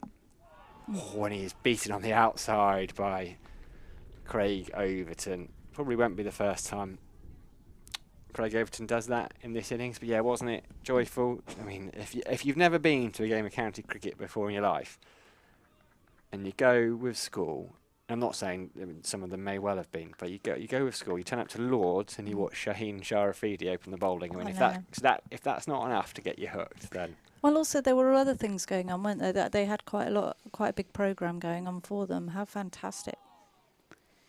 And county cricket, you can see all the stars really close up. I walked past Jonathan Trott. I didn't even notice him, but we've got lots of people here, and I gathered Trescothick was here yesterday, of course, and turfed out of his own pavilion. Which made me laugh a lot. Far too polite to kind of point. To say, actually, this is my pavilion. This is only here because of me. Way too polite for that. Yeah, Craig Overton. Ends another over. So 9 gone, 26. I was going to say, I think we are. We're the warm-up team, aren't we? Because I think we've got after us, we've got two rather. Well, I say we're doing the heavy lifting, aren't we? Up the wind, up the hill, up the wind, up the hill into the wind. Because we've had one double sub with us coming in. We're kind of crescendoing. Sorry, Harry, you were at the bottom of the. Did you realise Harry was at the back there? Harry's always at the bottom. Yeah, so we're going to crescendo all the way up to the main act, which is going to be Peter Trigo and a young chap called Vic Marr. He's been signing some books, Has he? Today, yeah. Was he asked to do that, or was he just going into a bookshop and start he just signing? went in and signed it. I was just breaking while Jack Brooks came into bowl, but shot that from Sibley, upish, went wide of mid-on though, and he picks up his first boundary. Yeah, I persuaded Vic to come and sit with me in the Colin Atkinson Pavilion when we got here, because we came up on the train together, and we were sat in the and he said to me that he didn't really know, he'd forgotten what it was like to clap, because you can't clap in the press box, and obviously he plays, so every time there was a 4 I had to keep nudging him to clap. Little tickle down the leg side, wayward from Brooks. He was given that extra over, as Harry mentioned, probably by virtue of having taken the wicket, really. which is fair enough, but he's not quite found his line there. 2 straight at Dom Sibley, who just tickles that round the corner. How much are we going to miss not Sibley? How much are we going to miss Siddle, do you think? He's bowled superbly from the very start, hasn't he? Yeah. Oh, that's a much better delivery from Jack Brooks. Sibley just used his feet and walked towards him. He rehearsed the shot he wanted to play, but he was genuinely beaten by Jack Brooks there. See that on the replay, worth having another look.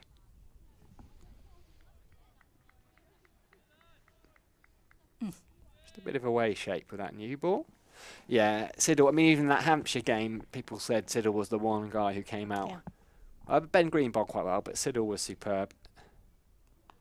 Oh, and the last match he was great as well, wasn't he? Well, he was fantastic against Essex. Yeah. I mean, Sir Alistair Cook, first ball of the day, and then the following day he got him second ball. He bowled it. His bunny, you mean? His bunny, yeah.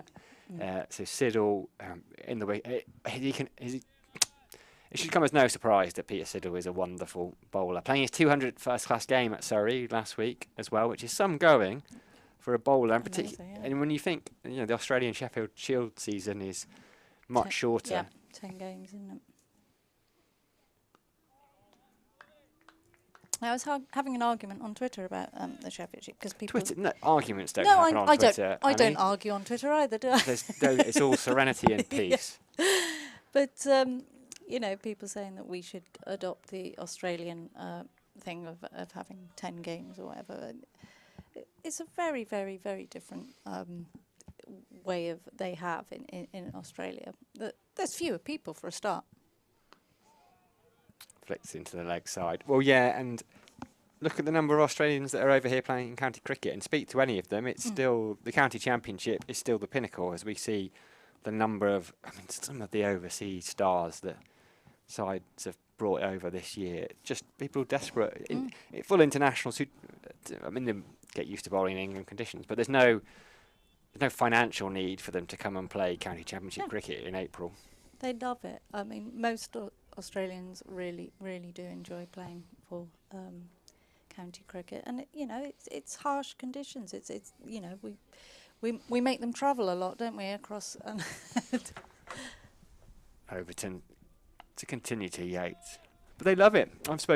Been very lucky to speak to Marnus Labuschagne about county cricket, and he loves playing at Glamorgan. And he says, the thing they missed was he just loves it. You play a game, then you get in the bus and go down to Chelmsford, then you get in the bus and go up to Durham all together. And he actually loves that pace of county cricket, going around, being together in the team environment. Yep. The Sheffield Shield isn't loved in the same way either, is it? Beautiful delivery there from Yates, who's just being tested by Craig Overton here. No, they don't. You see, you don't seem to get the crowd, and I know they have vast grounds, but you don't seem to get the crowd. It's a high quality, mind. Yeah, and what is wonderful is that the international players are encouraged and made to play the Sheffield Shield between tests and things like that, which, let's face it, doesn't happen hugely here, does it? It's that whole system. It happens rarely because of the number of international and Shield games, but in theory they're available. It probably happens a little bit less now because of central contracts, but they're available to play for their club sides, and that's you have a good first grade summer, and I think they get some pretty good crowds watching first grade cricket over there. But if you perform in grade cricket, you've got a good chance of then being called up and playing state games. Yeah, it's a very different pathway than here, isn't it?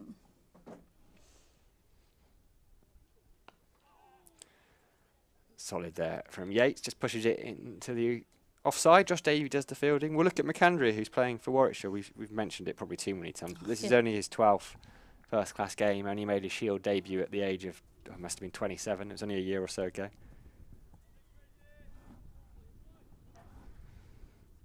A few other, we had Chris Nash on the podcast, didn't he? He was talking about how the county cricketers love the service stations around the country. Yes. Well, he does especially, though, doesn't he? Good zip through there from Craig Overton. Yeah, he does. And I spoke to Ross Taylor about the same thing, because he's played a lot of county cricket over the years, and he said, the thing I missed in COVID, in bubbles, in England, you can finish at Leicestershire in a tour game and you get on a bus and go down to London. You don't have to fly and check in. And he said I was driving past the servos, as he called them, thinking, oh, I wish we were going in there. That one's a good one. So it's obviously not just Chris Nash. Obviously not, no.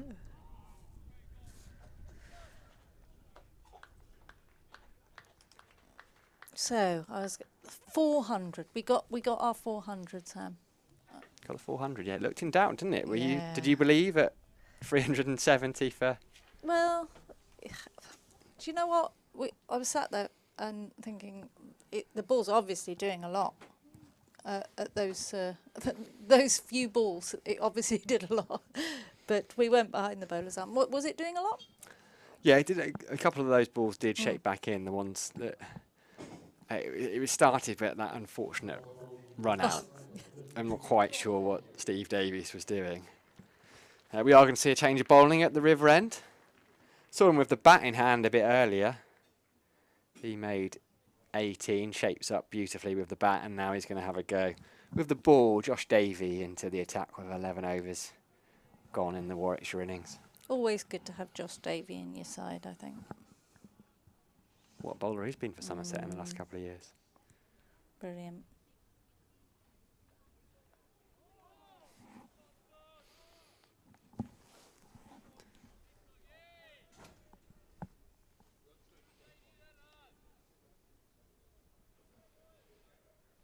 Yeah, it was an injury doubt coming into this game as well. There was a few injury doubts, weren't there? Overton with his foot, with his toe. Gregory as well. But they've all passed fit, which is good news for Somerset. How fit is Gregory, do you think? I think they've got to manage his back condition. I'm not saying with any authority. Sibley just takes that little shuffle towards Josh Davies, so already just moving outside his crease. He just doesn't feel the player he was 2 years ago. He was always a wicket taker and a odds on. You'd be pretty sure he'd score a few runs, and at the moment it doesn't feel like that.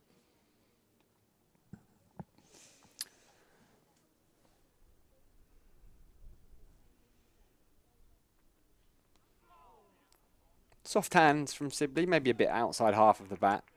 They scramble back for 2. Overton enthusiastically fielding. Aggressive throw in to Steve Davies, as you'd expect. Yeah, 100th first-class game for Lewis Gregory. He missed that second half of last season, didn't he, with a back injury, just after he got into the started performing for England. Did really well in the 100 as well. No, we're not meant to talk about it. But I would write Lewis Gregory off at your. Oh yeah, peril. no, I certainly wouldn't write him off. I just want to see that the impact he made was. Big LBW shout there. Given Sibley's head goes up to the sky. He didn't like it. It took a while. I thought it was going to get turned down, wasn't it? Somerset were very, very keen on that one. Josh Davey really liked it. He couldn't go off slower if he tried, really, could he? No. I mean, he played all around it, Sibley. He's looked so confident. You can tell he's not a fan of that decision, Dom Sibley. And he's still got a long way to go to clear the square. It's it's a definition of trudge, isn't it? I think he's walking backwards, actually. Disappointing for him because he did look in good touch. He worked very hard over the winter on his batting, opted out of the Lions tour, which is a brave decision, but many people were saying it's paid off. But what has also paid off is Tom Abel's bowling change. Josh Davey has come into the attack, as Annie was rightly saying. Always good to have Josh Davey in the attack, and that's exactly why, Annie, right? Yeah. He's a talented player and underrated, I think. Oh, he's just about made it to the. Yeah, he's going up the steps now. Yeah. Speaking of talented players, the man that is wandering out, he's almost lapped Dom Sibley into the middle. Is a youngster, a relative youngster by the name of Sam Hain, who is one of the. I mean, isn't it the stat that he's got the highest white ball average of anyone to have played 50 games and not played international cricket, but he's also brilliant red ball cricketer, 26 now. This is his 98th game, gone past 5,000 first-class runs not so long ago. An extremely talented batsman. 1100s, yeah. Had a decent year last year, as did everyone at Warwickshire already. County champions, Bob Willis champions. Youngest player to score 100 for Warwickshire back in 2014. How old was he? 2014, so he would have been 18. Followed it up by becoming the youngest ever double centurion, also against Northants. So the Northants do not like the sight of Sam Hain. That was the third youngest player to make a championship double 100. As he uses his feet immediately to Davey and pushes him to Abel at mid-wicket.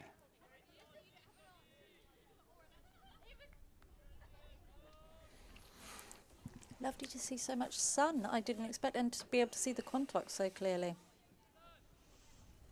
Except they're a little bit hazy on the left, aren't they? They are. They are, but it's beautiful, isn't it? No finer sight.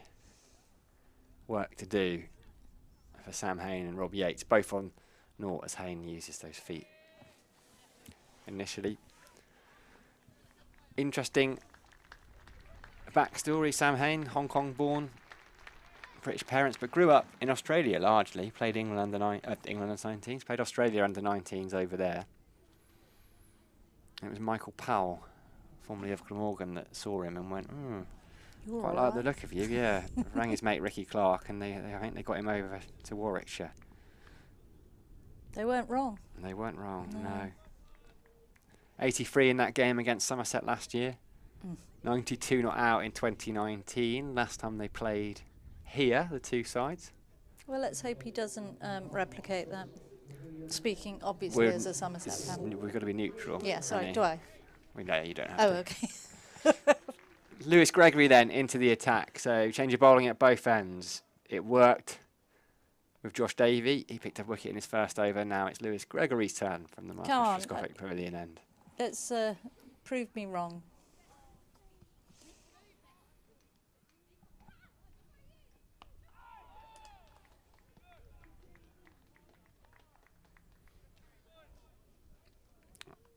Been around a long time now, Lewis Gregory. Yeah, there was talk a few years back of him possibly leaving, wasn't there? I remember, and I remember being a little bit fearful then because that was when he was really firing. But yeah, he's been a great servant to Somerset in all formats. Yeah, very much so. Lovely looking shot that from Rob Yates. A hand on it there from Lammonby, but I don't think it's going to stop it. It was struck so sweetly. That was beautiful. A little bit too full, but my word, that was an excellent shot. Lovely shot. I think Lammonby does get a hand on that. Tips it round the post. Yeah, Gregory, he'll turn 30 just before the Blast campaign starts, so still relatively young. Given the amount of cricket he's played, a baby, A baby.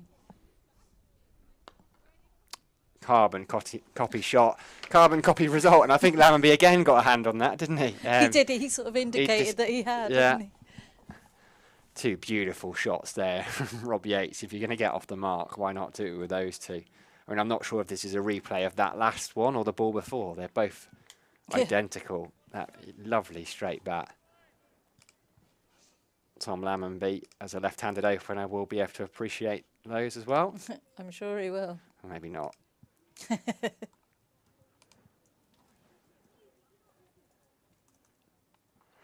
3 in a row. No, it's not. It didn't quite go. Ignore me. Ignore me. Didn't quite go where I thought it was going to go. It deserved to.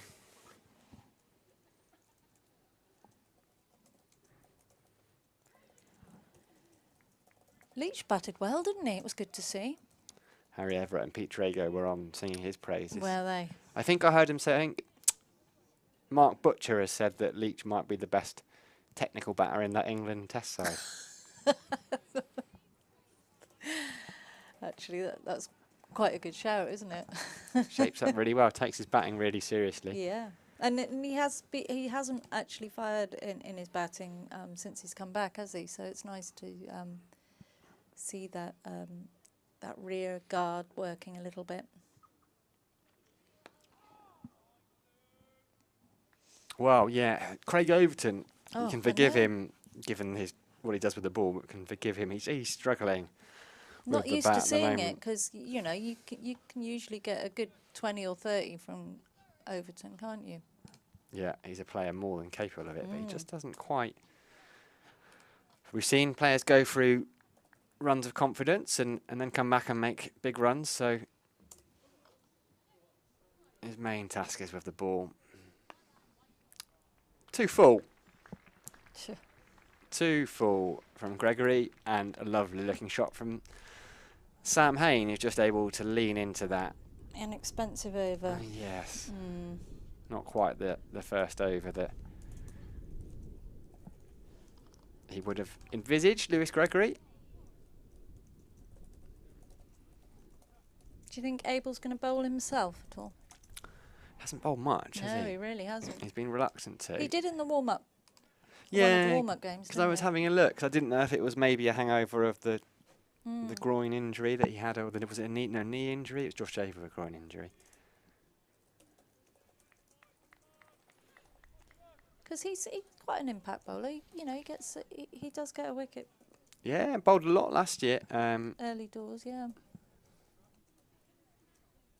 Was that a stage where you could genuinely call him an all-rounder? Ben Green bowled really well up at Hampshire, didn't he? Yeah.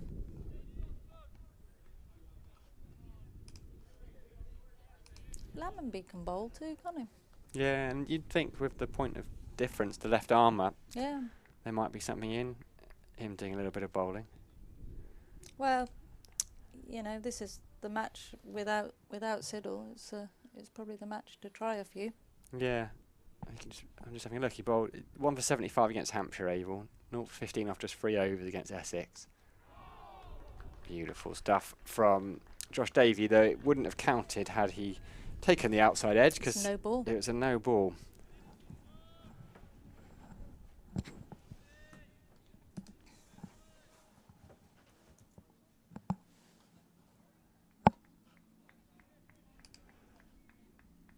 Good afternoon and welcome if you're just joining us here on the Somerset County Cricket Club live stream.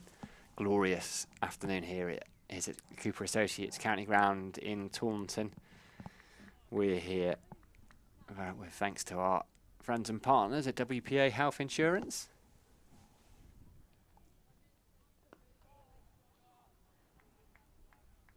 And Robbie Yates is here because Josh Davey managed to dismiss Don Sibley LBW in the previous over.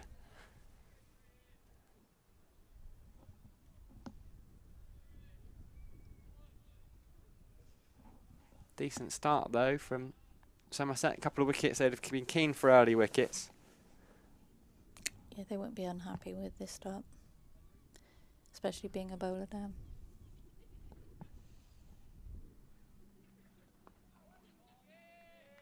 Well, so Siddle isn't playing. No, He's not. not a bowler down. Sorry. No. I know. When Sorry, say I bowler didn't down, know if yeah. you thought he'd gone Yeah, down no. in the game. He is around. He was running drinks on yesterday as Was well. he? He was doing 12-man duty. Always good to see. No abrogation of responsibility. Well, let's hope he recovers. Well, there's so much Okay. champion. I mean, you were making the point last week, weren't you?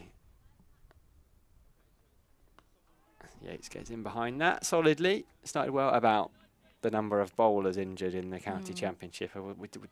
Was there a rough number? Did you have it as of last week? Yeah, I mean it was around 8 or 9, wasn't it? It was quite a lot. And not all fast bowlers though, but yeah, mostly. Certainly Sussex were suffering a little, weren't they? Yes, because they had Grant Stewart, didn't they, on loan? He was then Yep. called back. But they have signed Aaron Beard on loan, which I think is And exciting. Mason Crane Yeah. as well, haven't they? So Yeah. those are two good quality signings. Beard, I think, is excellent. Can't get in the Essex side at the moment. Oh. Ooh, outside edge! Double appeal is gone. Great catch. I'm not sure if it's been given. There was an appeal for the LBW, but it also looked like there might have been a leading edge. Craig Overton Fabulous catch. made sure by diving away to his left. You can't keep him out of the wickets. Let's have a look here on the replay. Davies appealing for the LBW. Polly will know what's happened there. She'll be radioing the umpires to find out. She'll want to know what is in the I can see radio in her hand. score, but there you go. She wants to know. So we'll find out very soon whether it was caught or LBW. It looked a little bit high for the LBW potentially from around the wicket. But Rob Yates, We covered all. we've covered all angles, haven't we? did. He's out. Yeah, he's certainly walking off. He's gone, which is a shame for him because he played a couple of glorious shots in the previous over off Lewis Gregory. It's working out to be a very good start for. Caught. There we go. We've had official confirmation. Harry Thank Everett you, Harry. burst into the box. I was suddenly jumped out of my seat there. Suddenly this appeared. He had to kind of like stop, put the brakes on quickly. But Polly has had confirmation. It's been fed to us via Harry that it was Craig Overton's good work. Fabulous Yeah, it catch. was a good catch. He did look a bit It's a high. good job he's tall. I just have to recover from nearly being forced through the front of the window of this commentary box by Harry Everett.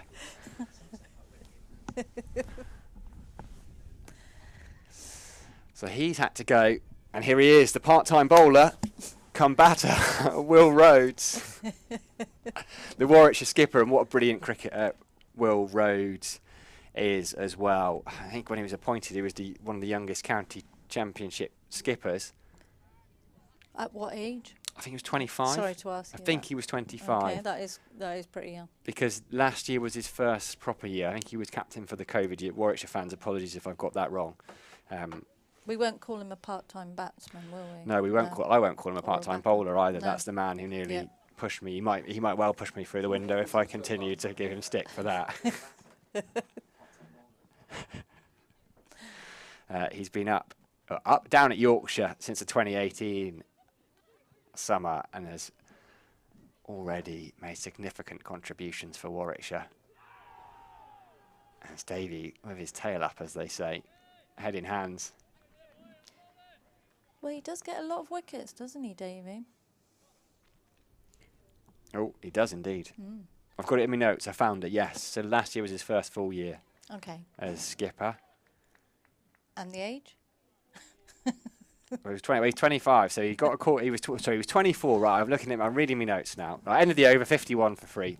Paul Firebrace gave him a call when he was 24. Oh, he's already at Warwickshire, so it was just his coach giving him a call that said, "Do you want to be skipper?" How old was Tom Abel when he became captain? It's a good question. 22. He was a bit, I think the stat was at the time. I think he was the youngest current county championship skipper, but he knew him.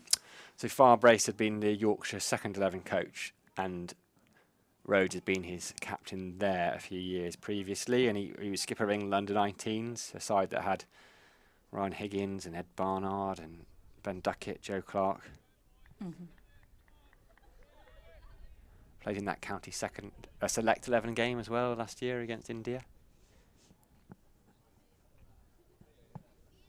Right, I've read all my notes out for Will Rhodes. He's not on strike though, Sam Hain is.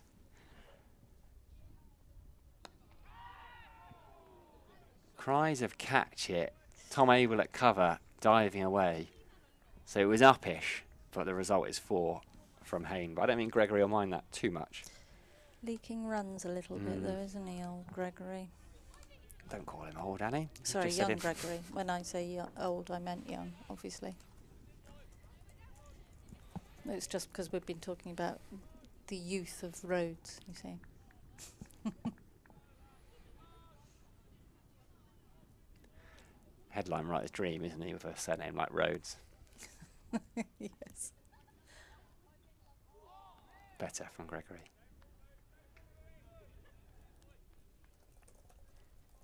Cricketers' names. There are a lot of good cricketer names. Got a favourite? I'm putting you on the spot. No, probably best I don't talk about my favourite names. Oh, no, of course, now I'm intrigued. Side Bottom is a good name, isn't it? As he calls Ryan? himself. Yeah. Which one then? I can't believe there's 2 Ryan Side Bottoms. It's just crazy.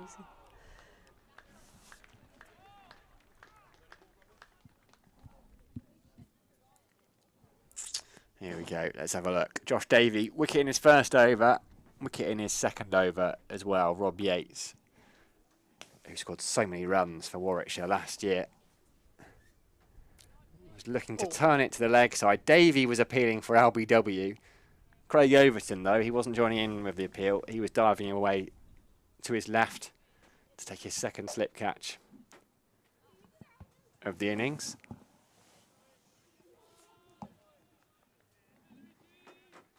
So we've got side bottom. Who else is in the NHA favourite names?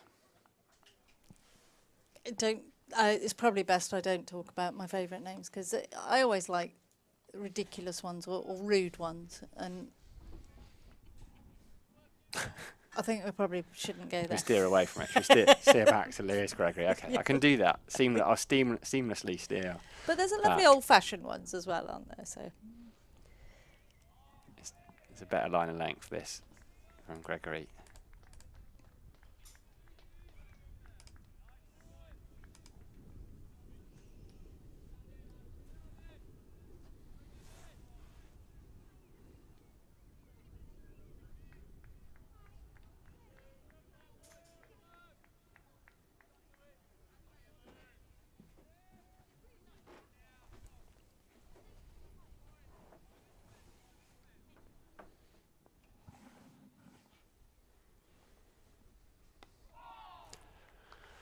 Better from Gregory, but Hayne keeps it out. So end of another over.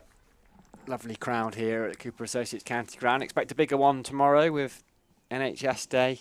People coming around. Got a few different community initiatives going on at Somerset over the course of the next couple of months. July 19th, 20th. There's going to be 3,000 school children in across those 2 days from the local area. Anything Middlesex can do, we could do better. Somerset can do better. So that's something to look forward to. And then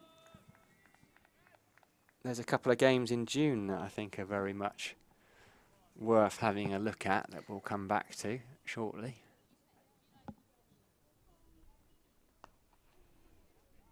Gets away with one there. Josh Davey. I think community initiatives are the way forward.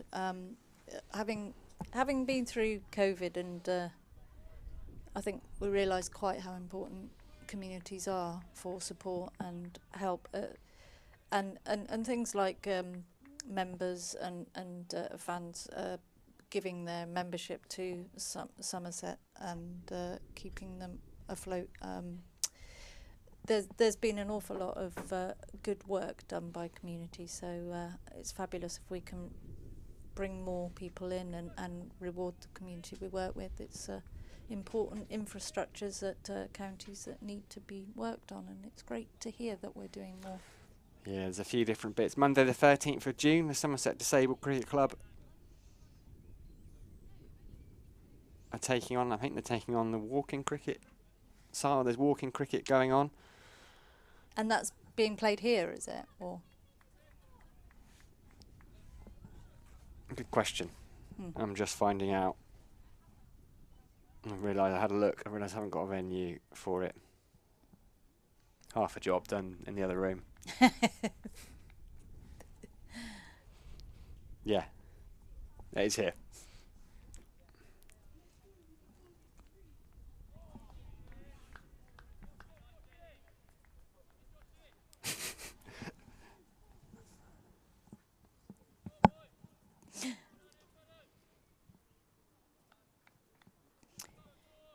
And there was something about at lunch they were saying that they will be wanting to get the crowds onto the pitch at lunch and tea, but at the moment there's problems with the grass, isn't there? Yes, hopefully that's going to come, because we saw it at the Oval. Well, that's right. I mean, it's always lovely to see the families and kids and groups walking on the ground at lunch, and it's a shame not to see it here. So it was good to hear that plan is forthcoming. But it's a bit of a bad time to be planting grass seed at the moment with little rain. Yes. Don't tell groundskeepers. Oh, yeah. Right, I've got it. You've got all the Apologies to details, Dan in the other room. Yeah, I was reading them as fixtures because there were some. It says Somerset VI, which I read as Somerset 11, but actually it's Somerset visually impaired side and community groups. So they'll be. So this is the Surrey game, I think, in the Championship. Excellent. Yes. So Sunday the 12th. Is that game. Somerset versus Surrey is the inclusivity game. So Sunday the 12th, the Super Wands and Street Cricket sides will be along. As Davey doesn't quite find the radar. Monday the 13th, the Somerset Disabled Cricket 11 and the Walking Cricket side, so the over 65s will be along. And then on Tuesday the 14th, Somerset Visually Impaired and Community groups will be here. And they'll be able to use the new accessibility area that's just being built down to our left. Down on yes, lots of work Gimlet's going on Hill. down there. Well, yeah. it's a great day's work if you can get it, isn't it? Because they're not allowed to work, they're not allowed to create the noise during play, so they're down there. A bit of working going on, a bit of watching cricket in the sunshine, but it'd be brilliant. Somerset ahead of the curve in terms of having that new area. It's brilliant. A great idea, yeah.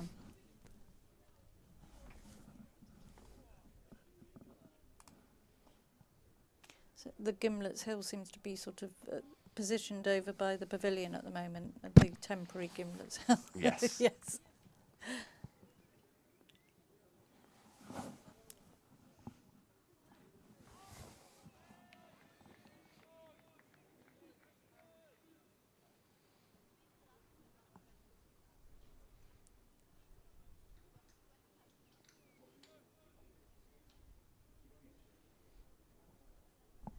Did you have the hot dog at lunch? I did, I thought it was all right. What was it like? Yeah, I enjoyed it. Okay. Spicy. Spicy Hot dog. Spicy hot dog. Paul Edwards described it as a sausage with a small roll and a bit of onion. An inadequate roll. Inadequate roll, that was it. Yeah. Lewis Gregory, then he's coming around the wicket to the left-handed Will Rhodes. Warwickshire skipper with a bit of work to do here for his team.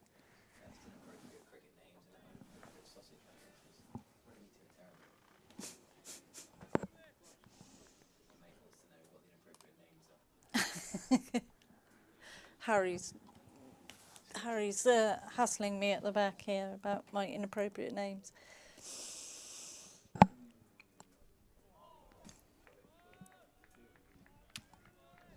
Found his radar a little bit, Lewis Gregory, since switching around the wicket to Will Rhodes. 56 for free. Warwickshire are here. Alex Davies, the first man to fall, caught by Craig Overton off the bowling of Jack Brooks for a 20. It was a very nice looking 20 as well. Somerset fans would have feared. Really nice to see it. And some really positive shots, aren't there? Any scores around the counties, Sam? Because you're worried about your fantasy team, I'm aren't worrying you? about my fantasy team, yeah. So Harry says he's beating me at the moment. Well, you're upset because Darren Stevens is your captain and not playing. Right. Yes. What have we got? Let's start in Division 1. I'm quite upset about that. Why is Darren Stevens not playing? That is a question I don't know the answer to. Lancashire, 203 for 8 in reply to Hampshire's 246. So a relatively low scoring one looks like it's going to be the Aegeus Bowl, but could be an interesting one. Keith Barker, what a fine cricketer he is. Yeah, he's been great. But, I mean, they haven't fired as much as I thought they were going to, Hampshire, considering their team. They've been a bit hit and miss so far. But, yeah, Barker free for, Abbas free for. I don't need to do the Somerset and Warwickshire score because that's going on here. Yorkshire, 62 for free now. Did you just say Abbas 3 for? Yes, sorry, you're excellent. celebrating. So that was very good. I think we're having a changeover in a minute. Off.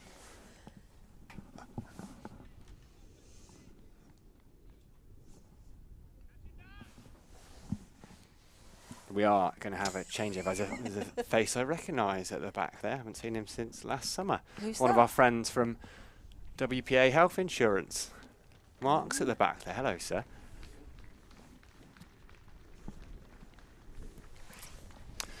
End of the over then, 56 for free. Annie Che, editor of County Cricket Matters. Wonderful to have you on. A wicket take as well. You're not quite getting on the leaderboard. No, but because you did take a couple of wickets. Yeah. Didn't you? Good spell up the hill. Yeah, I'll work hard on into that. the wind. Thank you for having me on. Oh, you're very welcome. You're always welcome in here, Annie. And you're going to head off and check on your fantasy team, aren't you? I am, yeah. Yeah, I'm quite pleased. Yorkshire 62 for free. Harry Brook. Is Harry Brook in your fantasy team, Annie? I know you're off. Nod your head, shake your... Harry Brook? No Harry Brook. He's 24. Unbeaten. David Milan, he's got 18. Back to matters, though, here at the Cooper Associates County Ground. Warwickshire 56 for free. Early wickets were what Somerset wanted. Early wickets are what they've got. Josh Davies, a man who's got 2 of them. 2 in 3 overs. As I'm joined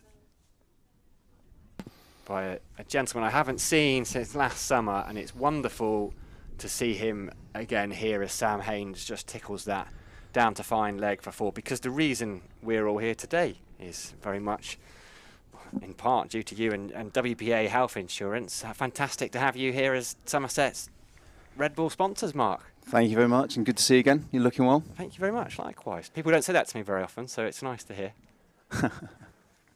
It's good to be back, and it's good to be sat up here again watching some cricket. It's fantastic. Not a bad view, is it? It's the best view, isn't it?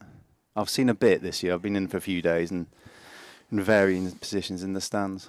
Is this the working from home you're doing over the last couple of games, is it? We're pretty much back in the office now, to be honest. And I kind of finished on time to get across for the last session. It's perfect, isn't it? It's good. It's very good. After tea, no finer way to finish a day in the summer. Remember that after tea price, £7 for adults, even cheaper for students and kids. Get at least 32 overs of play in. So were you here for a bit of that Essex game? I was actually, yeah. I was here on the Friday and the Saturday. Oh, you came on the Saturday, yeah. Hello. Not for the whole day. Well, we were only here for the morning. Yeah. That's good to hear. They think about a single there, but don't take it. Yeah, I mean, what a Saturday morning that was. You were one of the faithful, because there's not many people that really believe. Craig Overton said he did. I definitely believed. I thought we were going to get it, and we were really close. We were close. Wasn't it? You just couldn't take it's gripping, wasn't it? You couldn't take your eyes off the cricket. It was, yeah, and it was from our point of view, it's fantastic to be involved in such a close finish. It was really good, very good.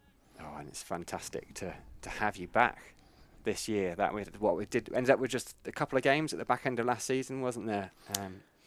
In the Champo.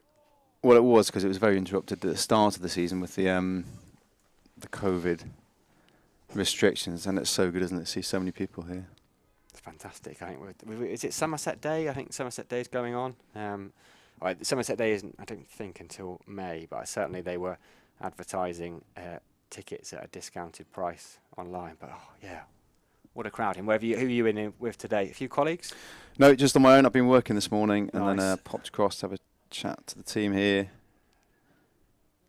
and then invited up to come see you. Oh, beautiful. What do you think of Somerset's efforts? I mean, at one point you're thinking, it's going to be a bit disappointing, but...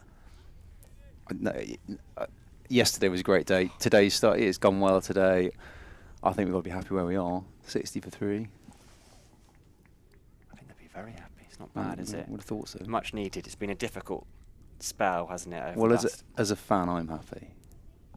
Yeah, we had big smiles on our faces yesterday, and it hasn't happened for a while.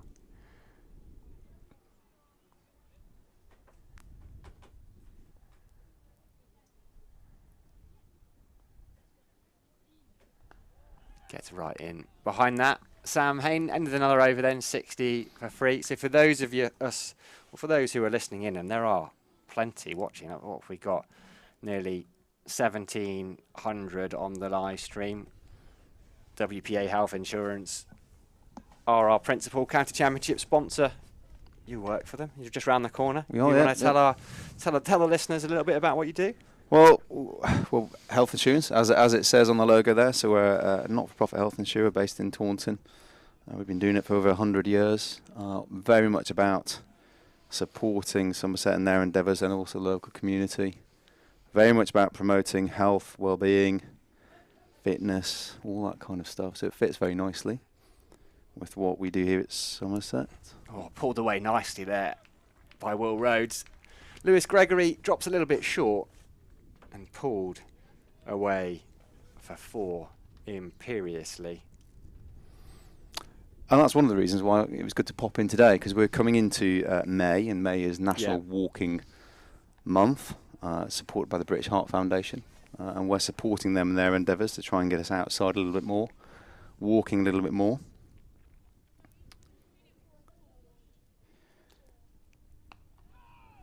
There'll be no run there to mid-wicket. Tom Banton, I think that is, does the fielding in his long sleeve jumper. He's always in a long sleeve jumper. Are you a walker? I mean, a former military man.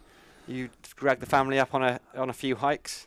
Yeah, I do like I like a run. If I'm really honest, I like going running still. My knees just about still get me through it. I like running. There's a good health insurance company I know. Yeah, that if you need something, rebuild me after I've broken myself. But you know, if we can encourage people to get out walking a bit more, there's so many health benefits. Well, that's part of it, isn't it? I mean, we see it can be a bit intimidating when you see there are people that are marathon runners or are out there super fit in the gym 7 days a week, and that's great, but it doesn't have to. That's not for everyone. It certainly doesn't have to be, or isn't necessary. No, and that's what the British Heart Foundation are trying to get across. So what they're trying to say is, you know, if you go out for any walk is better than no walk, and the rates of cardiovascular disease are still incredibly high in the UK, and worldwide it's still the biggest killer of men and women, certainly up to 2019 pre-pandemic. And it's therefore important that we kind of get behind this, and you know, if we can just encourage people to walk a bit more, it does come with lower rates of cardiovascular disease, lower rates of cancer, lower rates of a number of circulatory disease and disorders. And if we look at what the British Heart Foundation do, they fund £100 million in research every single year to help combat some of these diseases worldwide, not just in the UK. And therefore, at WPA this month, we're trying to raise a little bit of money to support that. Oh, it's in the air, it's in the air. Is it going to go over him? No, it's not. Mark has told you exactly where that's gone. It's into the hands of Tom Lammonby. He just got stuck there, Will Rhodes. He pulled Lewis Gregory imperiously earlier in the over, and that, I think he started to go through the pull shot, realised it wasn't quite full enough, and he ended up just chipping it to Tom Lammonby, who, it looks like an easy catch, and it is really for professional cricket, but it's one of those, I can't really use the phrase heart in mouth, given what we've just been talking about, but you're just going, oh, please let it stick. That was it, and that's right. The position here is great for viewing, but there's a pillar right exactly where he was. I know he broke my neck to get across there to see what was going on. Yeah, we don't need that. No. That's not promoting the benefits of various different forms of exercise. So 64 for 4 Warwickshire. What a brilliant start this has been for Somerset. Lewis Gregory, I don't think would readily admit it hasn't been his best spell of bowling so far, but he has picked up the wicket, and that wicket could be just what he needs to get him going. Warwickshire 4 down now already. What are we, just 19 overs into the innings, and I think we're going to see, I'd imagine on the card, it looks like it's Matt Lamb who's going to come out to bat next, and a local lad from Bromsgrove, played his cricket up at Barnt Green, and he would have played with Tom Banton, played a bit of club cricket together, made his first class debut here in a game in September 2016, which Somerset won, having been bowled out for 95, which is some effort to win a game of cricket from there. He's in decent form, 106 against Surrey in the first game, 71 against Essex in the second. But he's got some work to do here, and if you're wondering why he's on strike, you'd often get the batters would cross, and so Sam Hain would have kept the strike, but there's a rule change that was brought in a little bit early at the start of this season. Oh, he uses his feet immediately to Lewis Gregory. So the new batter, if there's a wicket from a catch, the new batter will always be on strike to save any of those arguments. So end of the over then. 64 for 4. Warwickshire in a little bit of trouble. Now, Mark, I'm going to take you back, if I may, because you were mentioning you're going to work in conjunction with British Heart Foundation to raise a bit of money. Is that for a sponsored walk, or is there other things going on? So what we're doing, we're challenging our team and our head office just a mile, 2 miles up the road to walk 5,000 miles during their lunch breaks, tea breaks, after work. Any time they would normally have not gone for a walk, they're going to go for a walk. That'll count towards the 5,000 miles. And what we're trying to do is get them outside a bit more. But just for every mile they walk up to 5,000, we'll donate £1 to the British Heart Foundation. Oh, uses his feet there, Sam Hain, and pulls the bat out of the way just in time. So it's like the Proclaimers to the power of 10. Exactly. So get ourselves to our £5,000 goal, donate that to the British Heart Foundation, and it's a great cause. If you look at, there's any amount of people listening, watching today, who will have been affected by someone who's either got a cardiovascular disease. My own father died of a heart attack very suddenly a year ago this weekend, and actually it is a great cause, and I'm really proud that we're going to be supporting it. Really hopeful we'll get that 5,000. Pain leaves it. I'm sorry to hear that, Mark. I mean, it wasn't planned at all, but actually my own dad had a heart attack quite suddenly in November. Fortunately, he's all right, touch wood. It was a scary time. He was very, very scared by it. A bit of a kind of one of those eye-opening moments where you never see my parents in that kind of vulnerable position, and suddenly like, okay, so I'll certainly be joining in to support that. And I think if you're in the ground, you can pick up, there's a Walk This May with WPA leaflet, isn't there, that people can pick up if they want a bit more information. Oh, is that an edge? Oh, I think it might have been the top of his pad. It was, again, another one of those Josh Davey. The previous one where he got a wicket, he was appealing for LBW, and it was caught, and I think they were just appealing for anything there. Somerset, we'll see that on the replay. Yeah, anyone can get involved. We're not asking for donations. We're going to donate ourselves. Yeah. We're going to donate on the efforts of our team. It's a bit of a stretch target. It's a lot of miles for us to walk between us. If we're kind of close, I'll be out at midnight trying to get there at the end of May. And you're right, it is scary. It's terrifying, and it can happen to anyone.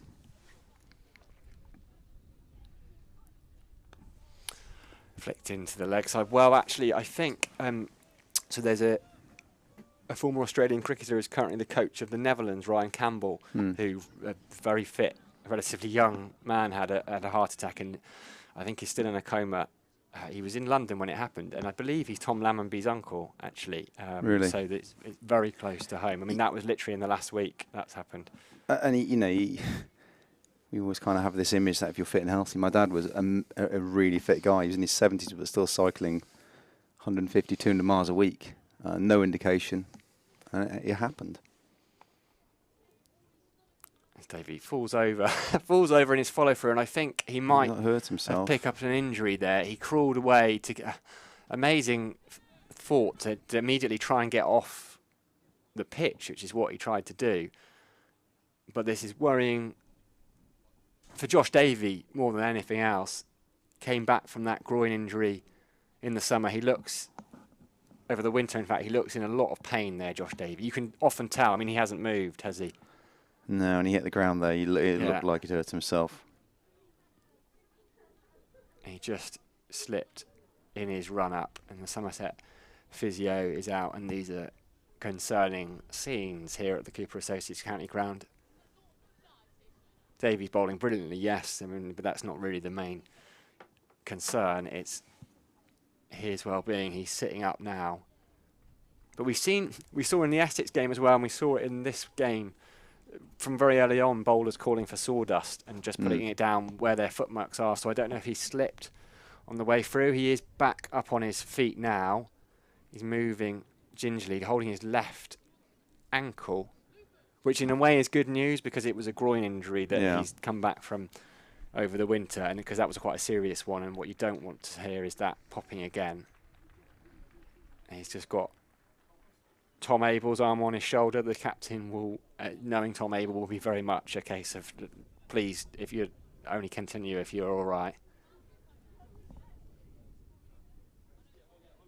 Hopefully it was just an impact injury, isn't it? Sometimes your ankle just goes slightly, only half twist before it properly pops, and you think, oh, that could have been nasty. And Josh Davey, who's a bit of a trooper as it is, I mean, he's got ball back in hand, so... It's the next day, isn't it? You can't all that night. He'll be fine now running it off, but when he sits down tonight and wakes up tomorrow morning, Yeah, bit of ice, plenty of ice overnight on that. I'm sure he'll be annoyed by the physios. He'll be like, right, you've got to get up every 40 minutes through the night to ice it. It'll be one of those jobs. Set an alarm. He's going to continue, Josh Davey. 1 ball left in this over. This is 5th. 2 for 9 he's got so far.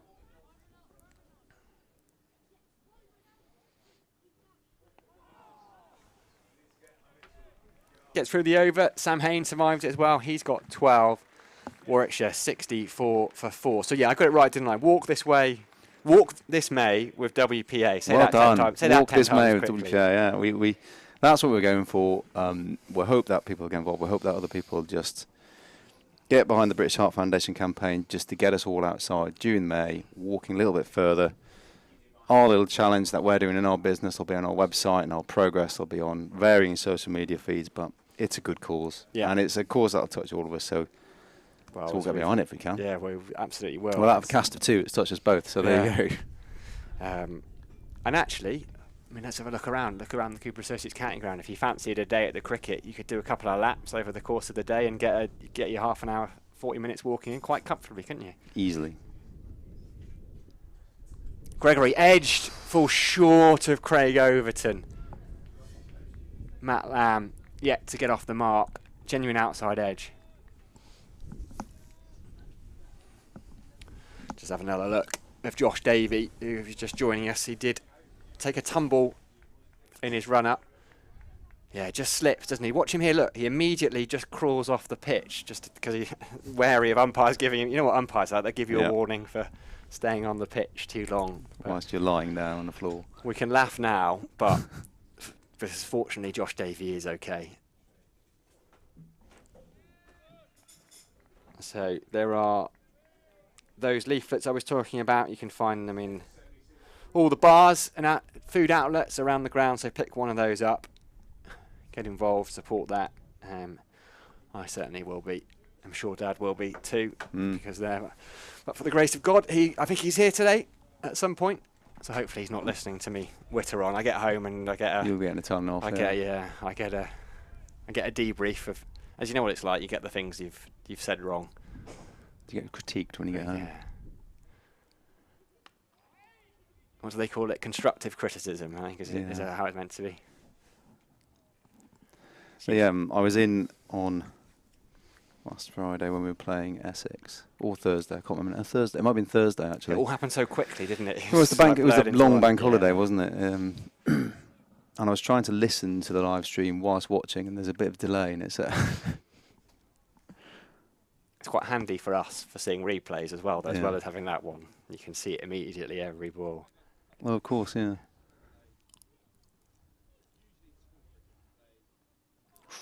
Genuine outside edge. He didn't have much balance there, Matt Lamb. Teapot from Lewis Gregory. Some big grin on his face. He's always plays with a smile on his face, Lewis Gregory. He's a very relaxed character. I mean, he's a fine cricketer. This is his 100th first-class game. Plays a lot of white ball cricket for England. But he has this attitude of... It's just laid back. So if he gets out for a low... He's not one to get out for a low score and then throw his kit around and sulk for the next couple of hours. He's very much of the... It happens. There's always going to be a ball with my name on it, and I get another chance next week, and I think that's the right way to be. Put it in perspective.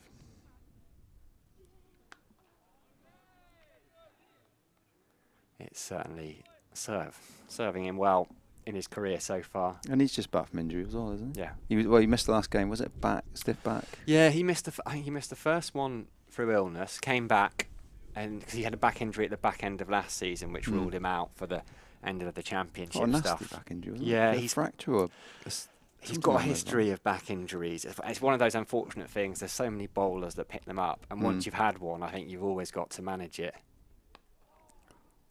But his debut season, I think, was 2011, end of the over, 64 for 4, and he was one of the leading wicket takers in the Blast. And he was bowling 90 miles an hour. He was quick, and the Sky were going, "Oh, this kid, he is sharp, but as with most fast bowlers, it's a lot of strain. I mean, it's amazing when you think about quick bowling. I mean, I don't know what the insurance aspect is for cricketers, but it's not unnatural to put that load through your foot. It's just completely unnatural. It looks hard. It looks like it's going to cause some damage. You should get them in your walking challenge, because Pete Trigo was saying only earlier on this morning that if you get through 25 overs in a day, you've put 20 kilometres on the clock. So if you get the Somerset boys involved, I'm sure they'll be all on tickers and technology, being told if they haven't been moving around the park quick enough. So do you think they're not allowed to wear watches, are they? They're not allowed to. No, but potentially heart rate monitors.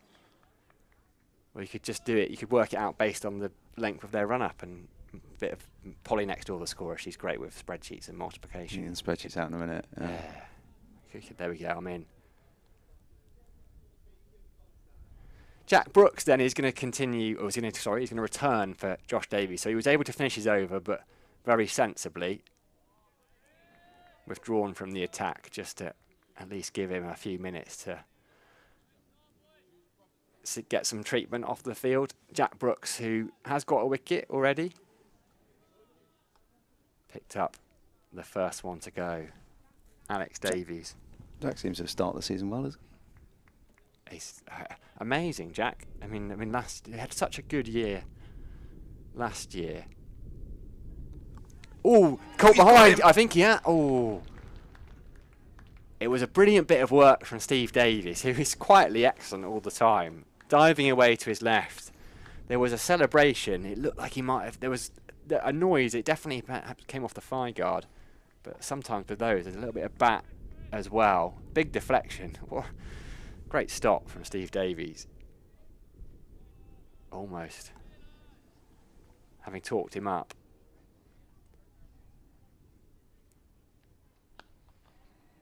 Just such an experienced cricketer. And Jack's probably another one who was relatively late into the first class game, so didn't start playing professional cricket until he was 25, 26. And then you see the benefit of that now. So you look at his actual age and you look at his bowling age in terms of the number of seasons he's been putting that amount of overs in. It's a little bit misleading. But yeah, shorter run-up, I think, than he used to come off.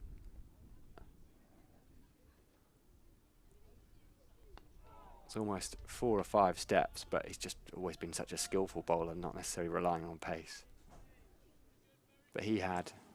When I spoke to him before the start of last season, they'd finished a Bob Willis Trophy final, and he'd been bowling with in a lot of pain because he had bone fragments in both ankles. I think there were things in there that shouldn't be in there, so he needed both of those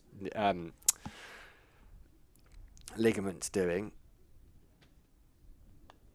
As Hayne tucks it into the leg side for a single, and then he broke his thumb in the Bob Willis Trophy final quite badly as well.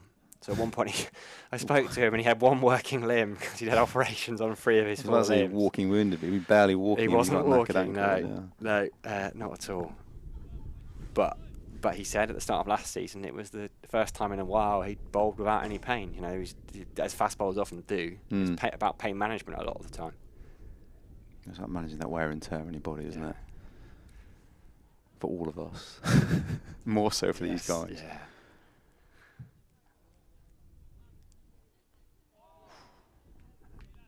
Again, Trigo ended the over. Again, Trigo was talking about it a bit earlier, but it's quite common that fast bowlers will cut the toes out of the front of their boots so that the big toe is not banging against that boot every time. I watched a lot of the last game against, I want to say Sussex. Was it Sussex? Here? No. Sorry. I watched a lot of the live stream on the last game. And there was a lot of conversation about cutting the holes out of your boots. I think it was Craig Overton that was suffering with a bad toe, wasn't it? I spoke to him. Yeah, he was saying to me, he was downstairs a bit earlier. He said he got a cut on the equivalent of the knuckle on one of his toes, and that had all healed. But he did something in the Surrey game, and underneath it burst and popped, so he could barely put on any weight on his foot. I think that's just part and parcel of life as a fast bowler. As Lewis Gregory comes in again, and we're going to have a double sub in the commentary box. Mark, thank you so much for coming good to see you again. Likewise, I'm sure we will speak to you again many times over the course of what's hopefully going to be a season on the up, and keep us posted on the challenge. I'm not going to try and remember the name because I'll get the words in the wrong way round. Hang on. Go for it. No. Walk with WPA this May. Try again. Oh, Walk this May with WPA. Walk me this way. It's one of those, once I've got it wrong now, it's just going to be stuck with the wrong way round. So Mark, thank you so much. And we're going to have, loitering behind me, Peter Trigo. And for the first time in the game, Vic Marks. How about that?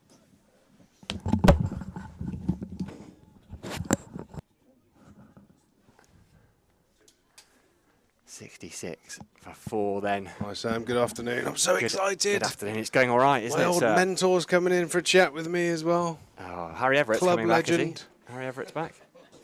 Oh, can't wait. Lewis is bowling beautifully. Got that much-deserved wicket earlier of Will Rhodes, bowled without luck for the last few games. So great to see Lewis get a cheeky one to mid-on. Fantastic. Warwickshire 65 for 4. Somerset certainly in the hunt here.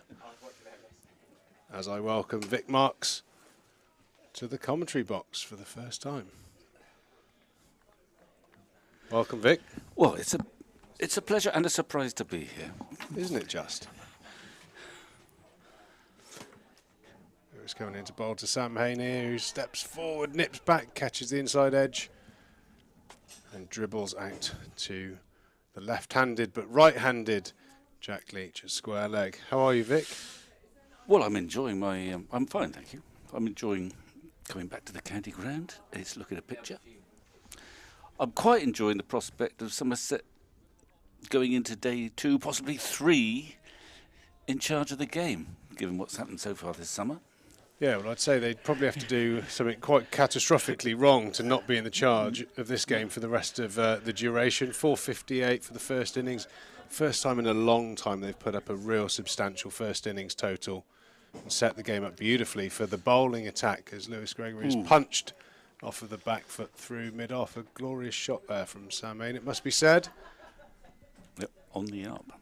4 runs. I never thought I'd be sitting here alongside you, Pete. No, it is amazing. We've obviously had a few minutes together. You're now chatting. an old pro. I don't know what that makes me.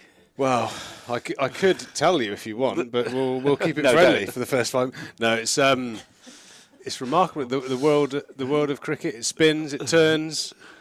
Do you remember 25 years ago, you, Robbo, Dennis Breakwell bowling at a young Trigo as Lewis nicks off Matthew Lamb? What a great dismissal that is to those bucket hands of Craig Overton. Stood there at second slip. A great wicket. 5 down now for 70.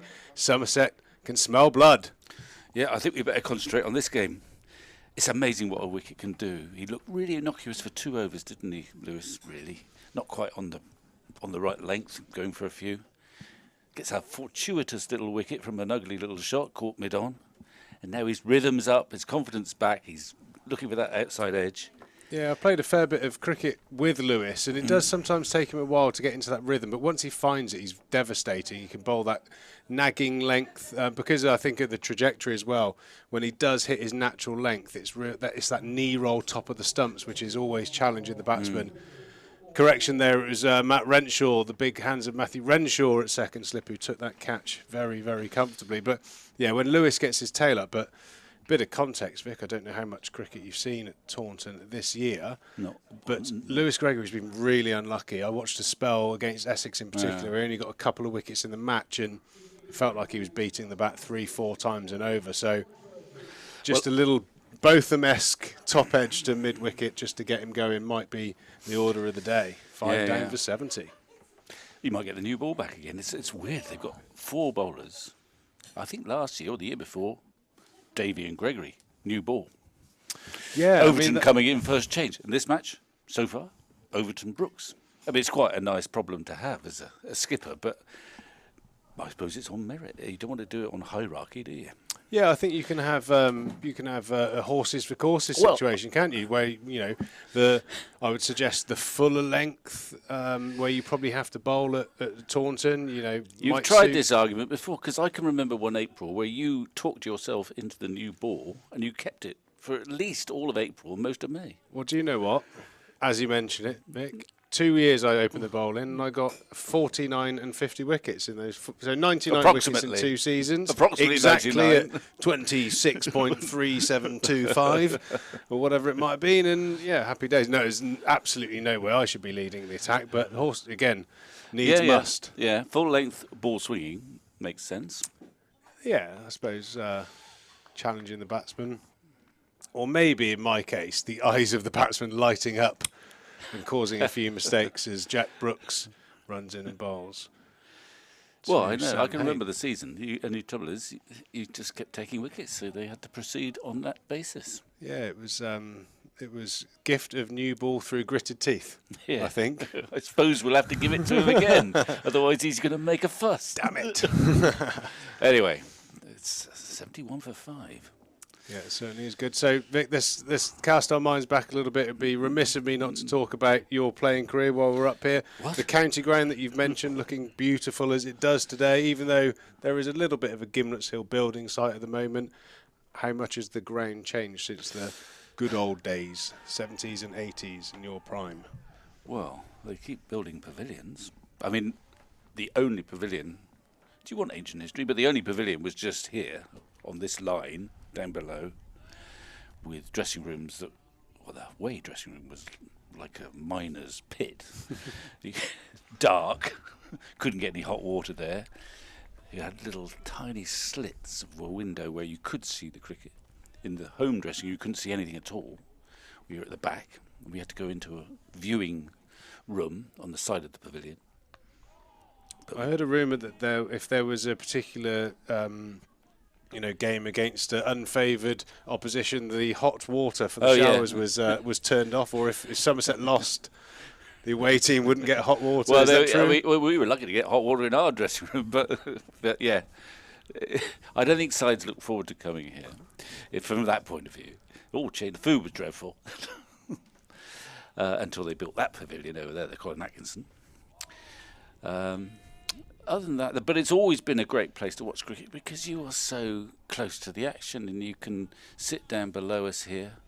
You're about 65 yards maximum away. You can almost hear the slip cordon rabbiting along. You can see what happens. It's a pro and a con, depending who's standing in the slips, and I can vouch for that. Sometimes some of the verbal exchanges between me and Trescothick would have been not worth listening to. Oh, sorry, that's a good delivery from Brooks there. Just getting back. I mean, you've got to like watching Jack Brooks bowl because he's brave, isn't he? Because he bowls that length where he invites the drive. That first wicket, he got the first wicket, and Davies. It's just about a half volley, but it's a swinging half volley. Yeah, he gives. And you've got to be brave to do that, haven't you? He certainly does. Gives the ball a chance. He's got a fantastic record. He bowls. He's got good skills. Economy of run up. Bowls his overs. A good hard-working cricketer. And yeah, he occasionally can leak runs, but when the season's done and dusted, you always see Jack Brooks very much up there in the wickets column, and that's the job of a seam strike bowler, is to strike and take wickets. So he certainly does that job for us, and he's had a great start to his day today. 1 for 25 off 7, but Lewis Gregory certainly has his tail up, 2 for 26 at the moment. Warwickshire on 76 for 5. Wow. How old's the ball? 24 overs. It's still, I mean, I wasn't here yesterday, and I saw the score, and I thought, well, it's a real old Somerset belter. But watching it live, there's a bit more going on than I'd expected. Yeah, and it's good because I hope I wasn't being stitched up by Matthew Renshaw, who gave me my customary hug this morning. Well played, mate. How you doing? What was the wicket like? He said, Trees, actually, it was doing a bit all day, but the Warwickshire attack didn't get the ball in good areas and bowled a lot of bad balls. And I think that's been validated by the way the pitch is playing now. So, I think there was an optimism. I think the feeling was that, anything around the 400 was going to be over par, and certainly 458 is very much over par. So brilliant that Somerset are in this position, because the one thing that has been consistent throughout the season, even though the first 3 games have ended in defeat, is the bowling attack. Looks like it can take 20 wickets, so it's going to be a really exciting couple of days here at the Cooper Associates County Ground. And talking of that, I remember we got 3 generations of pavilions here, haven't you? You started in the Down dungeon below downstairs. Here. We moved over to the Colin Atkinson, which is where I started. Yeah, that was I think it was 1981. That was opened. I was born in 1981. I can remember Julian Wyatt and Pete Robinson showing me to my space in the dressing room, and I can remember being described to by Julian Wyatt. I was sitting where Joel Garner used to sit, and he showed me on the wall a little black marker pen of where his feet started and his head ended when he led out, and he was obviously an enormous man, and just all the stories of Viv being under the table asleep, you're next in Viv, all the wickets down, and that was really special. Joel for seemed me. to be he was obviously extremely long, but he seemed to be able to sleep anywhere.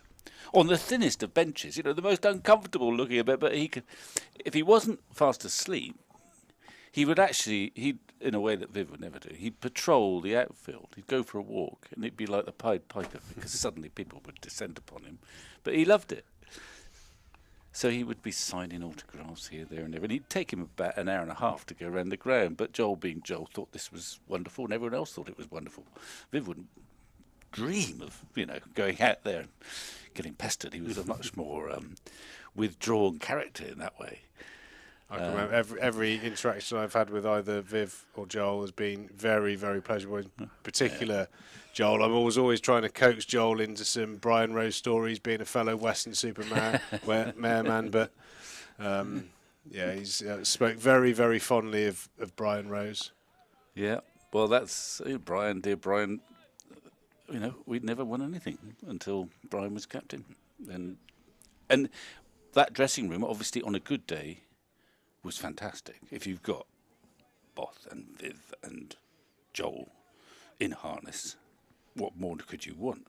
Of course, on a bad day, it was quite a taxing proposition to captain. If Both wasn't a bit knackered and Viv was a bit in a mood or something like that, then it's quite a difficult, because they are such dominant personalities. And that's where Brian Rose's softly spoken demeanour came in. I always remember one of his, I think it might even be his Crick Info picture, Brian Rose. When you Google Brian Rose, he's sat on a park bench with a set of Ray-Bans on and a Cafe Creme cigar out the side of his mouth, looking a little bit like Robert Redford and just looking cool as hell. And you just think, managing that dressing room, those characters must have been quite something. And he was tough. I mean, what he did, although this is ancient history, but what he did, to his great credit, is that he also he was brave enough to drop some of the older guys and bring in a lot of the youngsters, which I appreciated, and Pete Roebuck and people like that. So he trusted us to come in and play, perhaps a bit sooner than a more conservative captain might have done. And we never quite knew what he was thinking, because he didn't give too much away either. I don't know what he was like as a director. Well, no, Rosie, we always laugh. Some of our mutual friends, Rosie would start a conversation with you, and he would, so Vic, I think we've got a good plan today. And his voice would drop, and you'd be leaning in trying to get the end of the conversation. You'd have no idea what he just said.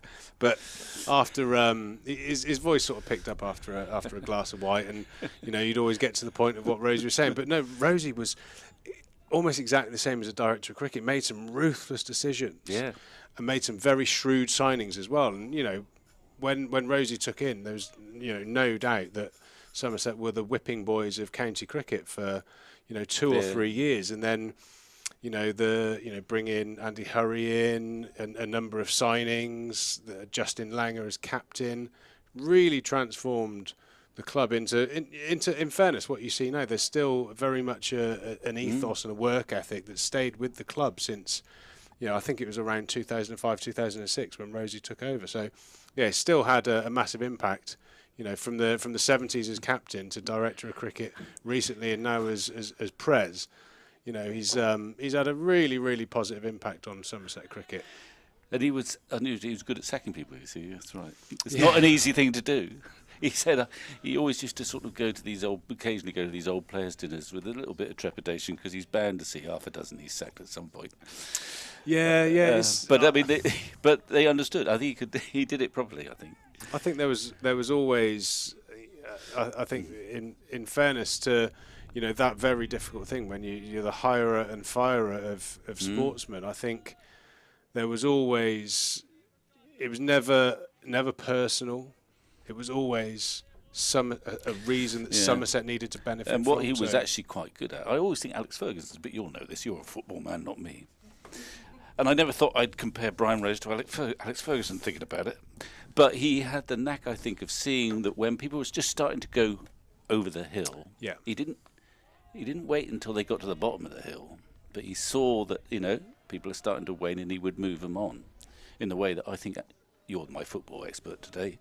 Alex Ferguson, even at Manchester United, if he saw some of his players, great players, just starting to lose it a little bit, he wouldn't hang on to them for ages. He'd replace them. Definitely Cole, York. There you go. You see, I knew he knew his football. Roy Keane, Paul Ince, very influential players in the United dressing room, and I think that is a knack, isn't it? You potentially can spoil some relationships, but I think, you know, when things are done and dusted, you know, I think with our logical brains and the emotions taken out of it, you realise it was the right thing for the club. And like Rosie was always very much making his decisions based on what Somerset needed. As Warwickshire in the modern day, the here and now, move on to 81 for 5. A couple of boundaries of late.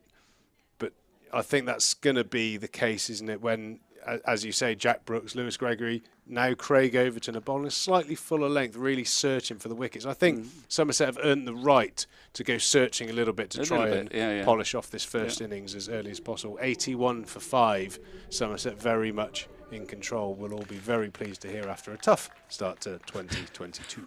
And before we finish with Rosie, well, he had the wisdom to bring you back.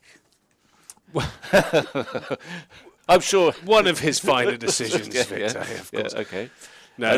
It was brilliant, actually. I've got it's a really nice, self-indulgent story, really. I was playing for Middlesex at the time, and I told this in a few sort of after-dinner speeches I've done in the past. I was bowling at Lord's in a one-day game, and I just belted a few, and I was opening the bowling in the one-day game, and I looked up to the top of the Lord's Pavilion and saw Robert Redford sat, thinking, what the hell is Robert Redford doing watching the county cricket? And realised it was Brian Rose. And when I got back to the dressing room, I had a text message on my phone saying, "Are you available for a drink in the Lord's Tavern?" And we met up, and he simply said, "It's time for you to come home, son." And it was, it makes me goosebumpy now because I really, really needed to hear that, and I guess the rest is history. Well, yeah, I think history suggests it was one of his better decisions. I do remember another occasion when he wasn't quite so on the ball, and we were playing in a Sunday League game here. And Rosie didn't say much as a captain. We didn't have many team meetings or anything like that, or when the game was going on. He kept himself to himself. He might get his little cheroot out after he'd been dismissed and sit on the balcony there. And we were in a run chase, and we weren't going so well. In fact, it was flagging. And he suddenly, unusually, he leapt out of his seat and he had a bit of a brainwave. He decided we need a left-hander to go and get out there, go in next and hit the left arm spinner or something like that. So he marched into the dressing room and said, "Dennis," that's Dennis Breakwell, left-handed punishing batsman, "Dennis, put your pads on, go in next." To which Dennis replied, "Sorry, Skip, you may be 12th man early this afternoon." Yeah, if only the game did have 12 players. Many head scratcher for most captains, that, isn't it? I remember Justin Langer saying that. Whoever designed this game's a clever bloke. You definitely need 12. No, it's all good. But it's nice to be back at Taunton. Like I said, it's changed as a ground. Yeah. Well, I mean, then they built a couple more pavilions since then, the Andy Caddick and this one. But it's a lovely place to come and watch. I mean, it still had charm back then, but it was not so comfortable. Now it's quite comfortable to come back here. Yeah, it certainly is. You've got all the nice little food stops around the place, a couple of bars, so you can get yourself hydrated in the appropriate fashion and watch some great cricket. It's brilliant to see how Craig Overton started the season. As you know, he's played a number of test matches this winter, always on incredibly docile pitches, which is a shame, but he started this season brilliantly, and I'm sure he'll be in the eyes of the England selectors. Yeah, I guess so. I mean, I think he's had a really flat pitch in the West Indies, and certainly the second test in Barbados, I think he played. But I was teasing James Taylor actually when he was here the other week. I said, "Is there any chance you can play Craig Overton on a bowler friendly wicket?" But I think he played in Grenada, where there was a bit more happening. And if I'm being, I didn't watch every ball, but there's still that barrier when you get to the next level to be able. I mean, he's the kingpin here. He knows he's the kingpin. He sort of bowls with confidence. He knows he's going to dominate probably, and he's the senior man. And there's still that barrier when you go up one grade. Even if you're quite a confident person, you've still got to sort of convince yourself that you are the man. And I'm not sure that's quite happened to him when he's played for England. So I'm wondering whether he still bowls a bit better for Somerset than he has done for England. Are you saying that is technical or emotional? Well, I'm not sure I'm saying. Well, more temperamental. More temperamental, yeah. The confidence that what. Some people are naturally confident. Well, outwardly maybe, but not always inwardly. Yeah. What you see on the outside isn't always the reflection of what's going through the mind. But yeah, I totally understand that. When you're the big boy around town and you walk over that line and your chest is puffed out. Yeah, and also when he played for England, sometimes with the attack he was in, he's better bowling like he is now, which is pounding that ball back of a length. But they wanted someone to whistle a couple round the ear holes. Now, it's not really what he's made for, is it? No. But he was obligingly doing that for England. It's a role he shouldn't really have, but he had to do that a few times, I think, in the Caribbean. Jack Brooks runs into bowl to Burgess here, who straight drives to cover. Mopped up by captain Tom Abel. And return to Steve Davies. So there's definitely a bit of a buzz, a bit of buoyancy around the Somerset field from the look up here. Everyone, all the slips are ready, expecting that wicket. Like I said, when you're 5 down after 27 overs, you certainly will feel like the edges are about to come. Has Josh Davey come back on? He had to the survivor of the fall, yeah, I think.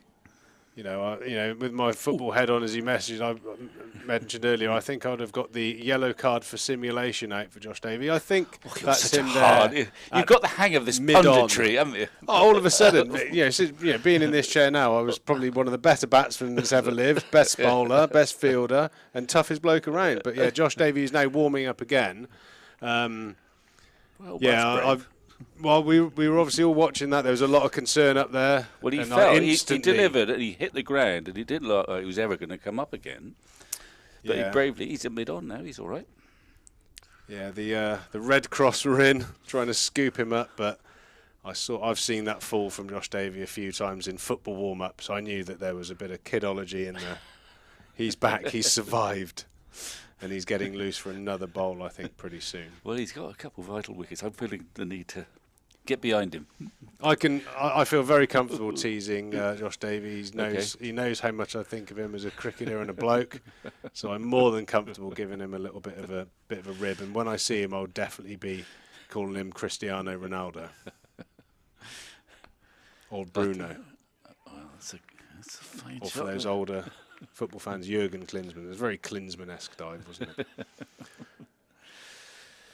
Lewis Gregory's failed to reel that one in, and it's to the boundary for 4. Well, it's not the worst bit of wicket to bat on, judged by that. I mean, it's slightly over pitch, but it's a beautiful cover drive there. And both these Warwickshire batsmen, they're prepared to sort of use the crease, aren't they? And come down a little advance against Jack Brooks now and again. Yeah, I think that was the one thing that's been lacking in Somerset's batting, in particular the home game against Essex, where you had someone like Sam Cook. Yeah. And I chatted to a couple of batters post-game, what were your thoughts? And I just said, you know where someone like that is going to bowl. You know where Jack Brooks is going to bowl 95% of his deliveries.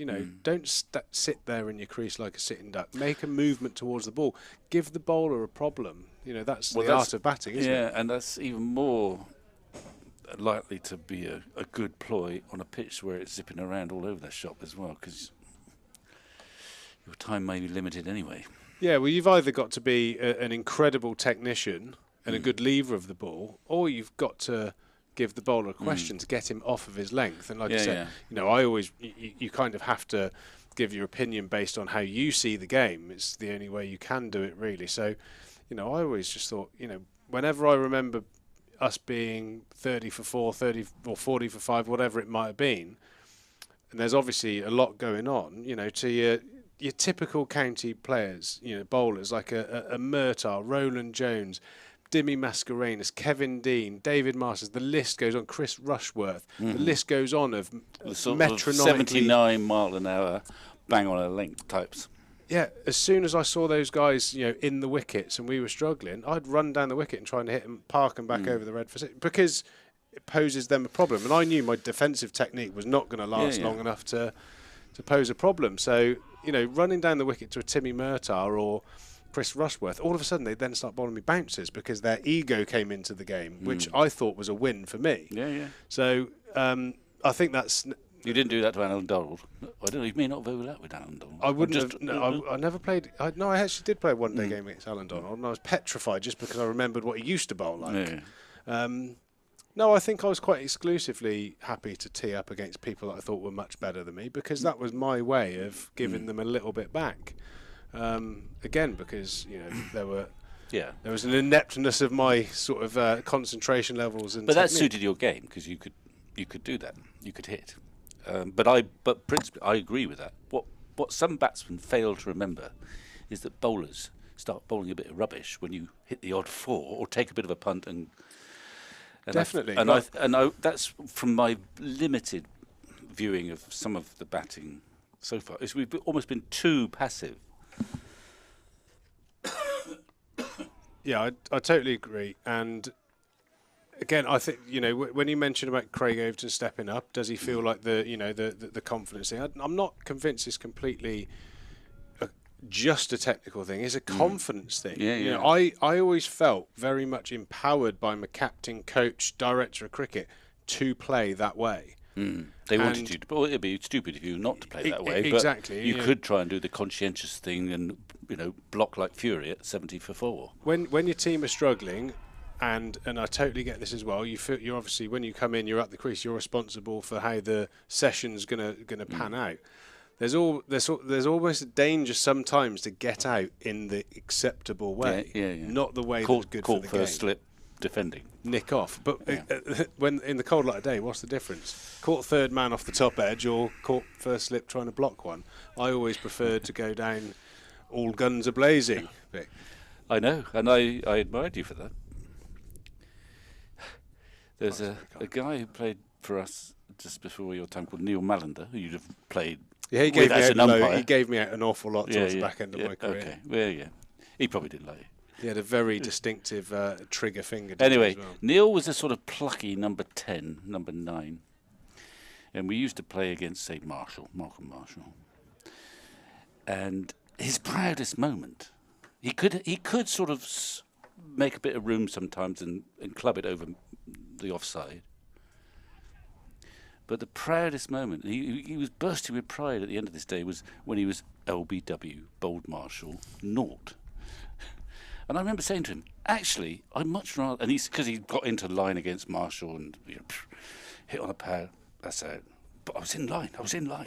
And I remember saying to him, I'd much rather you backed away and carved him over cover 3 or 4 times and got out, clean bowled by a Yorker, not quite in line, for 15 than being LBW naught. Yeah, that is... He didn't see it, though. That is the strange thing. I think that is the strange thing about cricket. How were you out? Well, does it matter? I'm out. How did you get your wickets? Does it matter? They're wickets. Would you imagine, bowlers like Dale Staines celebrating getting a wicket caught cow corner, which is what they, so many bowlers know in T20 cricket get wickets that way. I mean, it was always a bit of an uncelebrated embarrassment to get a wicket out there, but... I'm sure Somerset will take these next 5 wickets in any way, shape or form. As Jack Brooks is bowling his 10th over. He's got 1 for 36 currently. Warwickshire 89 for 5. Somerset going along really, really well, looking to close out a good day. Quite interesting watching Burgess, though. And it's almost as if he's responding a bit like what you've been talking about, in that he's, shuffling down the crease. He's looking to disrupt Brooks's length. It does help that he's got quite a volume of runs already this season as well. So he's individually quite confident, and I think that's a thing that I think the Somerset lineup have to get over the next few. Take the confidence from the Oval, the good first innings, into this game, and don't look back. Take the confidence from the 458 we've just got and take that forward. Sometimes as a cricket team you have such poor performances, you've almost got to park them and move on. It's hard to do, but you have to do it, because otherwise it'll be a very long season. It's certainly looking to turn around this game, especially if Somerset can take these next 15 wickets over the next 2.5 days. Yeah, I think it's also it's harder to solve a batting issue than a bowling issue. In fact, you can analyse what's going wrong in the field. It might have the wrong field. But batting is such an individual process, and it gets into your heads, and people respond differently to a loss of form, and then sometimes the whole team can get infected by the lack of confidence. Oh God, if I get out now, we're done for. I did actually sense freeze, that. And, it's. I sense that at the Oval, a bigger challenge. Innings. Yeah, I sense that we were on commentary, revelling in the first inning scores, Tom Abel's 150, and the great performances there to get and there was almost like a feeling that Somerset were just going to draw that game and move on with the confidence. And I was like, well, hang on a minute, you've still got third innings. Third innings are crucial. They're setting up the game, and obviously they got bowled out there and ended up losing the game. And it's still, the confidence that the scar tissue from a couple of collapses can hang around for a while. But I'm pretty sure, knowing the lads as I do and the coaching staff, that I think it would have been right, line in the sand, that's gone, let's move forward. And hopefully the last day and a half is going to be more what we're used to seeing here at the Cooper Associates County Ground, because this is the position we want to see Somerset in control and sniffing out wickets. Yeah. We're going to settle for this. At 11 o'clock this morning, there was a nasty catalogue of wickets early on, but 90 for 5. I think that 92 for 5. You're bossing the game at the moment. Sam Payne punches one off the back foot into the cover. So, Vic, if I may ask you, probably, well, almost certainly much more shrewd in terms of technique from the cricket you've been watching over the past God knows how many years. Jack Leach was described as Mark Butcher recently as having one of the best techniques in the England lineup. Talk to me about how you see Jack Leach's batting at the moment and his potential for development, and what spot you would play him in. Oh, right. Well, he's slowly moving up. I mean, I'm just looking at this lineup. Well, actually, on today's performance, you might toss him in at number 7, but that would upset one or two. But it might trigger him. Lewis, in the past, Lewis, Gregory and Craig Overton have been a source of terrific runs. Oh, he's gone. That's a beauty. That's an absolute gem, isn't it? That's the length you were talking about from Craig Overton, just back of a length, nipping away, drawing Michael Burgess into the stroke, and a soft edge, lovely little feather through to the silky hands of Steve Davies. Somerset have their sixth wicket, 92 for 6. What a great delivery that. Yep. And that brings the tea interval. What a great session that's been for Somerset, in control of the game. And hopefully the turnaround for the season. Well, so, what you'll have to think about Tom Abel at the moment is following on. Now, I've looked at a weather forecast, and I know I'm an old man, and us old-timers, we like to see the follow-on enforced. But I've also seen a weather forecast for Sunday, and there's some rain about. I think get them out there again if they can get. My personal feeling is when do they take the 10th wicket, and is there a night's sleep and recovery in between? Okay, well there would. That would. They've got 4 it's to looking go. very much likely that if they could get the wickets tonight, hypothetically, if they get the wickets tonight and have which they should do, either a very short session. Or say 8 down, and you've got a night's sleep, nice bit, the ice baths and the protein shakes and all the stuff that you would have done in your day, Vic. I don't believe you have many ice baths. If they have that as their recovery, I think it's almost certain that the follow-on would be enforced, and that would be a great way to go, especially with Leach as well. You know, Danny Briggs was showing there were signs of spin as well, so he could break up the spells of the seamers. So, yeah, these next 4 wickets, if they don't take the 10 wickets until sort of lunchtime tomorrow, that might be different. That might change things. That's a long way off, though. But that. I mean, it's a beautiful delivery, but you were also talking about respectable dismissals, and that was a respectable dismissal, because you'll go back there and you say, what could I do about that? So he can sleep well tonight, Burgess. He can. But it was the perfect ball, wasn't it? Just enough movement. I think he had to. Well, actually, if he tried to leave it, there was so much bounce there, he would have missed. But you think you're going to have to play that.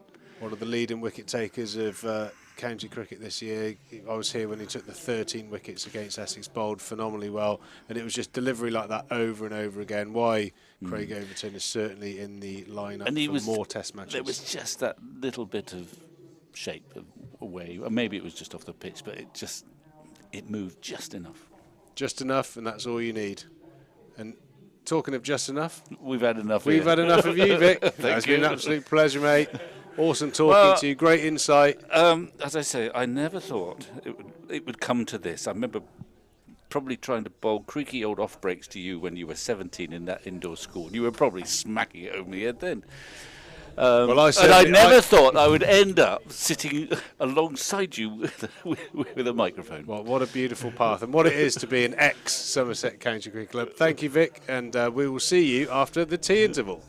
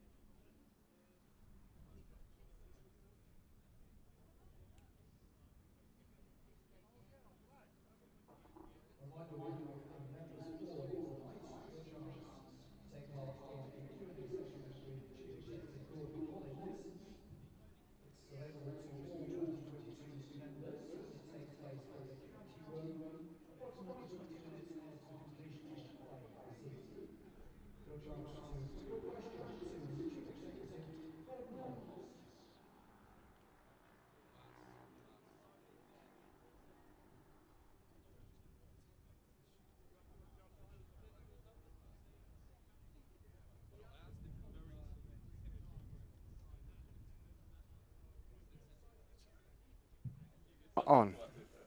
Yeah. Good afternoon, everybody. I hope you've all grabbed a cup of tea and are back watching the live stream, listening in as well. What a day it's been for Somerset so far. 92 for 6. Warwickshire in response to Somerset's 458. All out a little bit earlier on today. Now, we've got a very special guest here for tea. I'm joined, a man sat next to me on my right. On my right, I'm just having a look. I'm just checking him out. He's got his Somerset tie on. He's got his memo. He must have thought, what on earth is he doing? He's got his. I'm just seeing how many Somerset badges you've got. Just the one. Just the one, but you've got the tie and you've got the club lanyard on. Nigel Muirs-Raby, welcome. Welcome Good to be here. To Taunton, and welcome up to the press box. Not a bad view, is it? Amazing. Wonderful. I must come here more often. Yes, you really should. Now, Nigel's here because we're about a dozen days away, I believe, from Somerset Day. Is that right, That's Nigel? right. Yep, May the 11th, when we'll be celebrating everything that is great about Somerset. And there's plenty of that. There certainly is, yeah. We are, amongst other things, we're the oldest county in England, and we predate any state in Europe. We have more farm, food and drink producers than any other county in England. So we've got quite a lot going for us in one way or another. Oh, we really do. Just missing that county championship, aren't we? We're just missing...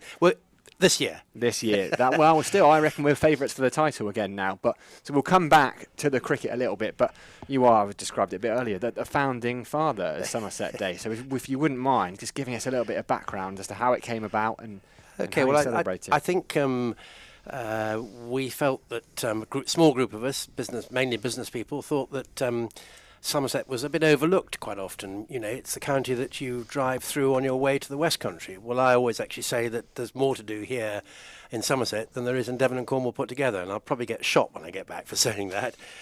So we started it with the aim of really celebrating and choosing a date when we could celebrate and you know, all things Somerset, and get people flying the flag and enjoying what we have here and being proud of what we have here. And quite literally flying the flag It's as well. quite literally flying the flag. Our hashtag is Fly the Flag for Somerset, and we're very keen to see as many flags as possible flying everywhere in the county in the lead up to and on the 11th of May. And I mean, I hope I can persuade the club to actually erect a special flagpole to put a Somerset flag up, because at the moment you can only get one flag on each of the poles, which I realise have to be the club flags. But one day we'll get a proper flagpole with the Somerset flag, I'm sure. One day, which you've got on your badge as well, the Somerset flag. And tell us, for people that want to get involved on the day itself, what kind of things have you got going on? Okay, well there are various events taking place now and up to Somerset Day, and they can be found on our website www.somersetday.com. But there's also something called the Somerset Day Trail, which we've started. It's people who've nominated their favourite spot. We've got over 100 locations on the map on the website. And people are being encouraged to go and have a look, because I think one of the things you often do in your own county where you live is nothing. When we go away, we go and visit everything. But when we're living somewhere, we very often don't. And I think that's what we're trying to get the message across. You know, actually, there's so much to see and do in this wonderful county. And a lot of it is on this map. And what's so great is these have all been nominated. We haven't chosen them. And there's some obviously really well-known places, but there are some that are not very well-known. So, you know, it's a great opportunity for people to find a bit more about what we have here. And is there a nomination from yourself on there? What's your favourite spot in Somerset? Actually, you know what? I'm often asked that, and I get into terrible trouble because... No, I don't want to get you into trouble, Nigel. You know, I'm here to promote Somerset Day. I'm not after trouble. Do you know what? I love Wells, because I do think it's... You know, that amazing cathedral. Oh, yeah. And the oldest inhabited street in Europe, which is Vicar's Close. And then you've got wonderful things like the farmers market that takes place there. Lots of great independent businesses. You know, I think in a way it's one of the places in Somerset that encapsulates what is so wonderful about this county. The city of Wells. So I grew up, to my parents, the family home is...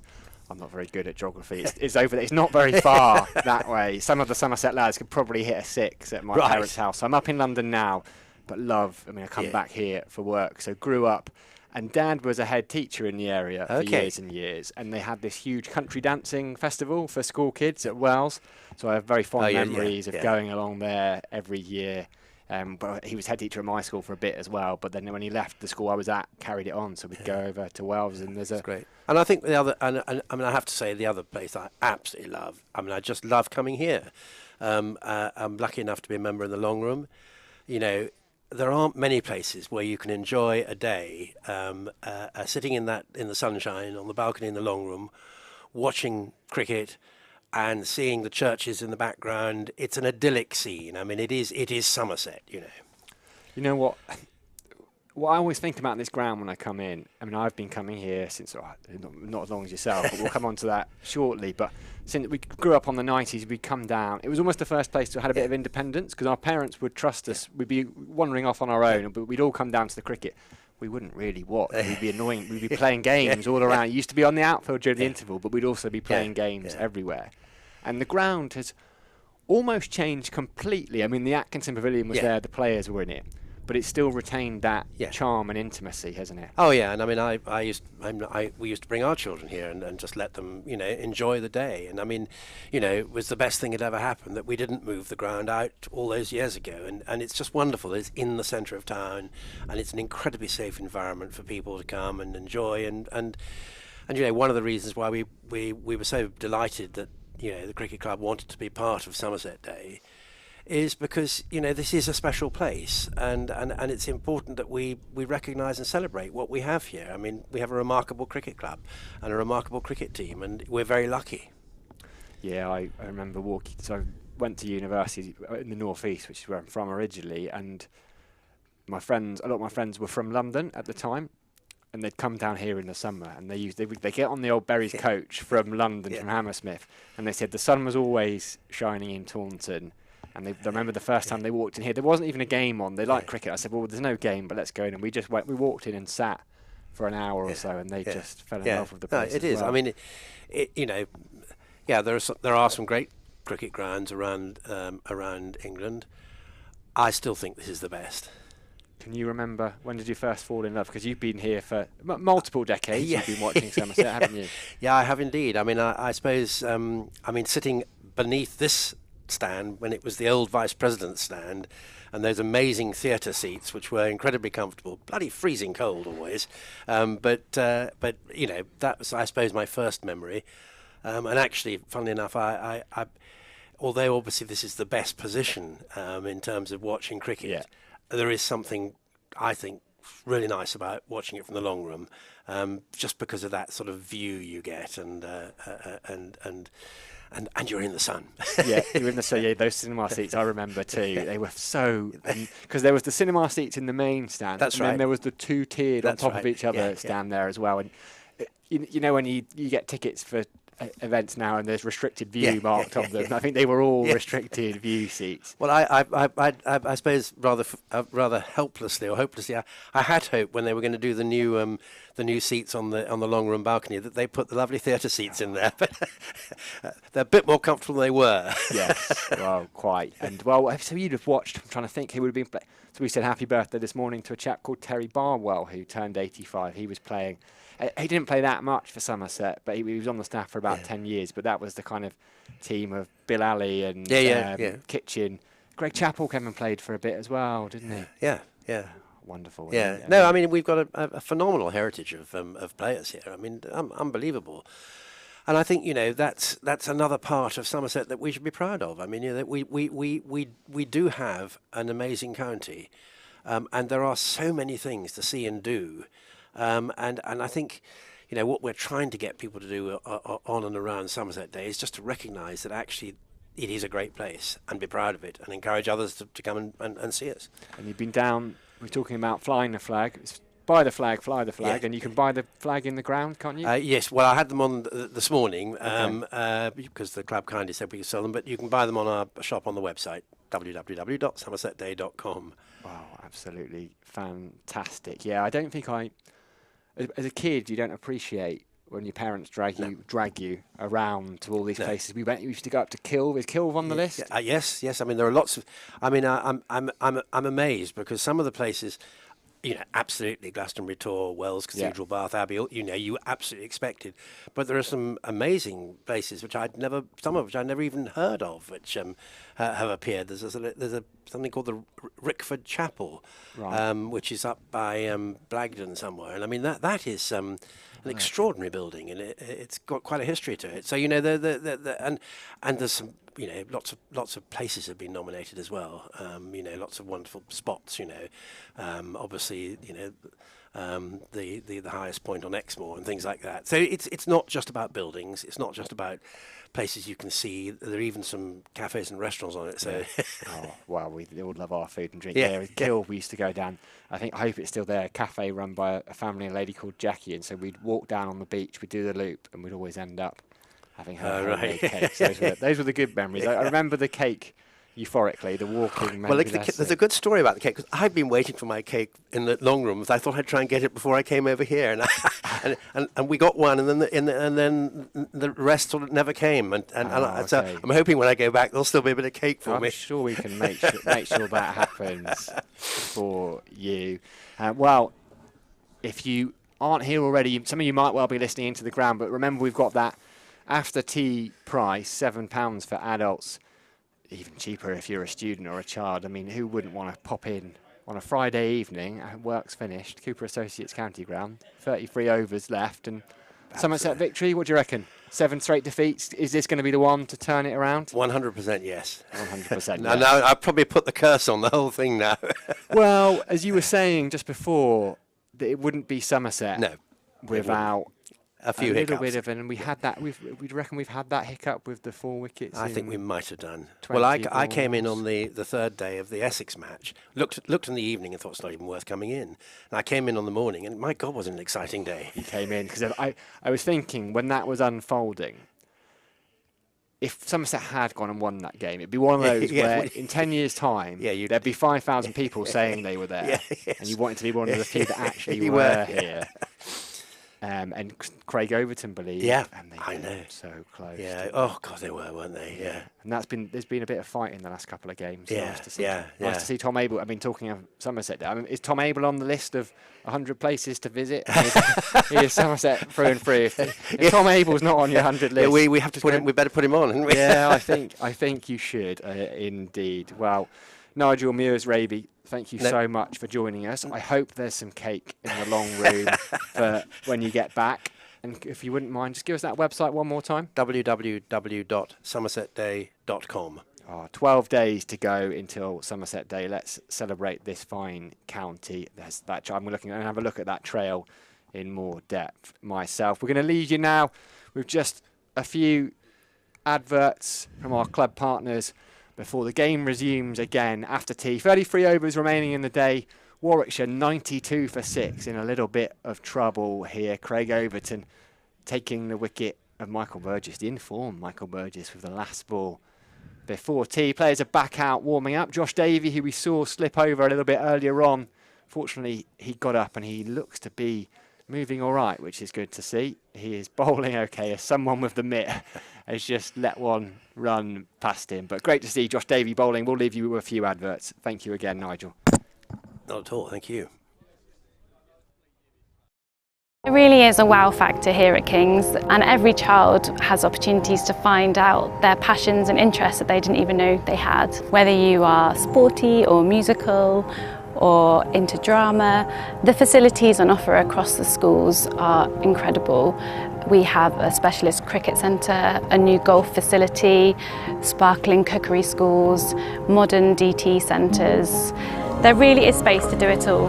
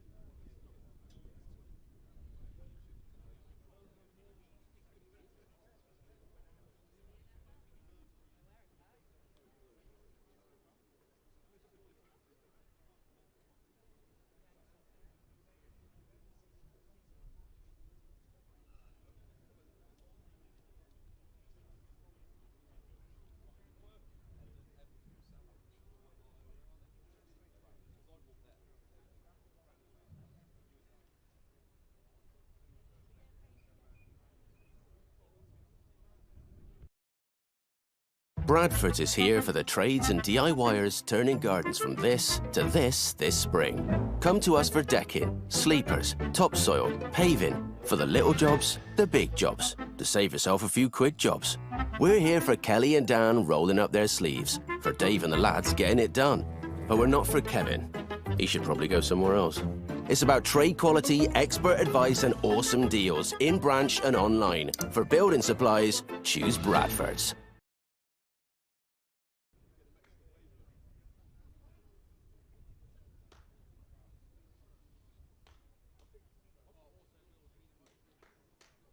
Warwickshire received after tea of 92 for 6, currently deficit 366.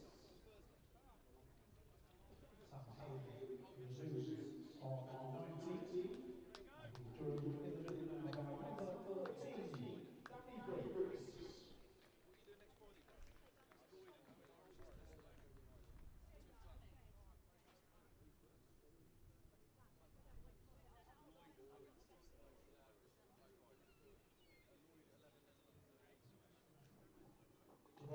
Players have just walked. Yes, the players are just walking back out after tea, and Warwickshire 92 for 6.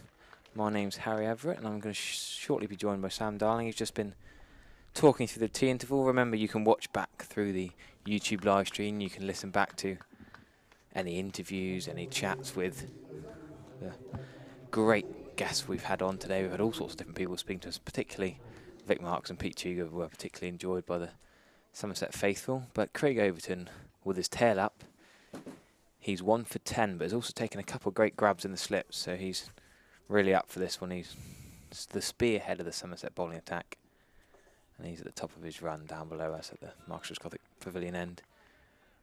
And he's going to bowl to Danny Briggs. Danny Briggs, who's not off the mark yet. He's not faced the ball, as he... Oh, he edges the first ball in short of the second slip fielder, and Craig Overton is fairly unplayable currently. Yes, I say he's only got 1 wicket, but Danny Briggs has a 20-minute tea interval to think about what he's going to do first ball, and Craig Overton puts it on the spot, and it's edged just short of second slip, and Warwickshire nowhere near the follow-on total they got to surpass, and Jack Leach is loosening up, but I think it's going to be seam, and more seam for at least the first half an hour after tea, as Somerset bowling particularly well. Can't keep Craig Overton out of the game, can you? No, he's this on leg side, but Danny Briggs doesn't get anything on that as Steve Davies tumbles across the leg side, and that'll be no run.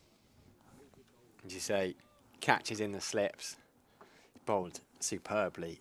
Well, he hadn't picked up that wicket until just before tea. His economy rate was superb, not leaking anything. I mean, thus far, it's been pretty much perfect, isn't it? And other than 20 minutes in the morning session, everything has gone Somerset's way.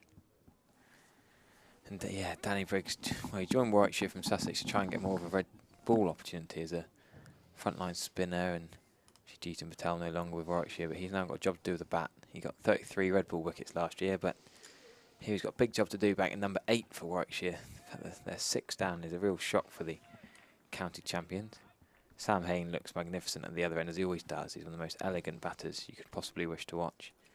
Watched him here in pre-season where he retired on 50 after a magnificently calm and classy knock. He's just... I guess he's like James Hildreth in his pomp. You can compare the two of them together. They both batted 4 at the peak of their powers and played these elegant, crisp drives and back foot punches. I do like watching Sam Hain bat. He's an interesting character as well, full of energy.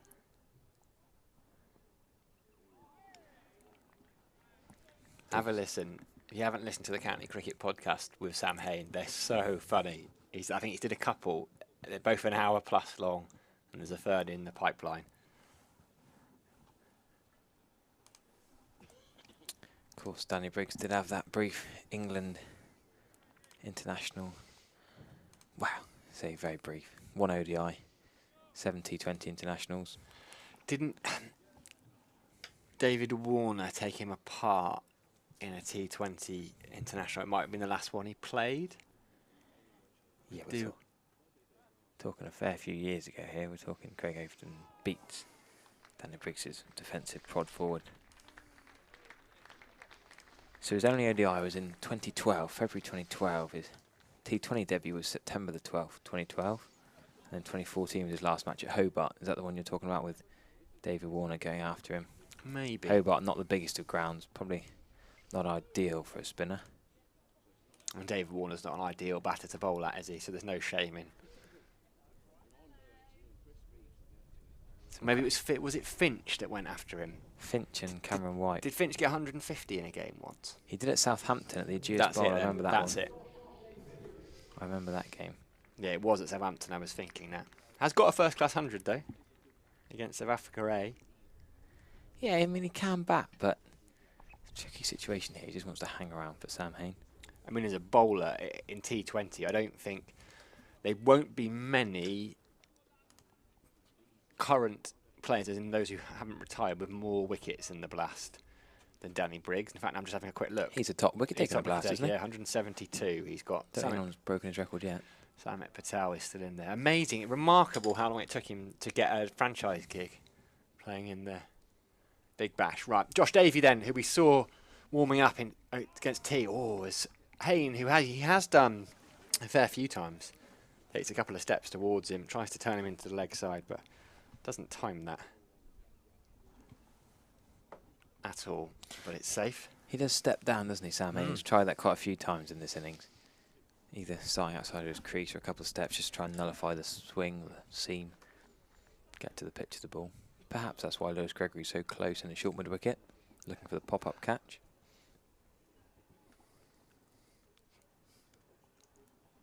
Again, he's almost 2 or 3 yards outside his crease there by the time Davey lets go of the ball. I wonder if there's a case. I don't recall seeing it very often, Steve Davies coming up to the seamers, because Aaron was talking about, from a Warwickshire perspective, Michael Burgess does it quite a lot. So people like Hannon Dolby and Will Rhodes, when they see the batter advancing, just make them uncomfortable, make Sam Hayne come back into his crease. Because you look, I don't know if we can see a side on at some point, but you see he starts outside his crease and takes a couple of steps towards Josh Davey almost as he just turns that one in to the leg side for a single. Yeah, I think it'd be trickier against Ollie Hannon-Dolby, the pace he bowls and the back of the length of swing he's got. I think you'd be giving away a few 4-byes there, the way he kept swinging. Burgess, I saw him take a stumping last year off Hannon-Dolby. It was superb. I think Aaron pointed me in the direction of that. How good has it been on the live stream the last couple of days, by the way? The guests we've had. I mean, to have Vic Marks and Peter Trigo, it's basically a Test match special commentary team there. We've had Annie Che from County Cricket Matters. Paul Edwards did a lunchtime stint. Nigel there, the founder of Somerset Day. Aaron Viles, LBW appeal turned down. Aaron Viles, the host of the County Cricket podcast, and then of course Mark, who we had on earlier this afternoon, who is one of the key reasons why we're here. WPA Health Insurance, the club's principal county championship sponsor. I can see their logo in the top right corner, and it's thanks to them that we're going to bring you every single ball of Somerset's home county championship campaign.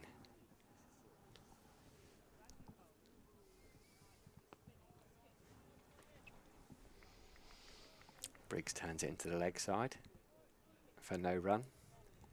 But yeah, I don't really want to come back to work when you've got Vic Marks and Pete Trigo talking. You just want to listen, really, don't you? There's been plenty of people saying they're working from home. We haven't got much work done. I was chatting to Polly, the Somerset scorer. She's working. She She's must be working. We're in trouble if she's not. She was saying her daughter's supposedly working from home and been popping up on the YouTube live stream all the time, loving it.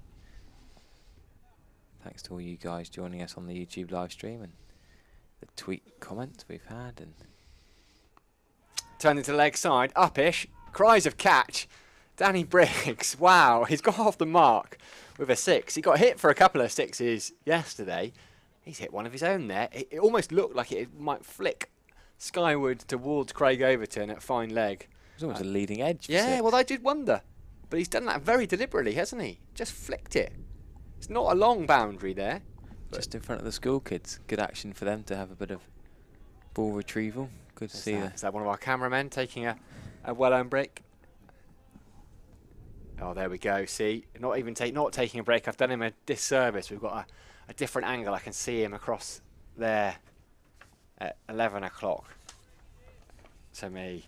Yeah, big thanks to Henry Welch and Andrew Holmes, who've been really good on the camera, helping out with the live stream, giving us different angles and the biting wind they deal with on the Thatcher's deck down below. But Overton's going to bowl in from this end, and Haynes forward and leaving comfortably. It's not easy work, that, on the cameras. They do a brilliant job with the club all summer, I believe. 2 lovely chaps. And they've taken to it pretty quickly, haven't they? I mean, it's not easy to do that because you have to follow the ball. Got to concentrate the whole time. Look at that. I can see him again on my screen. Precision as well, setting up those cameras. Fans all around the ground today, so in different vantage points. Plenty still in after tea. Remember, you can come in cheaply. We'll keep saying come in. £7 for adults, 5 for students, 3 for juniors. Come and join and watch and enjoy. We should have another, 30 overs remaining after this one, so still plenty of time to come in after work. We've got former England opener Dom Sibley at the crease, and You're not going to win any fans amongst the Warwickshire faithful, are you? well, it's a fact. Former England opener. Wow. I would love to see him over for England again. I like him as a player. I think he feel will. like he gets a lot of criticism for batting too slowly, but that's what we're crying out for. That's what we need. There's no. I think we will. No opinion or judgment in that comment whatsoever. I think he's still a current England opener. You can't be current if you haven't got the spot. Current is Crawley and Lees. Would you say Jimmy Anderson and Stuart Broad are current England players? No, sadly not. I'd love them to be in. It looks like they hopefully will be back into the fold, Rob Key said, but having not played in the last 3 tests. So they're not current England players? Wow. No, sadly not. Craig Overton is currently, and he's beaten Sam Hain with an absolute beauty there. But no, I was going to segue into former England opening legend, all-time leading run scorer, Alistair Cook, who struggled actually. 6 off 48 balls against Northants. Ben Simonson is a really underrated bowler. We've talked about many a time on commentary. He's got him caught behind by McManus. Serious effort from Northants as well. Come back well in that game. Everyone potentially wrote them off, assumed they might well finish bottom, but Luke Proctor, 100 for him. Luke Proctor's a funny one to bat as Hain rides the bounce and Craig Overton and nearly gets a 1 backward of point that Tom Banty does the fielding. Because he came through relatively late, didn't he? Made his pro debut. He was playing for Lancashire for a few years. I wonder if one of his first games was down here. I'm sure I saw him play here. Left arm seamer. Yeah, he's one of those where you never quite know whether he's a better batter or bowler. I've always found it hard to work out, but then he scores runs in different sort of areas and can be quite frustrating, and often bats very well with the lower order. What is he? 34 now. Lancashire in 2009 to 2017 has been down at Northants. We've talked a lot about Shah Masood, but Cheteshwar Pujara has got an even higher average. He's averaging 142 now in the county championship. 428 runs he scored already. Not even finished April yet. He's got another century today. His 3rd of the season for Sussex. They're 306 for 4 against Durham. It does make you just see how phenomenal Masood's achievement has been, because there you've got Pujara, who's got 300s already, and he's a couple of 100 runs behind Masood. Yeah. Another big score for Jamie Smith. He's got 234 as Surrey, 603 all out up the road at Bristol. Davey into Briggs, who finds the leg side again, but this time just a single. Well, Jamie Smith, who was left out of the Surrey side against Somerset last year, and that'll be a career best for him. He is former England under-19 captain as Warwickshire bring up the 100. Get a warm round of applause from the Cooper Associates County Ground. They would have 100 for 6 won't please Warwickshire too much. Yeah, Jamie Smith captained the Surrey Royal London Cup side last year. He's going to be a super player, I think. Very much like the Ollie Pope, the middle order, classy looking batter, very similar. I was fun watching those two bat together. Shapes up beautifully. Hain uses his feet again this time and guides it past the man. I think it's Tom Lammonby at short mid-wicket, is it, or is it Craig Overton? Craig Overton, perhaps. Yeah, they've got Hildreth at first slip, Renshaw at second, Craig Overton at third. Jack Leach at backward point, is it? Yeah, he's been there for a while actually today. Yeah, he fielded there a lot against Surrey. Makes sense being left-handed. Well, I was going to say left-handed, but he throws right-handed, doesn't he? So yeah. I guess he's, because he can bowl left-handed, he can field and use either arm. That's a good point, actually. Free slips in now to Briggs, who digs that one out.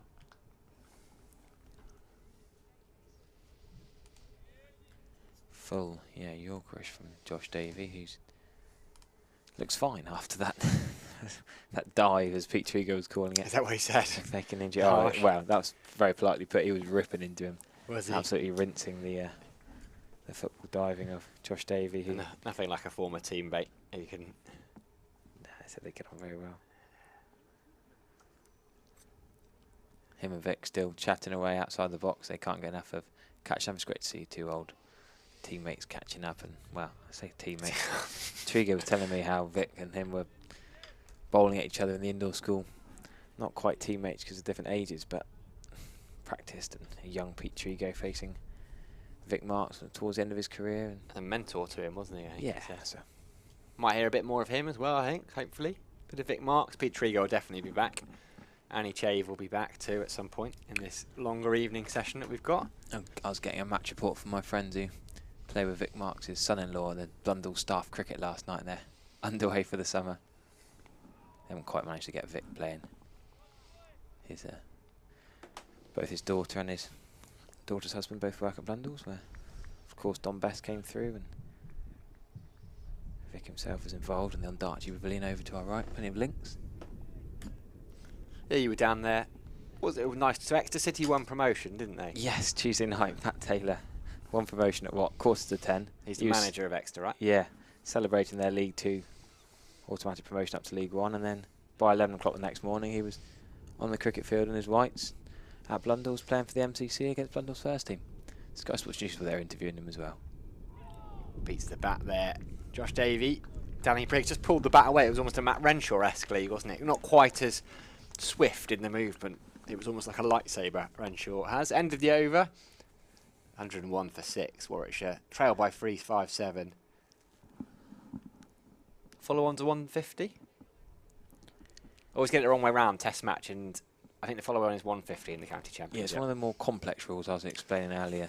There is our man. It gets around a bit. Pietre goes down there with Mark, the announcer. There's Anthony Gibson will be in there doing the BBC commentary as well. I'm not sure who's in there for Warwickshire. Mr. Trigo out there in the sun.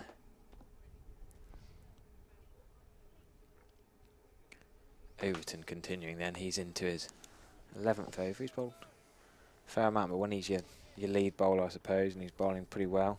Not got the rewards you could say he's deserved, but he's working hard and having a good little natter down below us with umpire Wharf. That's something out of Star Trek, isn't it? you too young to remember. I was more of a Star Wars fan. I was a Star Trek. Yeah. Lieutenant Worf. Remember the Star Wars films are all taped on the video. Dad had taped them all in the 90s, and Free Willy and Star Wars were on the same videotape. You had to rewind one to get to the right bit, and then the good old days when I used to tape Match of the Day. I used to have a great trick which would really annoy my parents because they weren't cheap either, VHSs back in the day. But there was a little. If you ever look at an old VHS, in the bottom corner, there's like a little square of plastic with a gap around it. Okay. I don't know if you'll laugh. That means you know where this is going. No, you did the same, right? No, I don't. But if you flick that bit of plastic out, it meant you couldn't. So you could just break it. It meant you couldn't record over it. Wow. So because I think that was the bit that obviously fitted it into the whatever. How did you find this out? I don't know. But anyway, so I would record stuff I wanted to watch, which was usually perhaps not what my parents, episodes of Match of the Day and that sort of thing. I think the Bill I used to do it a lot too as well. I quite like that, and then I'd flick the tape out, and so that was it permanently on there, which it never went down well. Reminds me when my first car had a tape player before the CD days. As we see a flicked pull shot, almost a hook behind square for 4, tickled down to fine leg, I guess, from Hayne. Looked like he's trying to play it in front of square, but he'll take the 4 runs off Craig Overton's short ball. Yeah, when I first got my card from 18, it was soon after my 18th birthday. Anyway, I got a briefcase full of tapes, and my dad in the 70s or 80s had taped the top 40 every Sunday afternoon, and back in the day when you had to tape it off the radio, and then you'd have Granny coming in and saying, "Philip, time for tea," in the middle of Duran Duran, Hungry Like the Wolf, whatever it was. There you go, cricket commentary with a bit of VHS tips with Sam.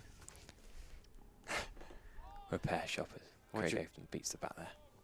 What do you tune in for? Marks and Trago or us giving tips on videos and VHS? It's something for everyone here on the live stream.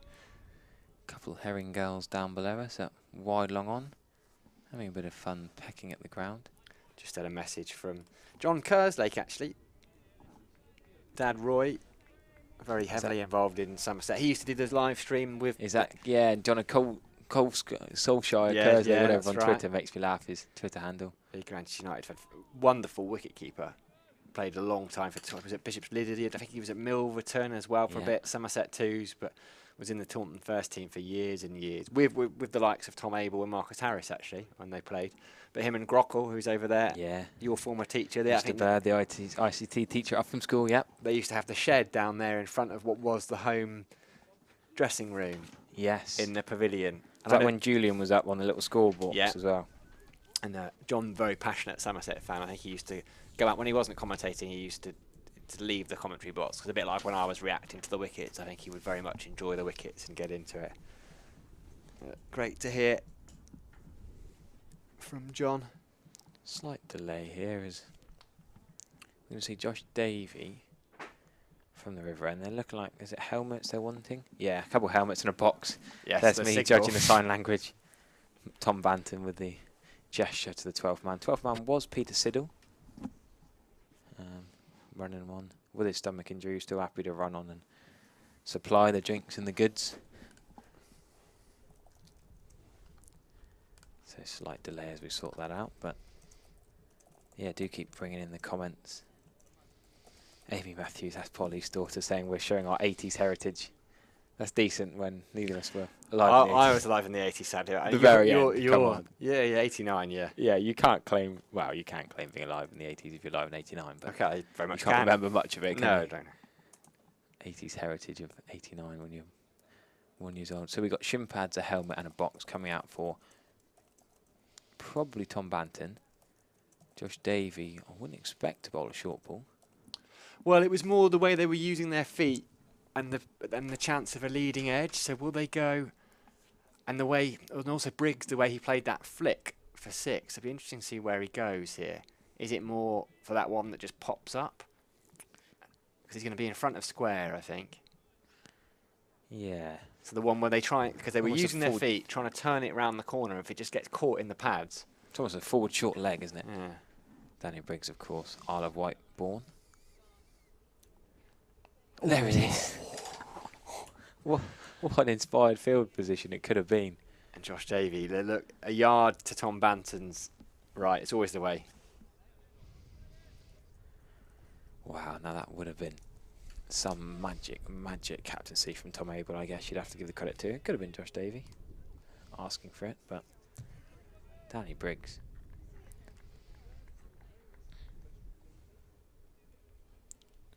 He's actually 31 tomorrow, Danny Briggs. We should have to wish him happy birthday. 30th of April born, 1991, 30 years of age. Not a man of the 80s.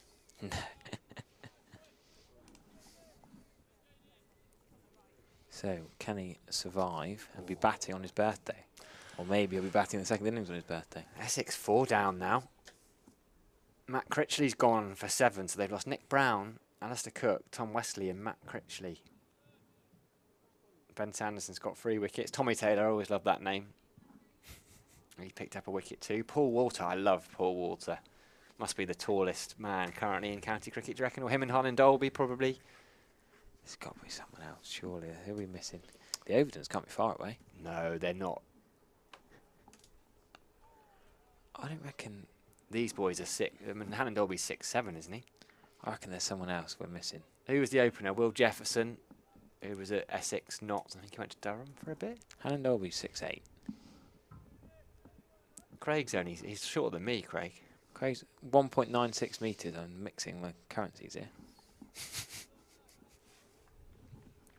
I'm not sure you're taller than Craig Overton. Oh, We'll have well, to do a we're not far away from each head-to-head. other. He's not on a Harlan Dolby because I was stood next to Craig yesterday. They're not quite Mohammed Irfan level, but... Oh, and he's down again. Davey loses his footing again. We've seen it, didn't we, in the Essex game as well? Players coming, calling for sawdust in those foot marks very early on. He's straight back up to his feet, Josh Davey, but there's a bit of concern there. Hopefully Peter Trigo didn't see that one because he'll be giving him all sorts of stick. Young Mr. Cushy is in his batting for Essex. I like the look of him. He's not a tall man. He's not, no. He's not, but he is a good cricketer. Played a couple of games, had a few games in that 2020 COVID season and was very impressive. Surrey made their way to 603 in the end. Gloucestershire 14 without loss. Josh Davey is just limping away there. 137 from Jordan Clark as well. Yeah, some not. That's only his second first-class 100. I mean, that you look at that Surrey side, and it's just unbelievable, isn't it? Really is. Jamie Overton rested this week. the spinners still can't get a look in, so they've got Amar Verdi and Dan Moriarty.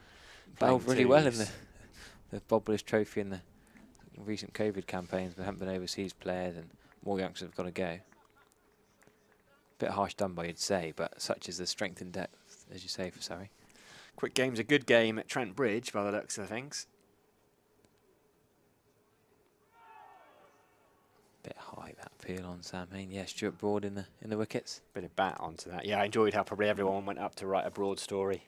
And it was Dane Patterson who took 8 wickets. In the first innings, yeah. Ripped through him, didn't they? Worcestershire batting, well, so they made 159, Notts made 266, and Worcestershire 147 for 5. So they lead by 40 with just 5 wickets remaining. So if that game continues at its current pace, it may well be over at some point relatively early tomorrow. But Ed Barnard, how often does he score runs at 6 and 7? Massive fan of Ed Barnard. Done, yeah, really well for Worcestershire. I remember going to... Was it Grace Road or Wantage Road? I think it was Grace Road. I went and watched him play for England Lions against India when they had Agarwal and Vihari playing for them a couple of years ago. And he was just coming up through the ranks as a young lad and really impressed with his bowling and batting.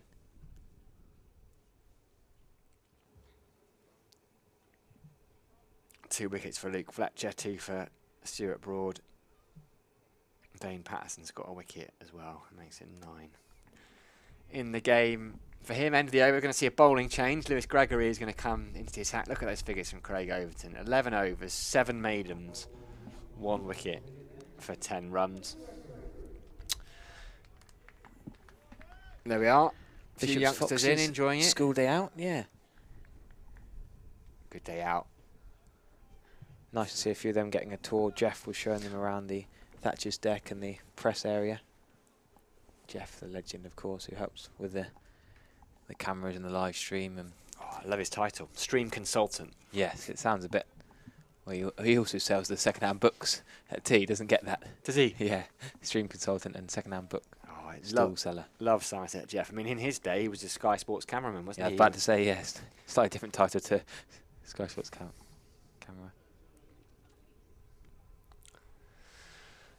Turned off his legs by Briggs. They'll think about a couple, but they won't get them.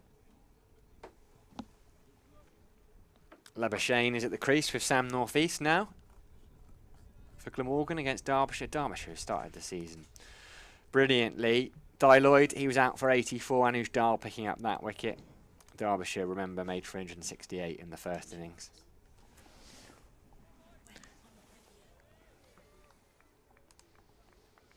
Glamorgan 133 for 2 in response. Middlesex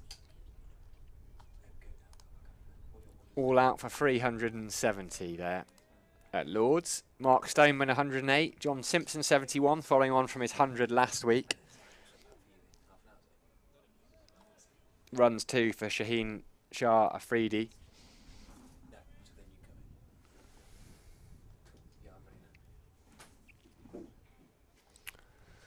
So Leicestershire made 149, so they trail by 221 going in to the second innings. So an uphill battle for Leicestershire, and they're going to have to battle against a fine bowling attack too.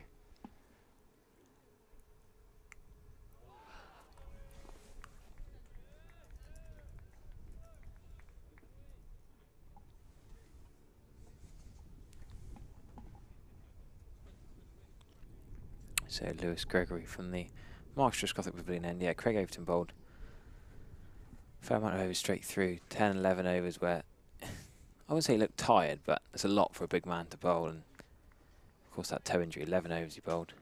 1 for 10, 7 maidens, phenomenal economy rate. So 107 for 6, partway through the 37th over. Yeah, and we, after such great enjoyment and such positive comments on the live stream, we might get a bit more out of Vic Marks while he's here and make the most of him before he goes back to Devon tonight. I'm not sure he can beat our chat about VHSs and how to flick the bit of plastic out the front so your parents can't record over it, though. Dare I say he might be able to talk from experience rather than us two just pretending we know what we're talking about. No, great to have Vic in the box, and Annie Chave assures me she's going to do some work tomorrow, so make the most of her here. Is Sam Hain, nice, delicate soft-handed prod, you'd want to call that. There's deliberate soft-handed edge behind third man. So I'll give you one more ball and then I'll make way to bring Vic's in, and Vic will come and talk us through Warwickshire. 108 for 6 and still a fair way to get to the follow-on target, but 458 being Somerset's first innings score. That's an imposing figure looming above the Warwickshire lower middle order. Is that you? Briggs. That you for the day, Harry? Yes, I'm going to go off and do some coaching this evening. You never stop, do you? It's No. unbelievable. Oh. Straight from here and bomb it down the M5. I'm meant to be coaching from 5:45 till 8:30. So That one swung in from Lewis Gregory. His reaction suggests it didn't miss the stumps by very much. It kept low. Steve Davies did well. He was going the other way, managed to shift his weight and get down to his left to get a hand on it, so stopped it going for 4 byes. But you'll be back tomorrow, Harry? yep, I'm here all day Saturday and all day Sunday. So you'll Fantastic. get plenty of my, well, probably not VHS commentary, but plenty more chat with myself and Sam, and I'll leave you with Vic. Now then, we've seen England's best technical batter in action with the willow a little bit earlier on. Now we're going to see him in action with the ball. A warm round of applause as Jack Leach, who has, this will be his first bowl here at Taunton this season. He played in that Essex game. Didn't bowl at all. Harry Everett is absolutely gutted because he loves Jack Leach more than anybody. Loves talking about him bowling, as Vic marks. He threatens to take me off air for a second, and then the finger was wavering over that button. I like Jack Leach quite a lot. And I like the fact that he's coming on now for a variety of reasons. One is, I think it could do a little bit. It do. His confidence is good. He needs some wickets, actually. He hasn't had a chance to bowl much. Also, there's that follow-on thing. You see, I've seen a forecast for Sunday, which is a bit dodgy. So I think we might want Somerset to enforce the follow-on. It'd be quite handy if Jack bowled a few of the overs, picked up a couple of wickets. That'd be the ideal. Anyway, here he is. And hard to gauge yet, but Danny Briggs bowled quite nicely. He got just a 1 or 2 to turn. Yeah, it's difficult to tell with him because he's not a big turner of the ball generally, is he? But he's had a good start to the season, I think. And well, I mean, I haven't seen much of him, but his reputation was always as a one-day bowler who zoomed it in at a real pace without much flight. But today he was going through the varieties. Oh, it's through. Just a little bit short. Nicely put away, though. Yeah, showing his stuff with the bat a little bit. Did you see that 6 he hit earlier on? Well, I just saw. I didn't see the ball. I was watching the shot and I couldn't see how far it went. But then I saw the umpire put his hands up and it was just a little flick off Josh Davey. It's quite a short boundary there, but it's nonetheless. It was just a tap and it kept going. Oh, that's out. There you go. Get the spinner on. Doesn't matter if it's turning much. I always get frustrated by some captains who think, if it's not turning, I shall never bowl my spinner. Well, it is possible. It is possible for a spinner to get someone out. There's a bit of past history. Yeah. We've had that conversation a few times, I suspect. Yeah. And it was a bad misjudgment, actually, from Danny Briggs there. He misread the length. He got stuck on the crease. And he was hit in front of all 3. So he actually flickered quite nicely there. He may be improving as a batsman. But he's gone. And that's just perfect for Somerset. Jack's off the mark. I think he might be off the mark for the season. Yeah. Because he didn't bowl against Essex. He didn't play in He didn't get a wicket against Surrey. He bowled very few overs. I think you might be right. So that's important. Because it doesn't matter whether you're an England player or not. You'd like to get a wicket and a bit of confidence starts to run through. He's got an opportunity now to, I'd keep him on, bowl at the lower order. And he can torment them. I mean, it's hardly likely that they can play with huge freedom as well. So all good news there for Somerset. They've had a remarkable day. I thought, when I turned up today, I thought, well, nothing can go wrong. And then I saw about 4 wickets fall for 10. And I thought, well, I'm not so sure about this. But to get Warwickshire 113 for 7 Nice little flurry at the end by Somerset to get those extra runs. Is almost beyond anyone's expectations, I think, because particularly currently. Yeah. We don't want to labour the point, but I know. I mean, but win would transform confidence, obviously. It would probably change the look of the table as well, which is going to be tight, isn't it, in there? Right, Nathan McAndrew is the new batter. On his Warwickshire debut, it's only his 12th first-class game. He didn't have a great time with the ball, went for 100 runs plus, but now he's got a job to do with the bat. He's from Australia, isn't he? That much I know. So he only made his first-class debut in. So he's Sheffield Shield's second leading wicket taker last year. Played for South Australia under Jason Gillespie, but those were his only games. Oh, Jack, he's just dragged it down. He'll take 1 for 8, but he'll be a bit fed up with those 2 boundaries.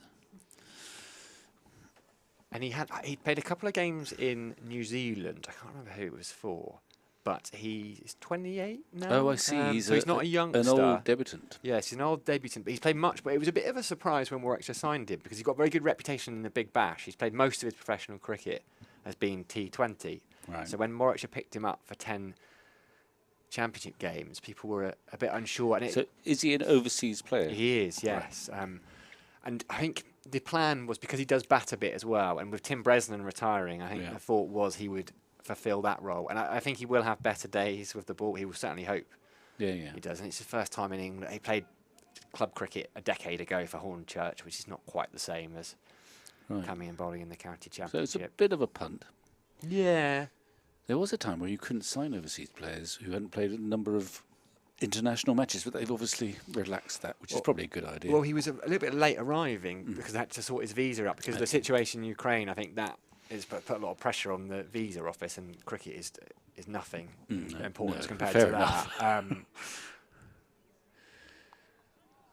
But my thought was perhaps, as a non-international cricketer, that probably meant he didn't tick the box immediately. I'm glad we got a legal expert here. Well, as you say, a good legal expert will always make stuff up as they go along and then charge you through the roof for it. Well, we've got one pretty cheap. Oh, well, here he is. And, it was obviously a chastening start with the ball, but he's got a chance to atone. He seems to have chosen 0 as his number. Yes, less said about that, the better, I think. Oh, it's 4 more. Lovely shot from Hayne. Just a bit of width. Dismissively put away. I think I think Hayne might feel I can play with a bit of freedom here. I mean, however good McAndrew is, his side is in a big hole at the moment. It's to change the momentum somehow. Super cricketer though, Sam Hayne, isn't he? I mean, he can almost go into, for him, he can go into white ball mode, which is the format in which he excels as well.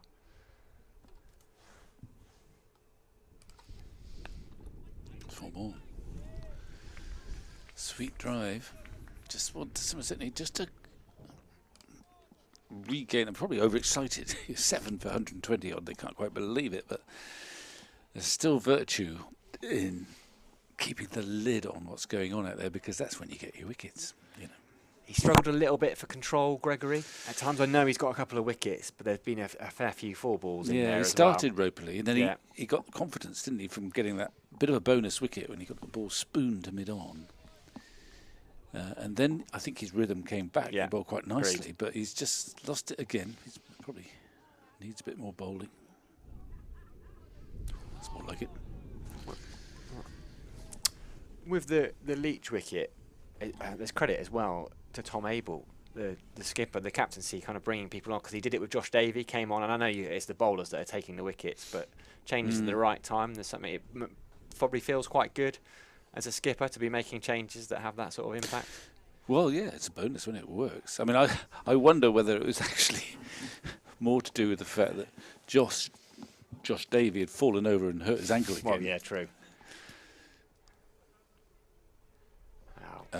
But I mean, I think it's, regardless of the Davey ankle issue, I think it was a good idea.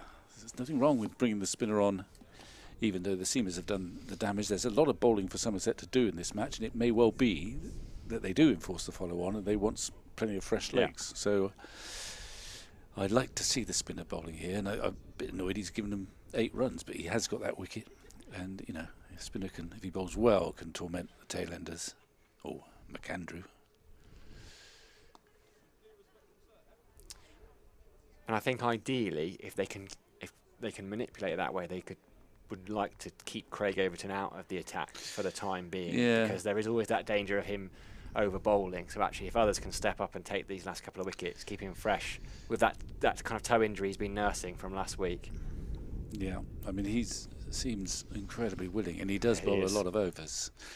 And it is a balance, because you want to get him out as quickly as possible. But he's got Brooks, obviously. He's not sure how many overs Davies got left in him. But that makes sense about having a bit of Leach. The ball hasn't turned much today, as I say. A couple we saw Briggs get to turn. Right. But he can still get the odd wicket. I'm going to not turning. I'm going to disappear, Vic. Yeah, sorry. It's not nothing you did. No. Nothing you did. Well, thank you for your legal advice. You're very welcome. Please don't rely on it. I'll send you the full caveats in writing. I can't afford that. And I'm going to leave you in the hands of Peter Trigo. He's going to step back in to no doubt comment on Josh Davey diving again. Davey update from Pete Trigo, who claims that he never got injured on the field, or if he did, he didn't let anyone know. Josh, the survivor, as I like to call him now. I prefer Lazarus. I think he's he's fallen over horribly twice, a bit like Mark Wood, but at about 15 miles an hour slower. And he's got up, and he's still there, I think. Yeah, he's needs the old long studs, doesn't he? He's put the old hobnail boots on. Well, he's going to tell him as an old pro, go and change your studs, laddie. Exactly. I think they changed the whole boot these days. Do they? Yeah, sponsors, you know, chucking them freebies, and we couldn't afford that in our day. Oh no. I'll get the old mini violin out for you, Vic. Well, we're at it again, Vic. I think Goggle said we nearly broke the internet at one stage with people tuning into our ramblings. Calm down. It was exciting, wasn't it? Nice to see Leachy get that wicket. You only have to turn one and the straight one becomes dangerous by the looks of it. I'm not sure he did turn one, did he? Just wrapped him on the little skiddy one, the undercutter maybe. Oh, the LBW just kept skidding on. Whether he's given him the worrying turn one, I'm not sure. Anyway, he's got the wicket, much needed, because he ain't got one until now. And as I was saying to Sam, don't matter who you are, a wicket breeds confidence. Certainly does. Helps you get those extra few revs on the ball from Leachy, the Nut, Taunton's Lara, Hussey, all the nicknames. Is that what they call it? The Leachy, yeah, Taunton Lara and the Taunton Huss. Thinking his cover drives from earlier on resemble those two fine players. Certainly not the technique of a number 9-10, that's for sure. No. I mean, it'll be interesting to see how he evolves. We did embark on that conversation earlier. It never came to a conclusion about Leachy and how well he plays, and is there a place for him slightly higher up in the order, and the more expansive batters slide down and dovetail with him? Well, name names. Well, I just... Does he go... I mean, I could see him going ahead of Josh Davey, who always looks the part, but actually is not a huge producer of runs. I don't think it's about necessarily potential ability, but, this is... we do play a game where numbers and stats do say, or do tell... quite a large story, and to be, in my opinion, to be classified genuinely as an all-rounder or a batting all-rounder, or however you want to be perceived, averaging 20 is just not going to get you there. And is there a potential where you have someone like Leachy goes up a little bit, dovetail the attacking players to do their thing around Leachy, and actually utilise... So dovetailing Overton and Gregory, you're suggesting? Potentially, yeah, potentially. I mean, one theory might be you stick Jack. Say you stuck him in at number 8, and one of those two, Overton Gregory, you haven't fired yet. goes below him, they might be sufficiently stung to deliver. I'm sure they tried to deliver, but it's a bit of a shock to the system if I'm going in after Leach. Exactly right. Because at the end of the day, you get into the season, and if your numbers aren't stacking up, something has to be done. And maybe exactly right. A little bit of a dent to the ego will, focus the mind a little bit. I'm not saying any of our players are bad players, but there does come a stage where if someone keeps on getting 30-something not out. It's unfair to them. Give Leachy that opportunity to bat longer. Yeah. And all of a sudden that 3 wickets for no runs doesn't happen, and it does change the complexion of it slightly. That's all. There's no doubt about it in my mind that Lewis and Craigo underachieve with the bat for how good they are or potentially could be. I mean, to be fair to them, in the recent past, they've rescued a few innings. Yeah, hasn't happened at all this year. They're better players than they've shown. I think it spans a little bit longer than just the odd season. Lewis averaging in the low 20s for the ability that he has, and what we see in patches is too low. Why? Is it because of his bowling workload? I know. Or is it because of his? I don't know. I'm just tossing this out as well. He's been a spectacular one-day batsman who's capable of a 200 strike rate in a brief period of time. He's a beautiful timer of the ball, isn't he? He's a lovely timer of the ball. But I'm just wondering whether all that one-day cricket that he's played, whether that has an impact, perhaps. No. I'm not sure. I'm not sure, because you could say that about any batsman, can't you? You have to be able to transfer your skills and adapt to your game. But looking at, we are talking about, Lewis in particular, just shy of 3,000 runs at 23. And if you saw him play on his best day, you would say that's a massive. And that's what I'm crediting him, how good a talent he is, and why he's averaging 23 in first-class cricket across 100 games. Because that, for me, is an 8-9 sort of, or certainly an 8 batting average. And he should really be pushing your number 5, your number 6 even. So it is a bit of a strange one. And again, list A averages under 25, striking at only 100, which is okay. 2020 record, averaging 20. I just think he's a better player. I think the workload, and I touched on this earlier.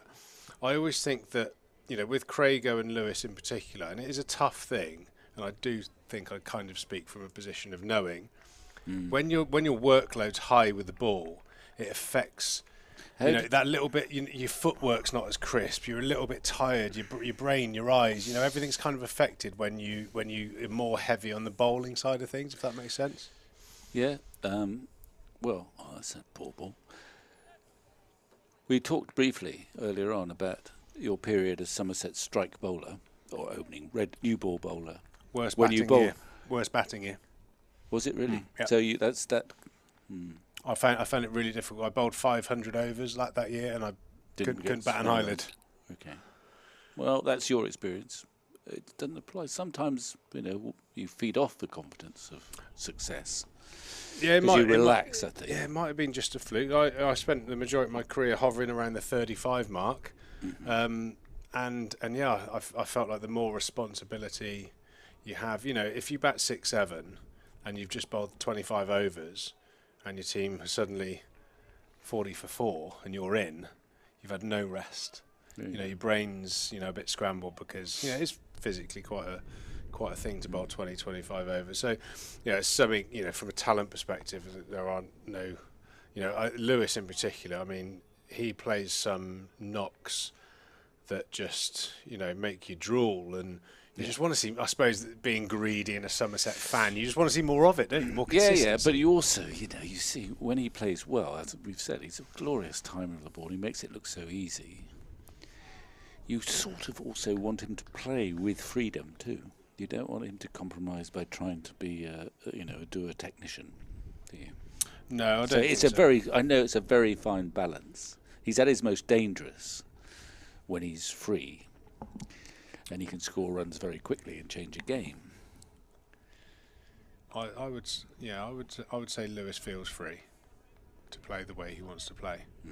It's just end columns. Pete Robinson used to say end columns. So it is, you could look as amazing as you want in the odd game in nets, but your average, your yield for the year is still your yield for the year, and I'd just like to see it a bit more. Really, I think it's back end of the innings runs are so crucial.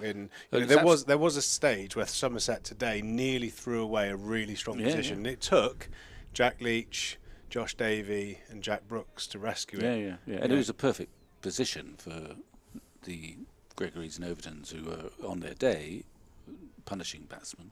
I suppose I'm now, leaping to their defence best I can. That Overton in particular has a heavy workload as the bowler now. Very much so.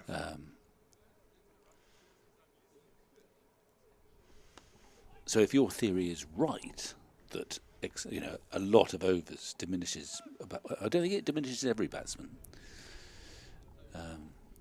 then that would be a case for saying, Craig, we want you to go down the order a bit, but I don't expect you want to do that.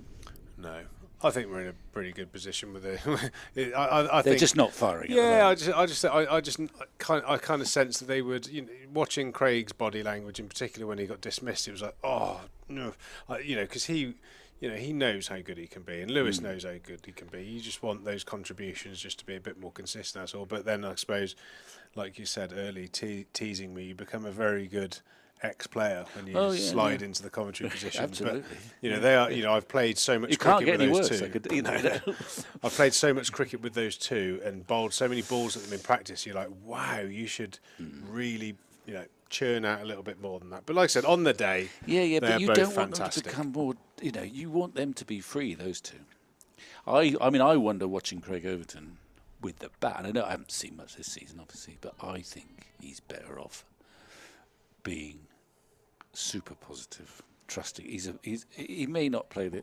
I know you can't do that from the first ball's a tough one. Yeah, but I think he needs. I'm a big one actually for giving batsmen as much freedom as possible, as I would have done when you were playing. When you get out to the occasional, hey ho, up she goes. Believe it or not, there were times where I'd have been defending you and saying, look, he'll change a game 2 times out of 5 or 6 or whatever it is. So he's got to have that freedom to do it. I suppose that is the balance, and that's the ratio you need to understand, I guess. What are the thumbs ups to the thumbs downs? I suppose that's probably what. And at the moment, we're probably on the wrong side of that. Yeah. But we're early in the season, and Craigo in particular, Lewis, as I said when you came on commentary, he got that lucky wicket of Will Rhodes, and then the really good dismissal soon after that. Lewis, watching him in the past 2 games, really ought to have 5, 6, 7 more wickets than he's had. He's bowled beautifully without luck. Craigo is just, he's just golden arm at the moment. He's on a purple patch, and long may that continue. So the two of them are phenomenal performers. But again, you just want, you see them as, they're multifaceted cricketers, aren't they? They can be devastating with ball and bat, and one isn't working at the moment, and you try and put your finger on why, but maybe you just got to wait, be patient. Yeah. But they're vital parts. I mean, I think at the end of last summer, where it all fell apart a bit, they were absent for quite a lot of the time. Yeah, I'd be really interested to see what the reaction would be if Leachy keeps on getting not out, and they go up to 7, and they all go down 1, because when 7, you got him at 7, 7, 8. I mean, yeah. Well, I mean, I think it's worth thinking about, because you're right. He's got a fantastic mindset, in that most of us, when we bat, we are distracted, but Leach, if nothing else, he has this knack of playing the next ball, and not seeming to think about anything else. Whereas we're all, we can distract ourselves. But that epic innings at Headingley is a weird example. But he has the capacity. Mind. He has the capacity just to play the next ball, not worry. Oh, it's a rubbish ball. Mind you, the way he's bowling, he might have to bat at 7 to get in the team. Sorry, he's dragged a few down. He hasn't had enough bowling. He's got one for 13 off of 3.1, so we'll give him the benefit of the doubt, let him get into his spell. Warwickshire move on to 138 for 7. These 3 wickets would be so valuable to get them before the day is out to allow those bowlers to rest and hopefully, as Vic mentioned earlier, enforce that follow-on. Now, it is a really interesting conversation because I think Lewis and Craigo, from a batting perspective, have a 360-degree potential game, whereas I think Jack's embraced his limitations as a batter and made the best out of his ability. Whereas I think that's harder to do when you can play all the shots. Which ones do you select? Which ones? I think it makes shot selection a lot harder when you can play a vast array of shots. And I always think some of the best players, some of the best technicians, limit themselves, don't they? Well, that's absolutely. Yeah, I've actually written something about that recently, and it's true that some of the great players that there's ever been basically had 3 shots. Steve Wall. Alan Border going back. Alistair Cook, really. And maybe they've got a few more, but they don't use them.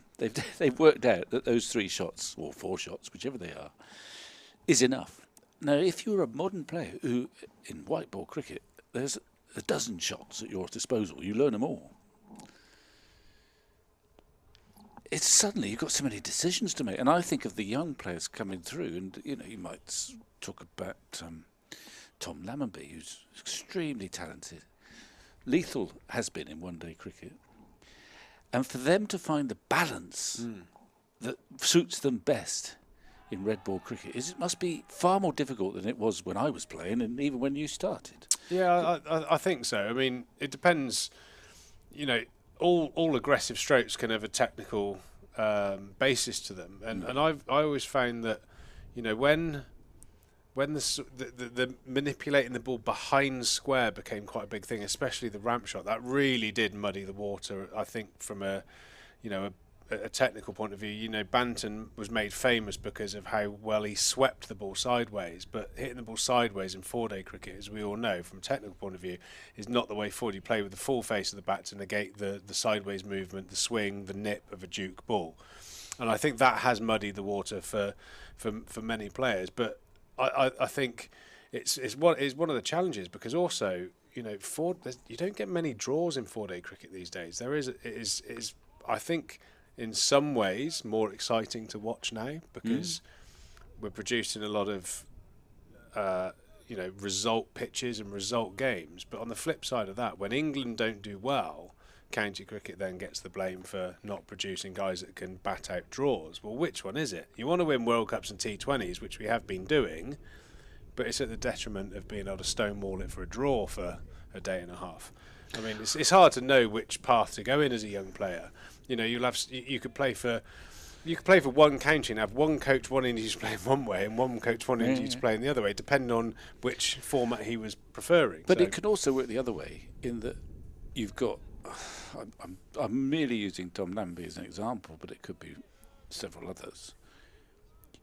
You've got these extra shots at your disposal, and it is possible that once you play the red ball game, you come too conservative because you think, right, none of that.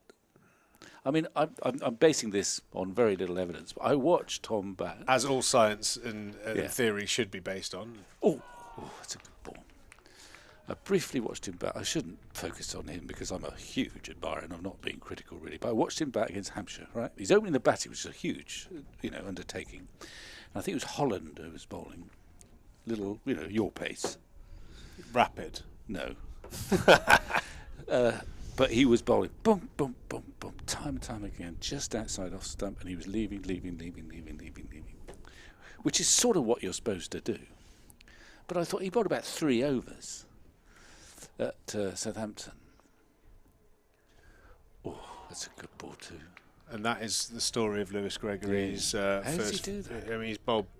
Is that a wobble seam, or is he hitting the seam? No, I think that's his away swinger. He's got a brilliant wobble seam ball that he bowls at will, a good in swinger when he wants to use it. But when he gets his wrist right, he gets late movement like that one there. My guess would be that would be a stood-up seam delivery. But yeah, I mean, that's just a lick of blue paint away from the stumps flying everywhere, and that actually has been the story of Lewis's first few games. He's bowled much better than his return. Right. My point simply was that I was thinking that Tom has got. I can't believe that the 3 maidens. There wasn't something in that, albeit in the Alt Channel, that he could maybe attack. Well, and therefore I was frustrated. I thought it is possible, because the differences are so great between white ball and red ball, that you can conscientiously take a line that is too conservative, and you let people bowl to you when you're quite capable of disrupting them a little bit. Well, do you get my point? I totally get your point, and I will throw my, based on a decent amount of evidence and experience of being in the very ultra modern game. Is Lammer's burst onto the scene. We're talking about Tom. We're using the Tom Lammer. This is not a we love it. Picking on. Yeah, he's a stunning player, beautiful hair as well. But that is by the by. Well, yours is not too bad. Well, a man of your age, but anyway, go on. Yeah, a man of my age. Our age? No, definitely my age. So Lammer's burst onto the scene, had that amazing Bob Willis trophy. He scored an enormous volume of runs, a phenomenal average, peeled off hundreds, left, right and centre. And I think the modus operandi for any right-arm bowler is to swing the ball into a left-hander and try and wrap him on the pads, which is Lammer's strength. So X amount of games where he scored all those runs. Tom Lammonby is all over the press, future England this, future England that. Everyone's attention is on him because of the volume of runs he scored, and every bowler is bowling to him for the first time in a way that any right-hander would go about bowling to a left-hander.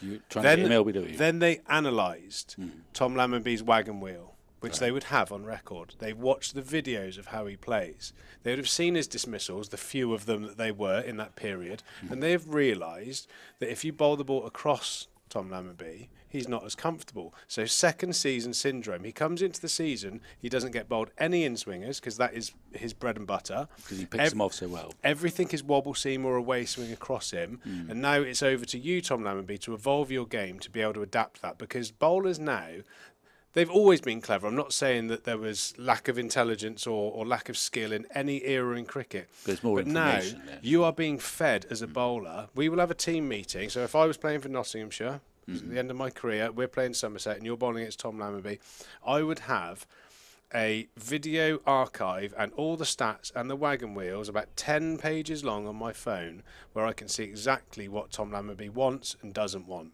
And then I can execute and effectively starve him of the ball that he wants to score off. So that's where. So that's what they were doing. And I believe that's the reason why Lammers has struggled. It's second season syndrome, where people know what they're up against, so and again it's over to him, and I'm sure he will overcome it because he's got a great ability level. But he's going to have to change his technique to score with the ball moving in a different direction than he has been facing in the purple patch in his career. I hope that makes sense. It's not an attack on him in any way, shape or form. No, he'll find a way. It's a credit to the modern game and how clever and highly skilled county bowlers are. End piece. All right. Well, I'm educated. I mean, people years ago. That would happen? Years ago, there was not the information available, because you'd play someone twice a year maximum, and he might score runs. We used to have debates about certain players, and not long debates, but it would be laughable because we say, "Oh, he's an onside player." No, he's not. He goes inside out, and you'd see them once a year, and we didn't have this bank of information. So what would they have done? What would they have said about you then? Where would they bowl at you then? Well, or could they not find the answer to that problem? They did in some way, shape or form. But I was always a gambler. I always backed myself to clear the ropes. If I hit the ball clean, I knew it was going to go over the ropes. So let's go. Start of my career, T20 comes into play, and I had an absolute feast. Because I used to step away and hit the balls through sort of cover point, and then I used to clear the path and belt it over cow corner. It was very rudimentary, and I used to hit the ball straight over the bowler's head. So, very sort of, swing the willow kind of bludgeoning, if you like. 3 or 4 years into 2020, every ball I faced, I had a cow corner in place. So they knew where I was going to go. So it started. And then all of a sudden, they wouldn't bowl spin to me in the power play because they knew that they knew you could hit straight. I think Cunnill, the statistician from Nottinghamshire in my last year, said that my strike rate against spin inside the power play was 220 across my career, and off spin it was 227. And essentially you were looking to just hit them, just drive them down the ground, straight down the ground. Off spinner bowling at me with only 2 men out. It felt like a free hit. So, and I had the confidence with a bit of power to clear the infield. And if you cleared the infield, it's 4. And if you got hold of it, it was out the park. So, but people became wise to that. And all of a sudden, I would only ever get certain bowlers bowling at me, left armers round the wicket, bowling short and slower bounces. I'll own up to it now. I hated bowlers bowling slower bouncers. I could never pick it up. You weren't good at the swat. And and unfortunately, the more I played, the more slower bounce. And it was not a fluke. That's what I'm trying to say. So, whereas back in the day, a couple of seasons might have passed before you got wise to a certain player's characteristics. Now, as soon as you hit the headlines, you go into the app and you go, right, I'm going to watch this kid because I'm playing against him tomorrow, and they will know where you want to score. So, before this game, let's say Warwickshire, they would have a whole wreath of information on all our batsmen. Yep. And how they intend to bowl it. And most of them will say, it's always a bit of a thing, because me and Hildy always used to laugh about this. We used to say with a sigh, top of off, swinging away. Because that's obviously the majority. Yeah, of course, That's where you'd bowl to most players. And you'd also hear, it'd be in meetings where you go, swing 3 away, bowl 1 nip backer, and you're like, well, if it was that easy, those sort of things. But yes. It is possible to overcomplicate it, obviously. I mean, I remember I played a season which I thoroughly enjoyed for WA in the mid-80s, and I just remember bowl dry, hit the top of off, and that's all we had all season, and it was a damn good philosophy too. Yeah. I mean, the fundamentals of the game, in particular 4-day cricket, do not change. But what I'm saying is, when you get like the amount of clips off the pad, it literally fed Lambert 700 odd runs. Right. Straight down the ground, clip off the pads. Now you watch the areas. I'm sure there is a statistician out there that will have it. Everyone just bowls across him now, so it's creating a different challenge for him. And like I said, that is what you need in the modern game now. You look at the breakdowns at the top level Test cricket; they're breaking down people's technique all the time. This information is used to the the positive effect of the bowler in particular, and also from a batting point of view, every batter in world cricket, the IPL at the moment will be watching Sunil Narine and how he's bowling, because he's bowling in 2020 at 5 runs and over, so he's a key man. So everyone will be looking for something that they could pick up to use against him. So the game, as a cricketer, as a bowler, you always have to evolve. I can remember playing with the great Graham Rose. Graham Rose was my absolute hero growing up. And I can remember Graham Rose was kind of like a Tim Murtagh type bowler. He used to I played with Graham. He used to bowl back of a length, swing it away. He took 800 odd first-class wickets, an amazing average. He was a fantastic cricketer. But then power plays came into cricket, and he used to do the same thing. He used to bowl the same ball in 4-day cricket and 50-over cricket, the same delivery, and he used to have great success. Same length. Then power plays came in, and people started running at him and hitting him over extra cover and back over his head. And I can remember him saying, he said to Jamie Cox in a game, he bowled a beautiful away swinger, which he would perceive as a good ball. Stuart Law ran down the wicket, hit him over cover for 6, and he stood there, double teapot. Jamie Cox went, he's just hit my best ball. And that was a change of the guard almost. All of a sudden, you couldn't be predictable as a cricketer. I know, it's weird, isn't it? I mean, my usual response was, it was all right when it left my hand. Yeah. But so these are the challenges, Vic. I mean, it's got much more difficult, particularly in the 1-day game.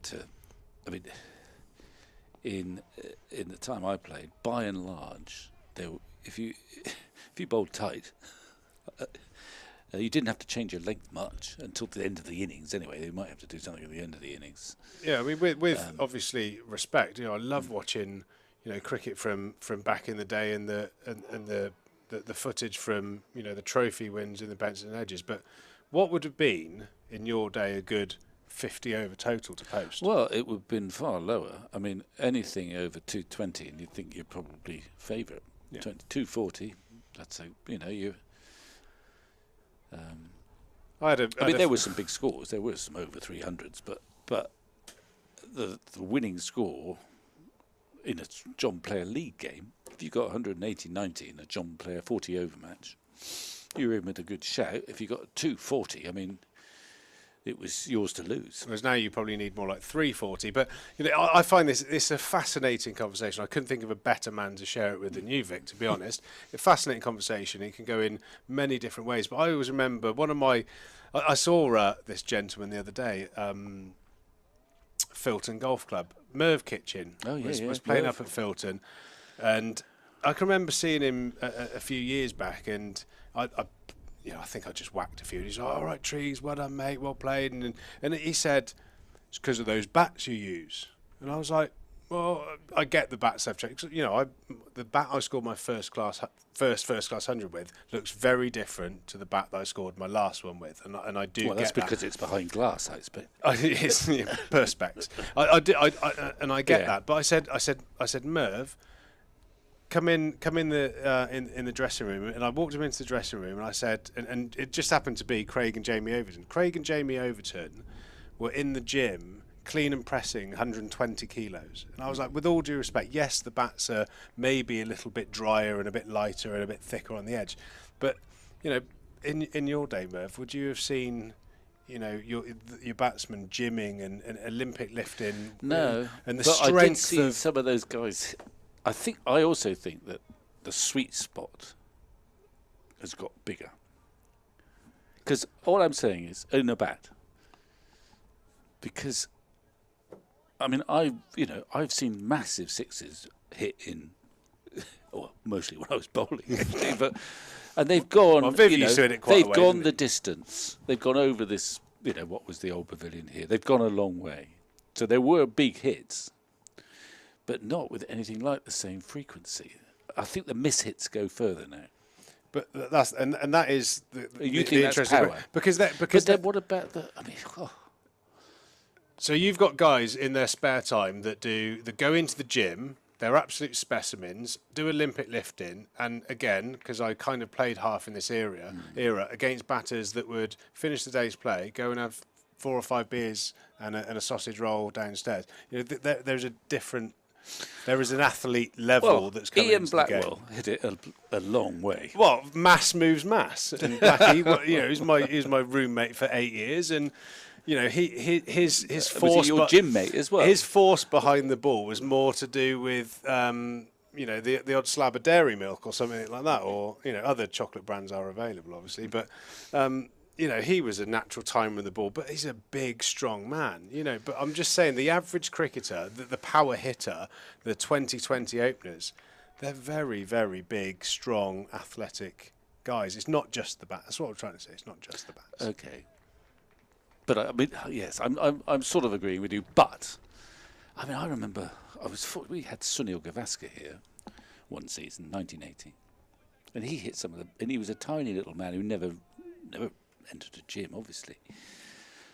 But these guys were capable of hitting huge sixes, So it's not the bats then. You're confirming that the bats were still just as good. Yeah. So it's not totally muscle either. No. Well, there's another. It's just. But Merv. Merv was convinced he it was said just that the bats. reason that I was hitting those sixes was because I had the bat that I had. But you're saying... What do we think, Twitter? Trees 140, give me your opinion. Me and Vic are listening. I think we're going to end up falling out for the first time in 25 years, so Twitter can have the final say. Is it the bats or is it the gym, the reason why us modern cricketers are hitting the ball so much further? Or frequently further? Well, they are obviously frequently further. I grant you that. I acknowledge it's a different game. By and large, if I was bowling my little off breaks and I put a man at long on, that was a deterrent to most players. Not all players. It wasn't a Both or wasn't a Viv. Like a red flag now, isn't it? But it was for most batsmen, if you had your long on or your deep mid wicket, he was a deterrent. Whereas nowadays they think, well, I can clear him easy. It's because of all that gym work they do. It's the confidence that gives them, isn't it? Well, I don't know. Just trying to think now. I'm not sure Jaya Warden has done that much gym work, but he could clear the boundary. Bat speed. No, I just think you embrace it for what it is, and you talk about the Lammers and how good they are in one-day cricket, and can they convert to 4-day cricket, and the struggle for all one-day players is obviously widely spoken about. Is Test cricket's failing because T20 players don't have the skills, but I've always thought when I first saw Tom Banton play, reverse slog hitting bowlers of decent pace for 4 and 6. How can you not play a forward defensive if you can execute that shot? It beggars, baffles the mind, doesn't it, really? How can you not stop a ball if you can then switch at someone for 6 at 90 miles an hour? It seems absolutely crazy. It may seem crazy. Oh, hello. That's gone a long way. That's McAndrew with his finest moment in first-class cricket so far. No nonsense. Just dragged it a little bit. I think he's probably been to the gym, Peter.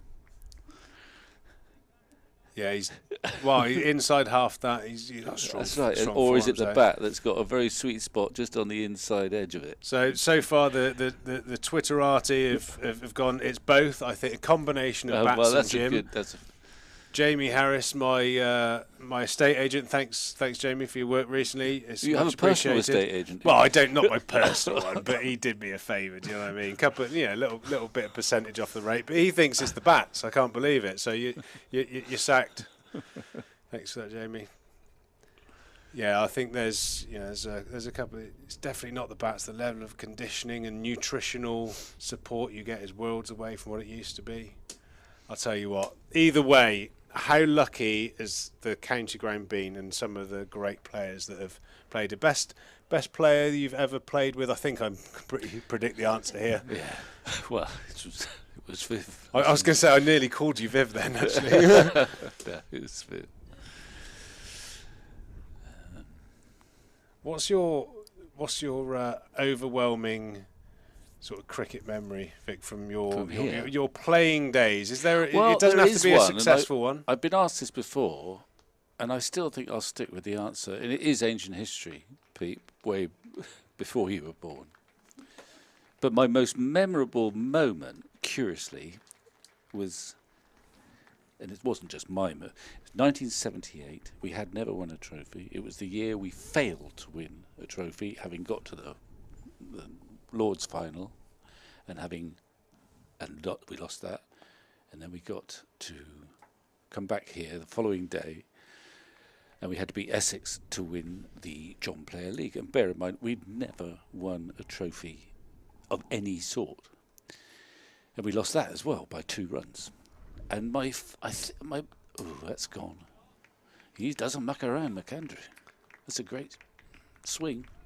Yeah, well, he's had an interesting debut, really. Yeah. I think he owes the Bears a few runs. He brought, I was speaking about the gallon to Sam. He didn't really know the reference about the gallon. You're bringing up 100 and a wicketless gallon as well. That's a tough day. Wicketless is not much fun.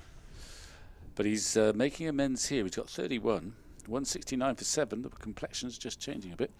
I'll just briefly go back to 1978. So I apologise for the ancient history, but we lost by 2 runs against Essex. Taunton absolutely packed, the old Taunton, ramshackle, but absolutely packed. And we are devastated. And the dressing room is quiet as it could be. It's absolute silence. No recriminations, but just sheer desolate disappointment. And we sit there. We can't see what's going on outside in that dressing room, and we sit there for about 20 minutes or so. Viv, I think, actually destroys one of his beloved jumbos on the big bath and all that sort of stuff in exasperation. And we're feeling dreadful. And then the chairman, who's Roy Kerslake, you'll know, or chairman, he was chairman of cricket. And an old friend of Viv's, who was his gopher, called Jock McCoon, who's a Scottish man. Anyway, they come into our dressing room and say, look, you've got to go up into that viewing area on the side of the pavilion, which is the only way you could see the ground. from the dressing room. And everyone said, oh, for goodness sake, we don't want to go up there. Well, what's going on? Look, you've got to go up there. So we, for whatever, we were persuaded to go up into that room. And outside there were 7,000 fans. We just felt we'd let them down horrendously. We'd failed to win that trophy. There's 6 or 7. The game's been gone, finished about half an hour, 40 minutes. And we go up there and they cheer and they cheer. And curiously, I think a lot of us just remember that more than we know. We went on to win 2 trophies the next year, and we won, a few more after that. But in my head, that sort of kind of bonding really with the fans there, it's still there here. It's still here now. You will have experienced it as well. I was, again, listening to you tell that story has made me, for the second time in our commentary, a little bit goosebumpy, because I can, we had that period where we had countless second places, and again, you feel like you've let everyone down because, you play for Somerset in this ground. You know everyone. You know everyone, the staff by first name terms. It is that kind of place. And I can remember, my memory from my career was always how good it felt to sing the Wurzels Blackbird song in front of the Lords, the Somerset end at the media centre end at Lords, or the nursery ground end. It just felt, it wasn't about that we won. We were obviously happy we won the trophy, but it felt like a relief that we'd finally given the crowd Well, you what had they that, deserved. that period really being nearly men for so long, and we felt that with Knobs on as well in our day. And they are special. It is a special place to play. I mean, we're lucky, I think, in that it's part of the community. It's right in the centre of town. There's not too many distractions down in this part of the world as well, and so everyone relates to it. Yeah, it was amazing. Wasn't it amazing? I'm glad we we can speak from similar experiences of even when we came back here, and I think we had a day with the trophy, as I'm sure you'd have done. I think there's actually a photo of a few of you guys in a pub in St George's, Western Supermare, where you've randomly stopped with the trophy at some point. I'd have been there. I don't expect. You'd been that far. You'd been in the corner. Dasher and Rosie would have been there. Yeah, it was. No, it is amazing. Like I said, you feel the gravity of winning a trophy for Somerset. Massively around the community. Wherever you go, you're remembered for that success. And it is a bit special compared to. I bet some of the other counties kind of envy that bond between the support, which is incredibly loyal. And I think it was just before you started playing, or maybe you had, but I remember when Andy Hayhurst was captain here for a season. Were you around then? Just about. Actually, my brother who sent a message in earlier. Hi, Sam. Sam was describing my batting a minute ago as swinging like a rusty gate, and any bit of wood it would have gone for 6. But yes, Sam was actually on the staff when I remember. Andy Hayhurst was. Anyway, was captain. I just remember Andy Hayhurst, who come from Lancashire, and Somerset were going through a pretty rotten period. Underperforming, bottom of the table or near it. And he said to me, I just can't understand it. He said, if this was happening at Old Trafford, we'd have been getting absolutely slanged off constantly by the membership in the pit of hate in front of the pavilion. And all that happens down here is they come up and they give you a pat on the shoulder and say, don't worry, it'll be all right next year. And I mean, you get a little bit of criticism, but it's not, by comparison to a lot of other counties, they just, they stick with you. And it helps that there's been, in your team and in the team I played in, a lot of local players as well. I mean, I know it's famed down in this part of the world, but I'm delighted to be back and have the opportunity to work for the club on the live stream here.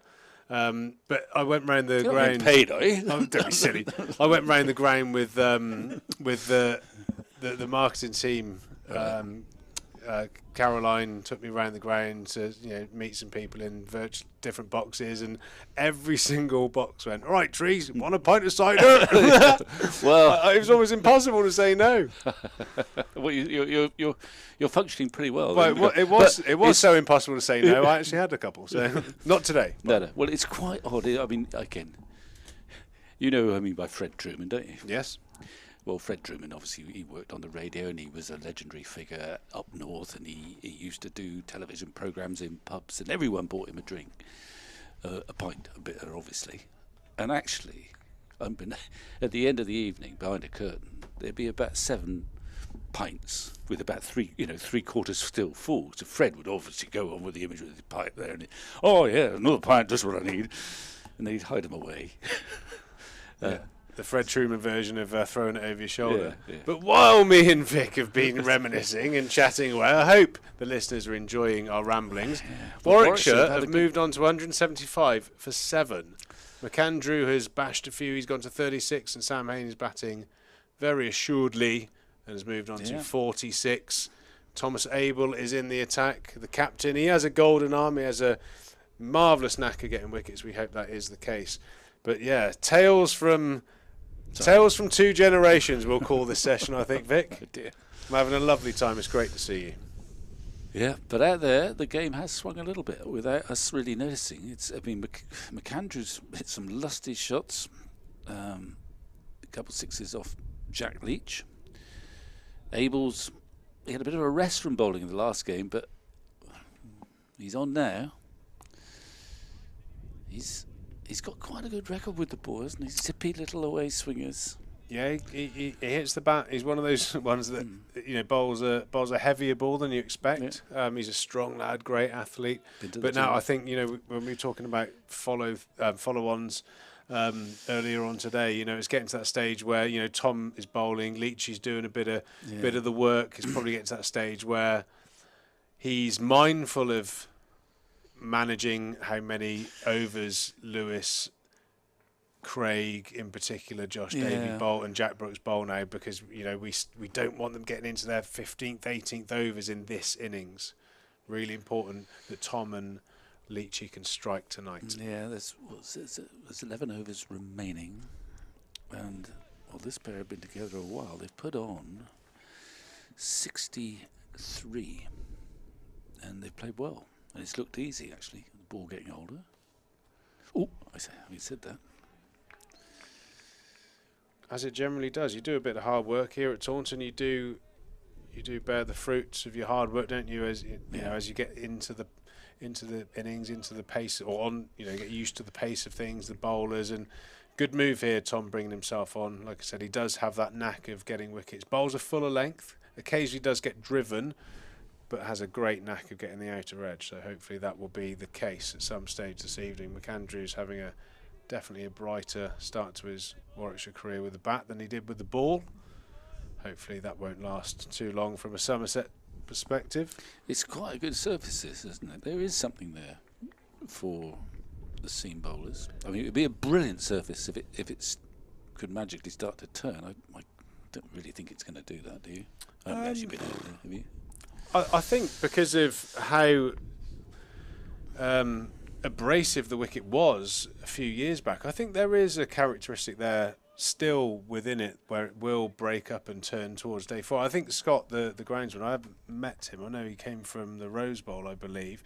I think he's done a tremendous job since coming here. Not only are the pitches producing winning cricket, it's not just based on Leachy and Donbass bowling on a minefield. It's proper cricket now, as Tom Abel, as discussed, goes through past the outside edge. Stands a brilliant seam up, does Tom. And unfortunate there not to get the breakthrough. Warwickshire move on to 176 for 7. I mean, it was exciting times. You played in some of those games, didn't you, where just occasionally it went over the edge and turned an awful lot. But once that ball was moving, it was mesmeric cricket to watch. Must be quite tricky to play if you knew as a sort of home batsman that you're going to play on, and if you get 30 or you average 30, you've done a fantastic job. But as a spectacle, it was terrific. And of course, we won more often than we lost. We had Donbass and Jack Leach. Jack Leach, who just bowled a beautiful pace for that particular wicket. We used to not play a seamer. I used to open the bowling with maybe Lewis or Craigo. We'd all bowl one spell for the game. First innings, we would all bowl 3 or 4 overs, and then it was over to Leachy, Donbass, and potentially Rolf van der Merwe. for the rest of the game. So yeah, it was different. It did produce some great victories for Somerset, no doubt. There was one game. Abdurrahman came over, and I can remember he opened the bowling in the first innings, and the first ball to Daryl Mitchell from Worcester pitched outside leg and went over his shoulder, nearly hit Trez in the head at first slip, and went for 4 byes. And I can remember I was at Backward Park, I chased the ball down and noticed there was a guy in salmon pink chinos, so I knew instantly he was from the ECB. And he had a lanyard around his neck, and he was the pitch inspector. He just witnessed that, and I was like, this could be interesting. But that, according to the gentleman, was absolutely acceptable on the first ball of a county championship match. And Abdurrahman, I think, took 7 or 8 wickets for absolute spit. But yeah, exciting cricket, and led to England producing, two spinners for the country. So, if nothing else, that was a good yield. Yeah. No, I enjoyed it. It's just getting the balance right. Just occasionally, it just did a little bit too much, but as a spectacle, it was terrific. And as you say, if you don't bowl, you don't get the opportunity to bowl as a spinner. England are not going to find any, and it's odd. I mean, in a previous era, Swan and Panesar played at Northampton, where it spun. They ended up playing for England. Well, you're not going to play as a spinner if you're not playing at a place that's at least conducive. But what was it like, bowling back in the day? Obviously, you took 5 wickets for England here. Is that right? Yeah, but that was in a one-day game. Well, that doesn't matter. Talk us through it, Vic. 5 wickets for England at your home ground. That's got to be a special day. It was very good. Yeah, it was great. And we scored 300. It was a World Cup game. Scored 300. Garrett got 100. Both. Oh, here we go. We've got the pictures of the screen. Oh, look at that, Vic. There's a lovely perm you had there. Well, there is hair. Good Lord, how did they do that? There you are. See, they're all going to get caught at deep mid-wicket. Not all of them, but quite a few. Those bats are too thin, aren't they? Well, yeah, exactly. That would have been 6 today. That's Chris Tavray who caught that one. And look, he's given that everything. He's caught mid-on. Bob Willis, the late great Bob Willis. Yeah, he was captain. Hello, there's another one gone at deep mid-wicket. I mean, did you spin one, Vic, at any stage? I can't remember. Was it all flight? I don't think it was turning, really. Anyway, the point is, what was the point? The point was that to produce a spinner for England, you had to play on a spinning wicket, but you necessarily this is one-day cricket. And I don't think it spun hugely here during my playing career. One day cricket with a red ball and whites. Yeah, of course. The dream. Well, I did play in coloured, actually. When I played for England, and we had a pale blue, pastel blue outfit. Do you still own any of those shirts? That would look so good. I mean, you'd probably wear it better than me. I may have one in the colour. It could be a bit moth-eaten. I would want to wear it. Who wants to see me wear Vic's England shirt on the live stream in the next game? I think on Twitter. I tell you, the easiest way to do it actually is to buy a copy of a book called Original Spin, what I wrote, and there's a picture of me in my pastel blues, tossing the ball up in the air, just to give you the shade of blue. I'm going to goggle it right now. Desperate to sell. What was it? I was going to say Original Spin. It's called. I was thinking that if you bought the book, you got a free shirt with it. Well, I haven't got enough shirts to go around, sadly. But if you drag it up, and he's a deft man with his phone. That's a lovely knitwear. Do you like that colour? Yeah, that's beautiful. Baby, but that'll bring out the red in my eyes. That'd be amazing. So I did play with a white. Do you know what, Vic? Your book has been reduced to £3.77. What's the royalties on £3.77? There are no royalties. Pete, do you know what? I'm going to buy one of those, but I'm going to buy it from the World of Books at £9.79. No, you can. And hopefully you can buy yourself a pint. £3.77 copy. I really don't. Anyway, not to tease. You know, I like to tease. 5 for England. What a great achievement! Yeah, well done.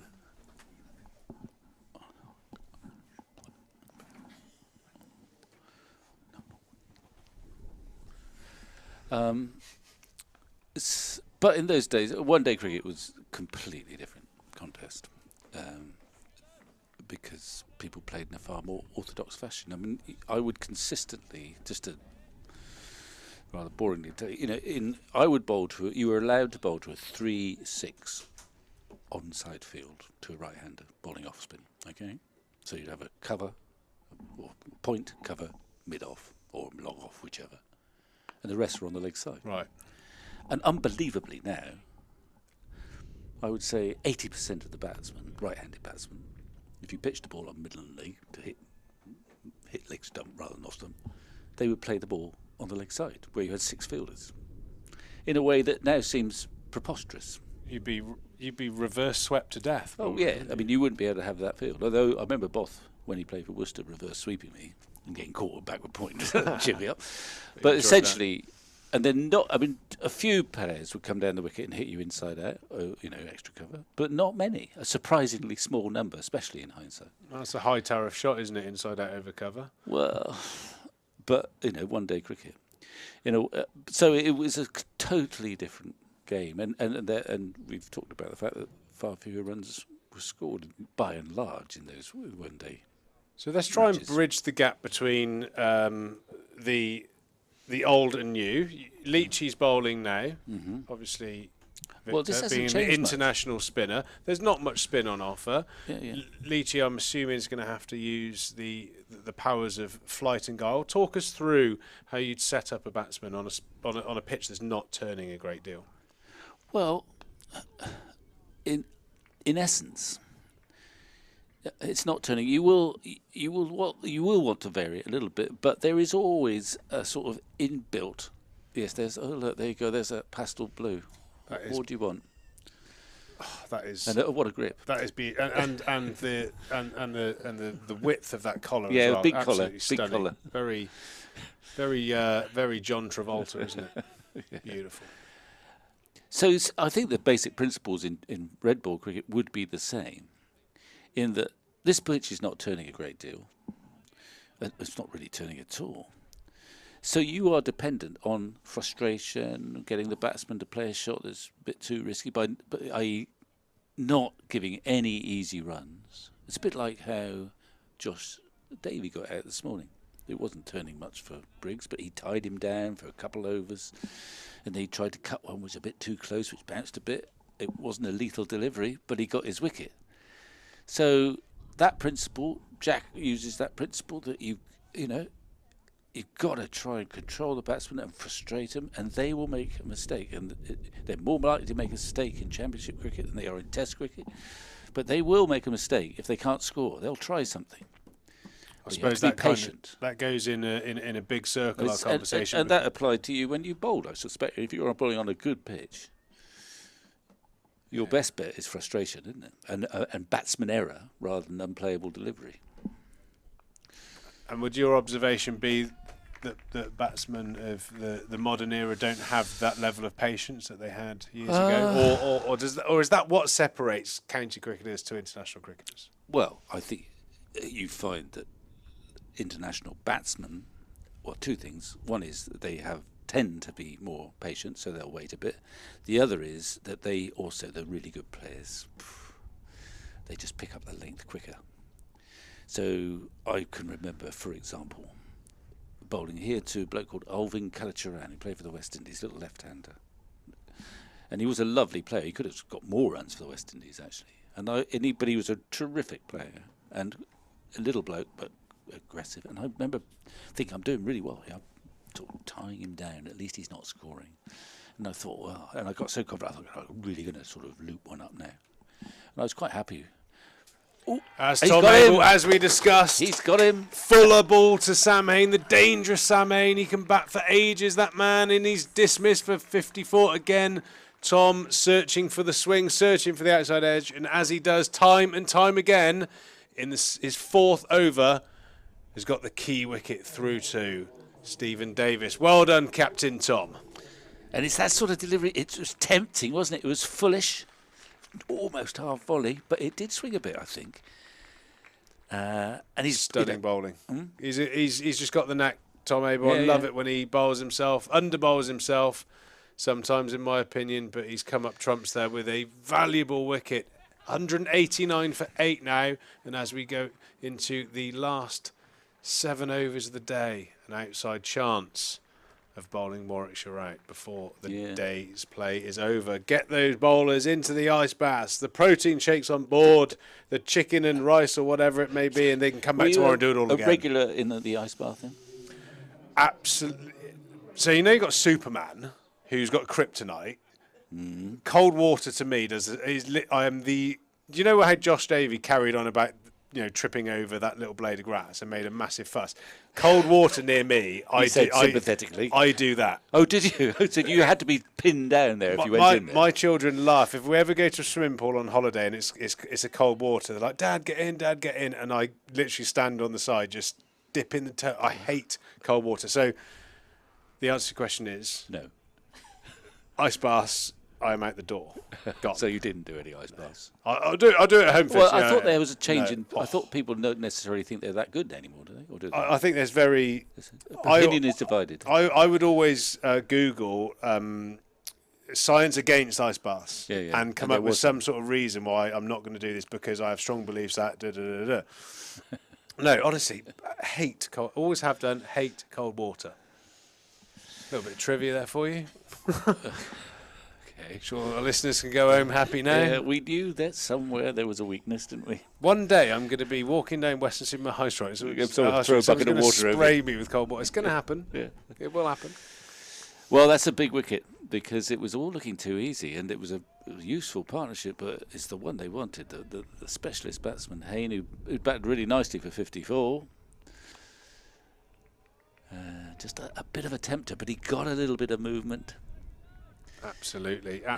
Tom Abel coming up to And the best thing about that wicket, Vic, with all due respect to the other bowlers, is Abe's has got it. It saves the legs. Can we keep Craigo, Jack Brooks, Josh Davey and Lewis Gregory out of the bowling attack while we finish off these 2 weeks? That would be so crucial in terms of the decision to go for the follow-on. The other question I'd ask you about this playing at Taunton, which you've done far more recently than I, is that if the ball doesn't turn, it might be that this wicket is at its best on the 4th day rather than its worst. The argument not to enforce the follow-on is that the wicket's going to deteriorate, and we could end up having to get 120 runs on a wicket that is disintegrating.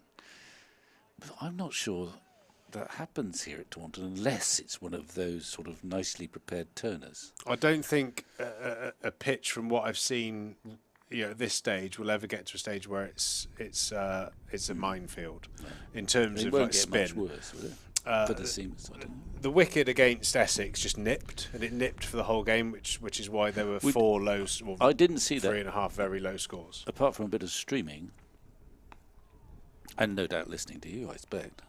But I didn't see much of that game. So it was an incredibly low-scoring game, but they should have scored a few more runs on it, you'd say.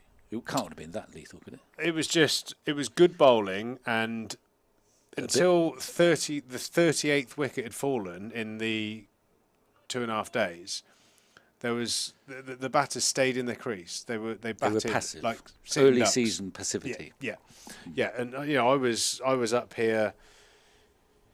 I don't want to talk about it again. I was mindful that I was saying it too often. I was like, Sam Cook bowls on the same postage stamp. Someone run at him. Someone do something. Everyone stayed in their crease. Even the great Sir Alistair Cook just stayed in his crease, and was inevitable that he was going to nick one. And it was, I think, Simon Harmer and Snater had a bit of they had a dip, and one of them got 35, one of them got 15, and it was the game changing couple of scores. But that's, I think. Maybe I think the Somerset batting lineup didn't have that sort of level of confidence, but hopefully, the way things are going now, this could be a massive turnaround for the season. As Lewis Gregory comes into the attack from the River End, the Lord Ian Botham stand end, the Colin Atkinson Pavilion end. I'm not sure what is it actually called. It's the River End, isn't it? Well, I think it's simpler just to be the River End, isn't it? It's the River End, the Tone, the River Tone. Bopped a few balls in there in my time. Vic? I've been hit there a few times. Of course, when I started, there was no...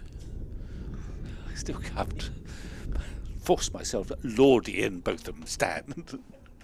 Dear Ian.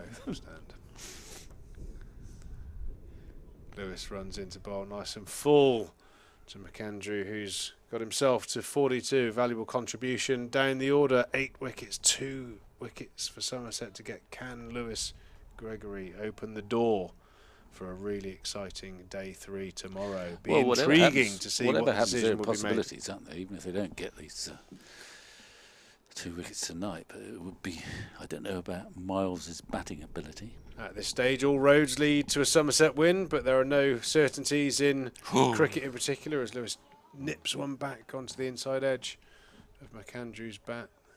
Lovely to see Lewis picking his knees up, running in with a nice bit of rhythm. Yeah, it's a fine workman-like bowling attack Somerset have fielded. Unfortunate not to have Peter Siddle in it. Peter Siddle's bowled exceptionally well since he's landed in the country. Really, really good quality. Of some sort, but it's not as serious. Is that right? Who knows? I think Somerset have done an ECB and have been guarded with the truth. He has a niggle, a stomach niggle, I believe, whatever that means. Stomach niggle. The old. What is that? Is that the Thrupneys? I'm not sure. Is it a stomach niggle? Is it sort of a tummy upset, or is it a pulled muscle? I don't know. Well, should we? Is he in an ice bath?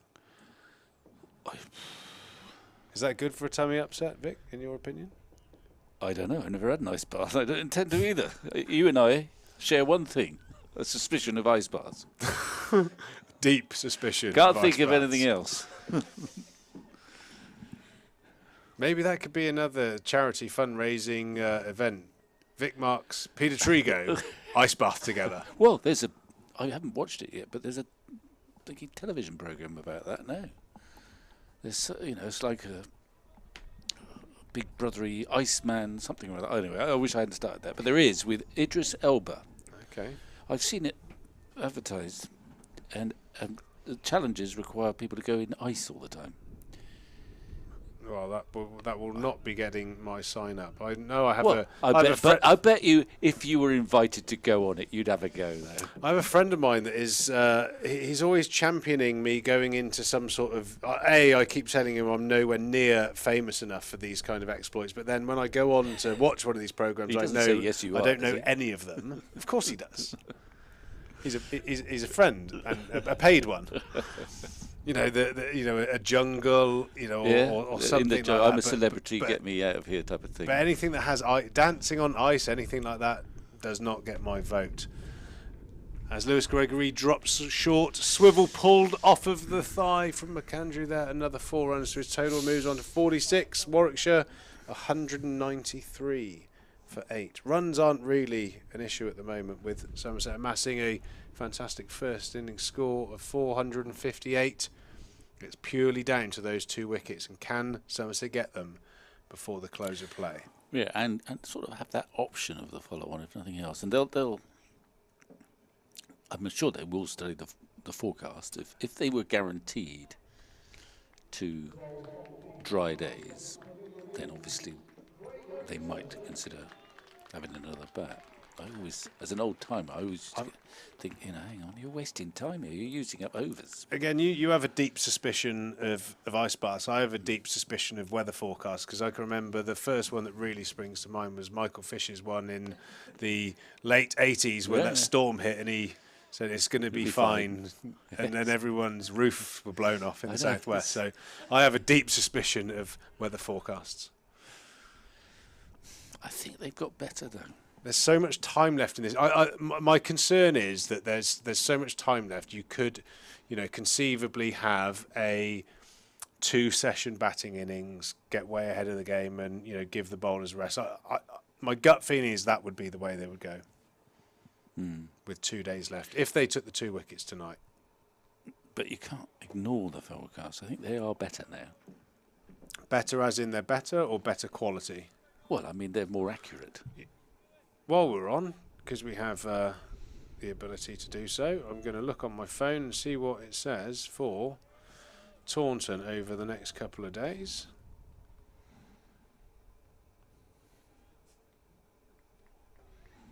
I'm not legally responsible for any prediction I make. May I just add? Saturday is the running is firm. Okay. And the weather is nice, 16 degrees, no chance of rain.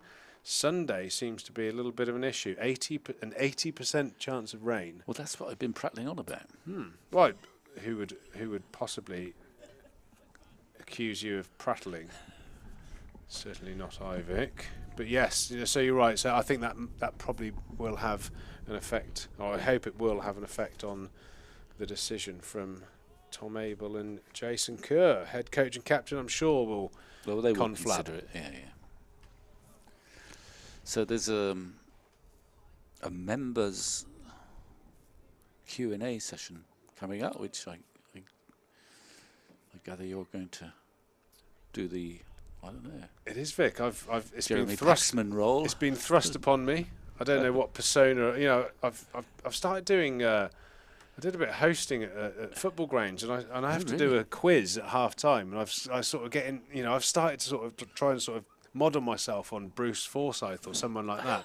Because I'm not really a quiz master or anything like that, but I'm trying to bring those sort of skills. So yeah, maybe I need a bit of Q&A inspiration. I don't think you need Bruce Forsyth for a serious members Q&A.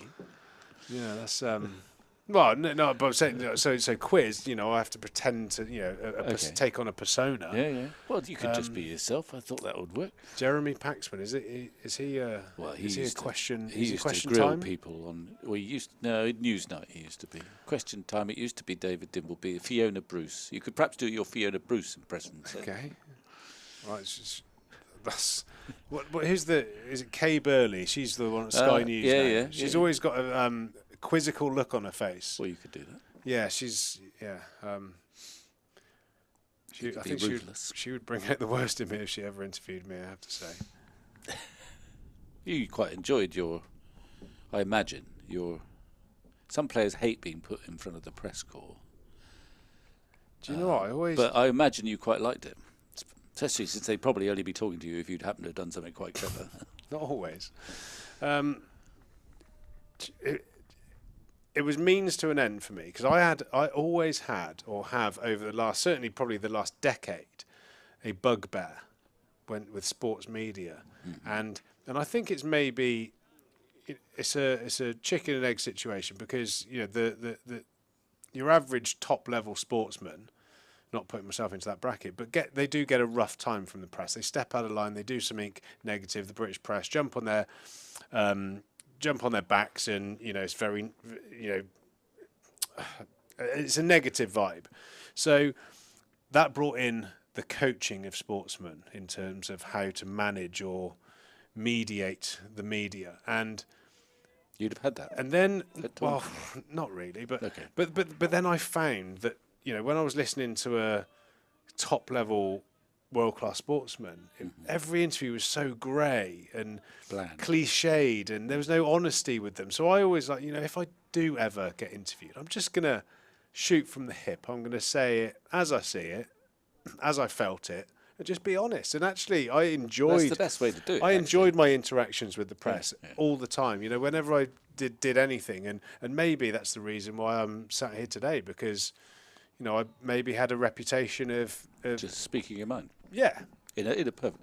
Actually, I'll tell you who does that well in this team, and who's been exposed a bit more, is Jack. They like him. The press corps like Jack because he doesn't talk rubbish, corporate rubbish, and he sort of says, he answers the question as best he can. Sometimes you've got to be a bit...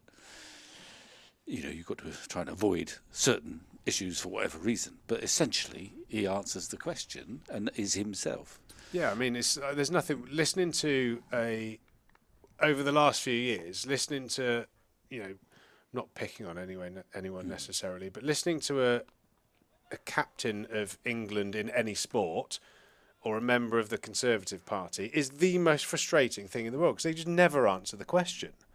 They just rattle on, and it's all party line and almost sort of pre-approved. I have actually seen firsthand that, the questions that are what questions are going to be asked today. It's all sort of pre-approved, and I don't know. It's not very entertaining, because I think as sports people, you have to realise your cue for tonight is Come on, Gordon, answer the question. One thing I'm not going to do is grill the CEO of Somerset County Cricket Club, because I think my tenure in the seats will be very, very short-lived. And having met Gordon, I think he's a fantastic chap, and he's doing a marvellous job at the club. Okay. As Warwickshire move on to 196 for 8. Well, we've nearly Lewis finished. Gregory. I've got one memory of you that I'd like to share, which you'll like, and so will our listener. Listener? Oh, that's not very actually, optimistic. no. It's just remember talking about captaincy, and actually, captain can be in a tricky position in these interviews because he's the one who has to explain away that innings defeat or whatever. And by and large, you weren't captain but you might get interviewed when you'd got smashed 100. But I do remember you captaining Somerset, and I admired you for this against, I think, Pakistan, and it happened to be Lewis Gregory's first appearance for Somerset. Oh, I had a good run in that game. But the bit I remember, is, if you'll correct me, I'm sure if I'm wrong, but the bit I admired, actually, is that Lewis Gregory was making his first appearance for Somerset, and I think he got 4 wickets on his debut. Bear in mind, Lewis Gregory, when he played for Young England, was a sort of batsman who bowled. But anyway, he got 4 wickets. And then halfway through the match, when Pakistan were going to field, the captain, who was the captain? Who's captaining? Can you remember? Doesn't really matter. Might have been pretty high-ranking. It was, yeah. Someone of considerable profile. Potentially. Anyway, it came over to you as our Somerset captain. I imagine that was the first time you captained Somerset. It was. And he said, look, we've had a couple of injuries or someone's pulled something.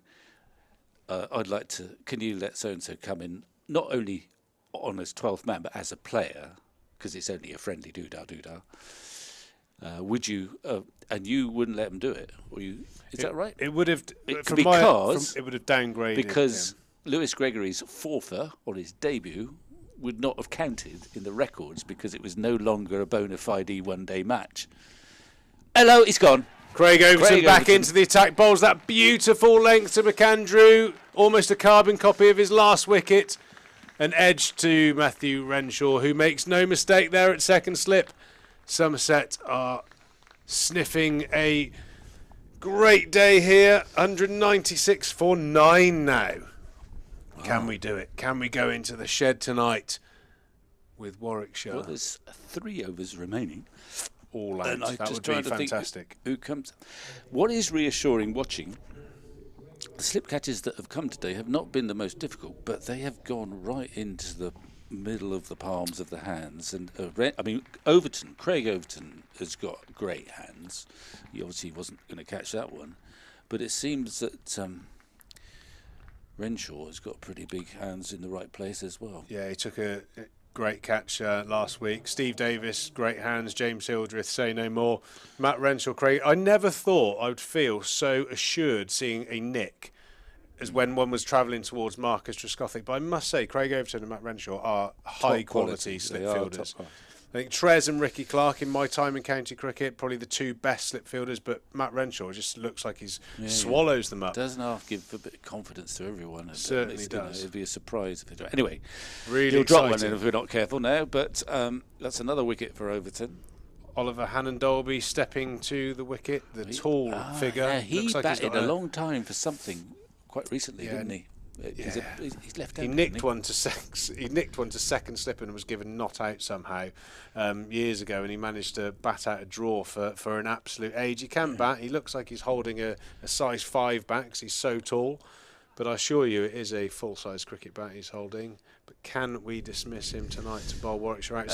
So that particular game you're talking about, my understanding was I had the decision to make was if I think it was Umar Gul went down maybe halfway through the game, or maybe after the toss, and basically the Pakistan management had done the change in their heads and said, we're having this player on, he's going to play a full part. Well, it must have been halfway because Gregory had already got his 4 wickets. Yeah, potentially. Yeah. You probably yes, you're right. And it was they'd made the decision. It was happening, and we had no choice about it. And I think it might have been. I could be wrong. I can't remember. I forget, I've got the photo somewhere. I'm not going to mention who the captain was because I'm not 100% sure it was, but I remember the manager, who was a particularly intimidating sight to see, halfway up the stairs in the dressing room. So they made the decision that the game was going to be downgraded and not List A status. So Lewis, you rightly say, would have lost his figures on his debut. And I had a real stand-up row with Wakar Younis. Yeah. And I don't know how I sort of styled it out, but it was proper a chest to chest. This is happening. No, it's not. Not on my watch, youth. You're in my town now. It was it was like one of those sort of westerns where we did, backs away, 10 steps, turn and shoot. So yeah, I had this big sort of argument with Wakar, the great Wakar Younis. It wasn't, it probably was one of my finest moments, but you know when you give off confidence, but inside you're shivering like a little pussycat. That was genuinely the vibe. So, yeah, Peter Trigo, nobody in world cricket, to the great legend of Test match cricket, telling him to, on your bike, son. No, it was. Well, that was. Do we let you captain again after that? I captained against New Zealand. You were a tour specialist. I was an international captain only, so that's on my CV. I actually had a pretty decent international record as well. But we won't talk about that. What, as captain? No, the runs I scored against all the touring teams. I always got hundreds against the touring teams, which was great. But I saw some of them. Anyway, we won't go. We won't bore people with that. No, it was. It was amazing. I can remember. I think maybe a member of Lewis's family somehow got in touch and thanked me for that. But that was pretty cool. Yeah. No, well, I knew I had a good memory of you somewhere. Tucked away, but that was impressive because it was not an easy thing to do. But it was quick thinking. It must have been about a dozen years ago, I suppose. Lewis Gregory making his debut, 10 years maybe. Yeah, it would have been a while ago, 2008, 9, maybe somewhere around there. Yeah, it would have been a long, long time ago. But yeah, who'd have thought having you have moments in cricket, don't you? You just never, like me and you commentating together. Who'd have thought that would ever happen? Me having a row halfway up the stairs at the county ground with Wakar Younis. But do you know what I think I did that won the battle? Oh, it's a good delivery. I got the higher ground. I got on the step above him. Oh, well done. So I was never going to lose. And Lewis was grateful, was he? Or did he not realise what was going on? He might not even know to this day, to be honest. Right. But no, I don't know. As Lewis bowls a beautiful away nipping delivery to Oliver Hannon-Dalby, and he just turns and smiles. I think there is a danger that Lewis is set into this sort of bad luck trend. He is bowling so much better than his returns. We really do hope that he gets the rewards, and hopefully tonight would be a good time to start. Bowls an immaculate line to Hannon-Dalby, who blocks it down the ground. It's a good block too. Yeah, he's a good player. Probably in the Leach mould. Maybe limited in terms of scoring range, but is gritty, determined. Well, he's a remarkable county cricketer. I mean, you watch him, and he's such a sort of odd shape for a modern professional sportsman. He's spindly, probably about 6'5". You watch him bowl and. No great pace, hardly a classical action, but he's time and time again, he's the best bowler in the Warwickshire side. So he's an unlikely cricketer, but a very, very good one. Yeah, he's just a great performer, isn't he? I mean, he's got height on his side. He's got a very unique action, but he's metronomically accurate. He's just one of those classy. Reliable county bowlers that kind of don't get the praise they deserve sometimes.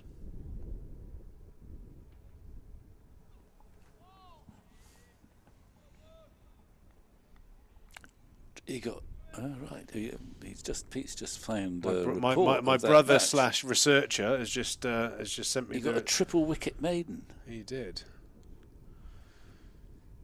Does it mention the frack, or was that kept secret from the public? It does. Umar Gulloff, yeah.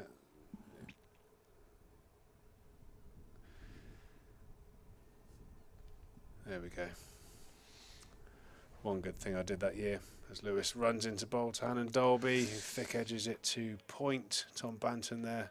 Up go the arms. Hunting. No matter what the weather, Tom Banton's in a long sleeve sweater. I think he likes the comfort. Well, I bet it's not very warm out there. Yeah. What a great day so far. What a great 2 days for Somerset, amassing a season's best, or 2 seasons best, 458 in the first innings. Warwickshire's reply is faltering, 197 for 9. Somerset hunting that final wicket tonight. Rest the bowlers and have a deep conversation about whether to enforce this follow-on or not. Well, it's Tom Abel's decision. They'll do as he's told. There will be almost certainly a committee of decision makers, Vic. Were you on that? Oh, absolutely not. Never? Yeah, no, unfortunately But not. you told him anyway what you thought, probably. Unfortunately, I don't want this to be too much of a sob story, but go on. No. There's no sob story. There's no sob story. I was very happy to be a worker soldier in the Somerset dressing room. A worker soldier. Craig Overton at the top of his mark. He'd certainly like this last wicket to his... Sounds like a change of subject. Here he comes. Ooh. To his enormous haul of wickets so far this season. Tom Abel does the fielding as energetic as ever. Certainly leads from example. Have you had much conversations with or meetings with Tom Abel? What are your thoughts? Well, I've met Tom a few times over the years, and I am a huge admirer. I mean, it was a big punt when he was made captain, and it almost fell apart. I felt at the time it was maybe 1 year too early, because he didn't. And he was within an ace of it, sort of almost not finishing his career, but ending it. And then that season just ended with relegation avoided. He was dropped, or dropped himself. He came back partly through some injuries, I think, and scored a few important runs and oversaw a couple of wins that kept Somerset in that first division. And since then, shot. The appointment, which was a big punt, now seems a masterstroke, because he is a natural, it seems to me. I mean, you're closer to him than me, obviously, in more. I mean, in terms of leadership, I mean, you just gravitate to him. He's a great lad. He's even for someone like myself, a lot older than Tom. He was one you admire, because he's one of those old school leaders that would never ask you to do anything that he wouldn't do himself. And you kind of got that. His work ethic. There's nobody that works harder, and I think that's a great attribute for any captain. Yeah. Brilliant to get on with, and very respected. Even before he was on the staff, people gravitated to him. My concern was that he was, because he's so passionate about Somerset cricket, because he's so passionate about performing. I think the burden of not performing and being captain was a bit too much for him, and he was very young. Yeah. But going through that experience, again, taking that punt, coming out the other side, is the measure of the man today. So, it's turned out a great story, and I'm sure he'll wear that armband with pride for many years to come. He is a fantastic leader now, and like I said, backing it up with performance. And I think he did brilliantly for the England Lions when he got his opportunities, and I've no doubt he's on the radar for higher honours at some stage in his career. As Craig Overton bowls that fantastic length, as he always does. I remember being down here when he got his maiden century, and he was batting with Scothy. I don't know if you were playing the game, and they both got hundreds. And it was just all the. I think I can't remember who got there first, and it was striking that everyone in the Caddick Pavilion, all the office staff, knew what was happening, and they all rushed out. They wanted to be there to sort of applaud Tom, because that's another good delivery. Could be the last of the day. It's an absolute beauty. So unfortunate to not get that 10th wicket. As Craig Overton finishes the day that almost sums up Somerset's performance over the last 2 days, very dominant over a strong Warwickshire team. They finished their innings on 458, and at the close of play, day 2, Warwickshire are on 197 for 9. Somerset very much in control. Congratulations to the team, and we will see you all tomorrow morning for day 3. Vic, it's been an absolute pleasure talking to you. Well, like I said, probably nice one to of the. see you. I didn't expect to spend my day quite so frequently in your company, but but do you know, I've quite enjoyed it. Despite I think we should both do our lottery numbers. We've had such a great day. But thanks, Vic. Great to see you, and hope to see you again very soon. To all the listeners, thanks for tuning in. Thanks to WPA for the support of our live stream here at Somerset County Cricket Club. A great day here at the Cooper Associates County Ground. We will be back in the morning.